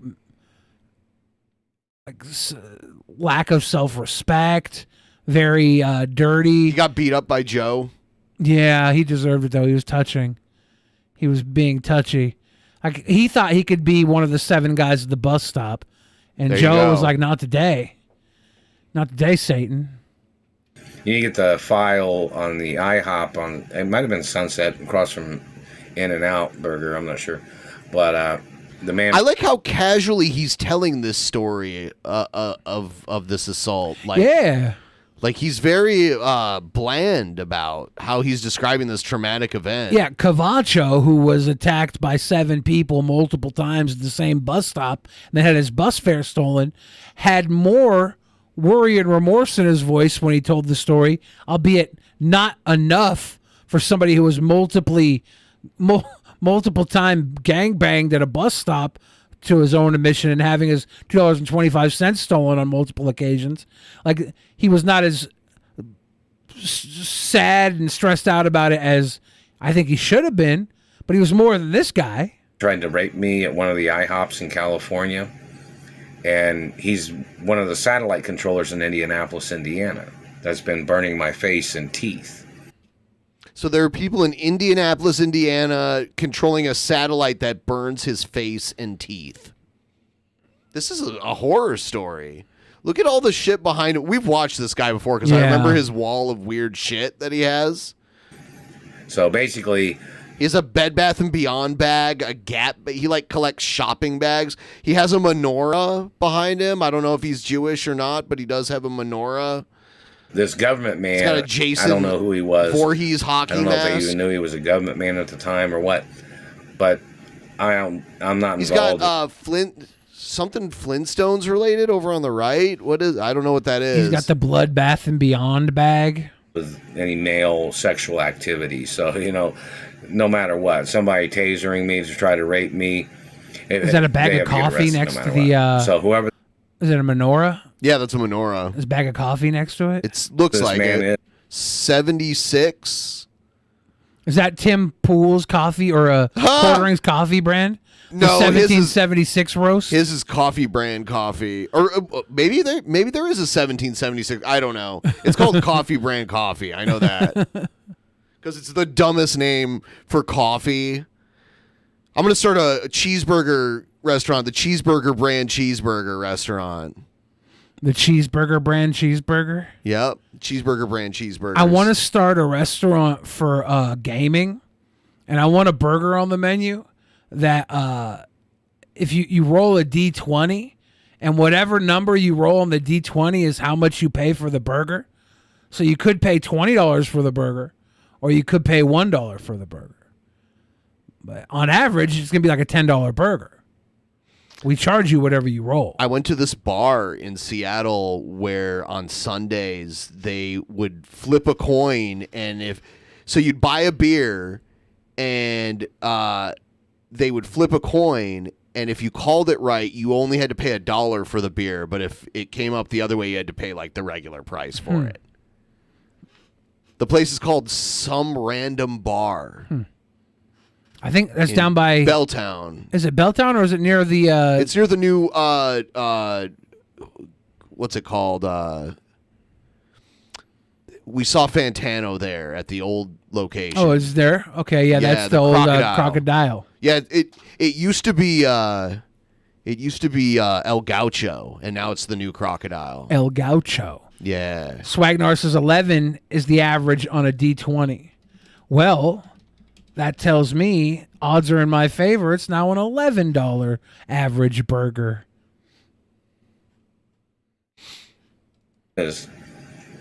He tried to rape me in the IHOP bathroom. Every I time guess, we pause, it's back to that same line. on Sunset. And he had tasered me and knocked me out in the bathroom. This is over 22 years ago, obviously. And he's the same man that's been stalking me for over 22 years here in Indiana, too. Him and his agents have shot at me. They've tried to accuse me of So I think he's like one of these targeted individuals. crimes and shit or something as his way of trying to get close to me to try to rape me. The man gets the death penalty or life in prison. So, you know, I don't know the Beverly Hills Police Department or the Burbank or Malibu Police Department or the Santa Monica Police Department or West Hollywood, if they have a record of this man, you need to come over and issue a warrant for that man's arrest. The man has to be arrested no matter what level of government he's in. I'm not obligated to ever have sexual relations with any politician or any cop or any government man in any way. Are there people who are obligated to have sex with the cops or government He makes men? it seem like you need to differentiate. In Chicago, those immigrants, I don't know, were they obligated? I think it was illegal for the police to be having sex with the immigrants. Yeah, that was But do you illegal. think that the immigrants were obligated, or do you think that they were in a position of like a statutory situation where they weren't obligated but groomed into it?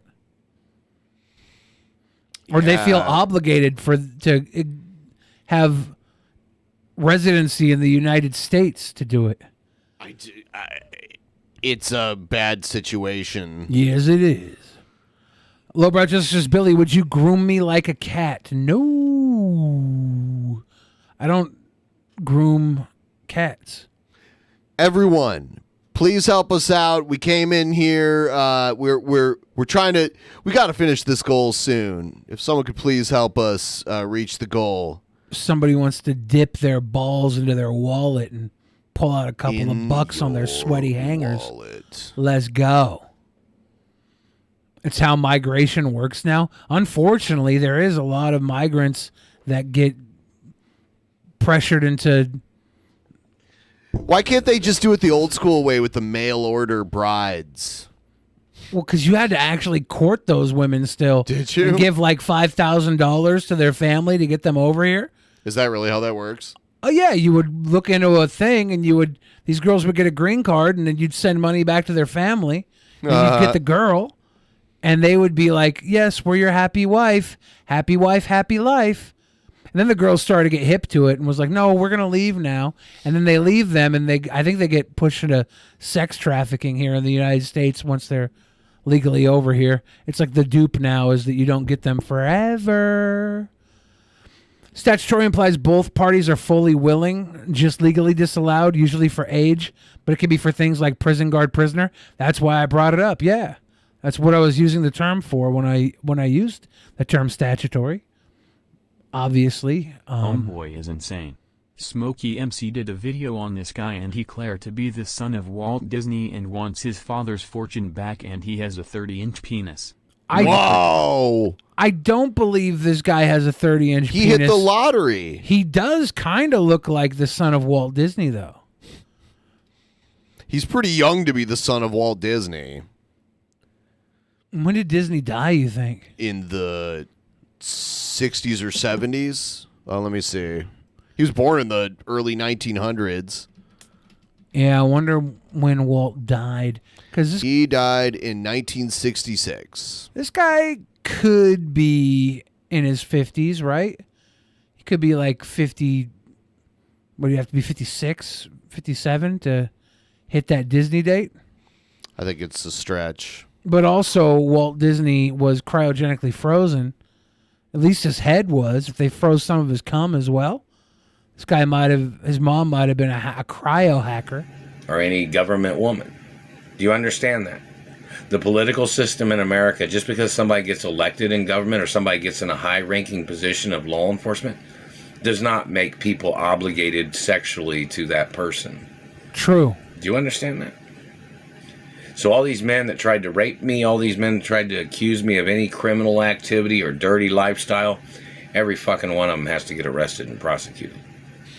But somebody was trying to communicate something about the IHOP, that the staff that worked there knows who the man is. And I guess the cops caught him And then he tried to make up shit on me. I don't know if he was a drug enforcement agent from Indiana or a drug enforcement agent from California or whatever, but he's obviously in Indiana or something. Sted McHugg says, But is I this guess- Hunter Biden? This is probably Hunter Biden equivalent son of somebody who didn't have access to Joe Biden levels Yes. of corruption, but did maybe have like local alderman for a father. Like, wasn't there that mass shooter kid whose dad was super homophobic and his granddad was a Republican alderman or councilman or something?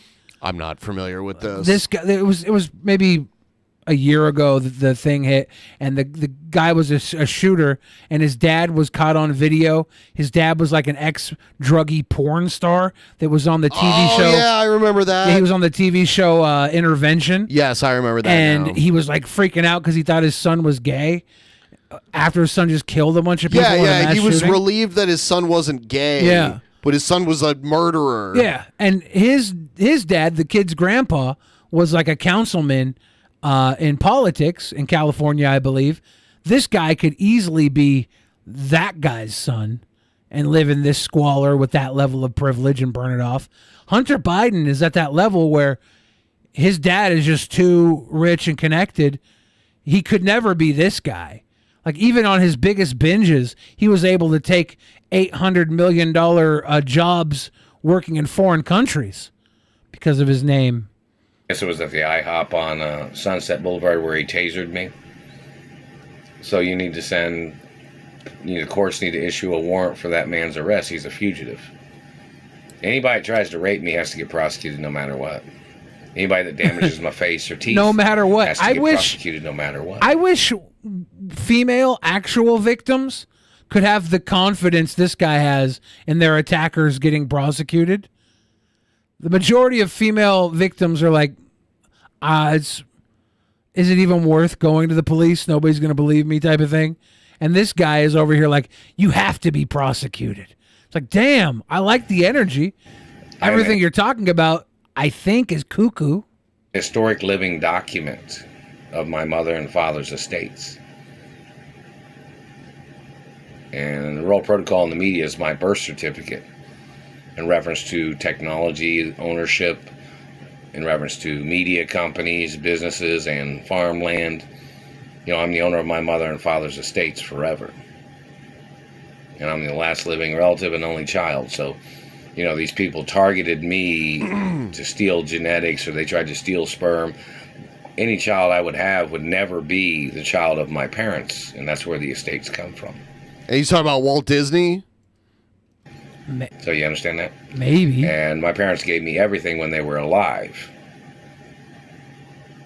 So, my status of being one of the richest people in the world when I was born and when my parents gave me everything is a protection status from any swindlers, con artists, politicians, government people that might try to play tricks or fabricating Thing is, well, he says he was the only child, but Walt Disney had other kids. investigations. Oh, and there's also documents that say the politicians are not allowed to put me in the middle of their arguments. Like they're trying to play dirty cop, good cop, dirty cop. Like they're trying to go back and forth. This guy has an trying to make me look extensive personal bill of rights. Yep. like the bad guy or This whatever. is privilege. In reference to dirty cops. You gotta read the documents that I'm not obligated to do anything for government, and I'm not obligated to do anything for cops either. Do you understand that? Because they're not allowed to sucker me into any trick where somebody would try to set up a way of murdering me off, or somebody trying to steal from me, or somebody trying to blame me for shit. Yeah. That's like this. Nobody is allowed to murder anybody. Like, it's not just a you thing. People do it. It's illegal. That's illegal. But it's not a you thing, dude. You don't have some special rules where you're not allowed to be murdered and everybody else is. You psychopath. One satellite controller tried to blame me for his teeth problem. I'm not that person's dentist. Well, that's good. That man's some son of some former senator or something. He's a fortunate son. Dr. DK. Doesn't the government have dentistry for political families? So why would that man be trying to blame me? And that man has tried to blame my mother.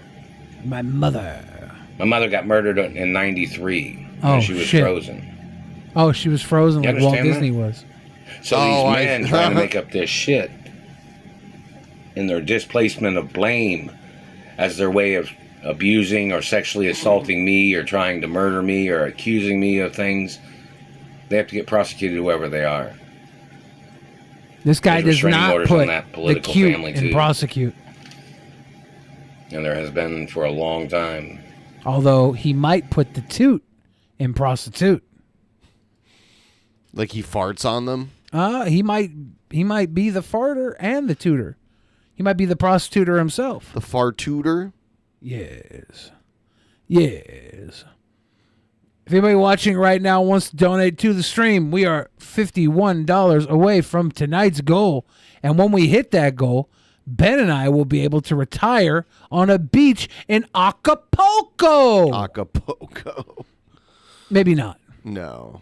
But I can at least go to sleep and dream that I'm in Acapulco or In something. Acapulco. And I'll be able to bounce up and down on my Acapulco stick. Acapulco? Yes, I invented it. It's like a pogo stick, except when you reach a certain height, your vision is the vision you'd see in Acapulco of the water. Wow. There's like a screen just at the maximum height of the pogo that makes you look into a vision that when you're up, you're in Acapulco. You see visions? It's the Acapulco stick. I was looking at some random bar because I was trying to remember exactly where it was, and I saw their food menu, and it looks pretty good. For a limited time, butter lettuce salad with bacon, tomatoes, cucumbers, onions, feta, white balsamic for $13. Add grilled shrimp, $10. Wow, that's a lot. Spicy chicken tinga tostada, refried beans, pico de gallo, cotija, lime crema, avocado tomatillo sauce, $19. Fried chicken dinner with mashed potatoes, warm roasted corn salsa, $21. Yeah. So yeah, it's what it is. They have shortcake on the menu. Yeah. They have a barbecue burger. They have crab nachos on the menu. That sounds good. If you want some crab nachos. Is that the yeah, that's part of the Sunday brunch, actually. Here at the Sunday brunch. Sunday brunch. Was that part of the Sunday brunch as well? The crab nachos? Yes. I think that first menu was the Sunday brunch. Nancy menu. Shrew says y'all read menus a lot. Welcome to the Fat Podcast. We're so fat, we have a podcast. We like food, and we eat it sometimes. Not all the time. I wish. I actually have, people are not going to know this, I have leftover Chipotle in my bag, which probably is not going to be good. But that won't stop me from eating it. Moo-hoo-ha-ha. A lot of people are saying the crab nachos sound pretty good. Yeah, that sounds good. I'm trying to think if I've ever had crab nachos. I'm not sure. I've had like crab mac and cheese before. Yeah, crab ravioli. Crab goes good with cheese. Crab rangoons is on a cream cheese. So it wouldn't be too bad to have a crab with cheese nacho. Yeah. Wouldn't be too far off from a crab rangoon, really. The nacho chip would replace the wonton.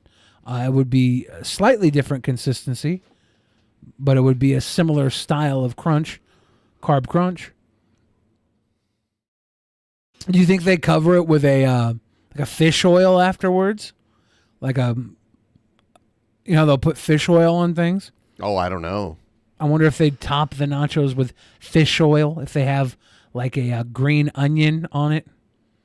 How they set them up. How they serve them. Yeah. Oh my God, dude. Woo. I took some of these Schedule 35s.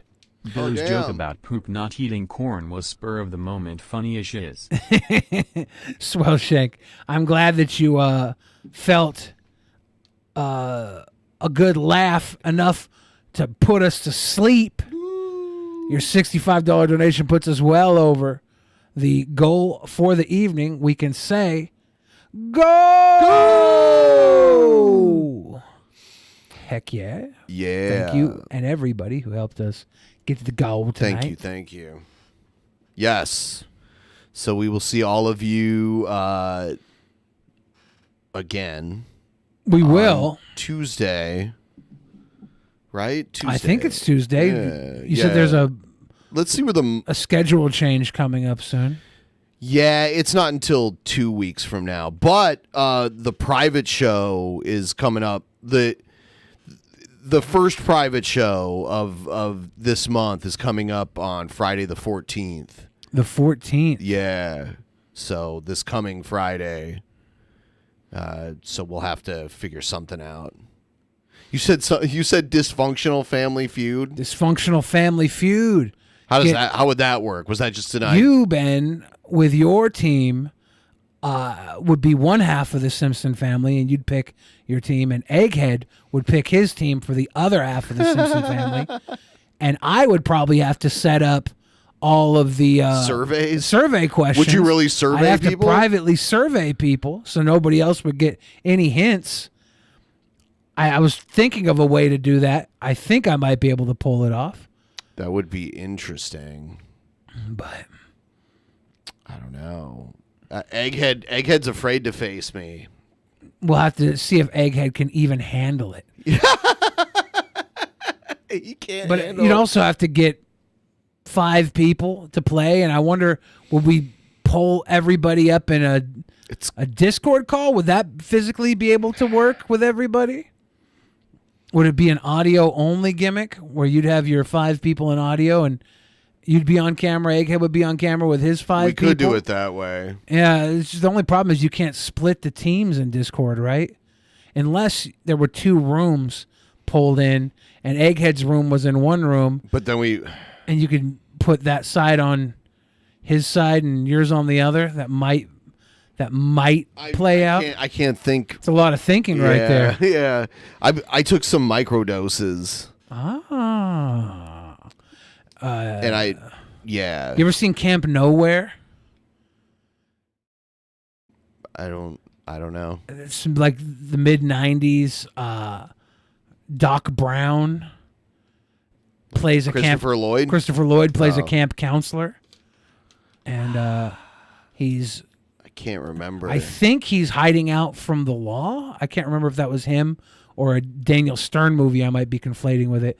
Anyway, Joe messaged me and said, do you want to watch Camp Nowhere tonight? So we might be watching Camp Nowhere. What year did it come out? Like in the 90s? I think it was like 93 or something, or 92, Damn. 94 maybe. Man, Christopher Lloyd was in the best Hulk Hogan movie, Suburban Commando. I was frozen today. It is the best Hogan movie. And Shelley Long, I think, too, right? Who was... Might have I been mean, her. not Shelley Long. Shelley Duvall is what I meant Was to it say. Shelley Duvall in it? Let me see.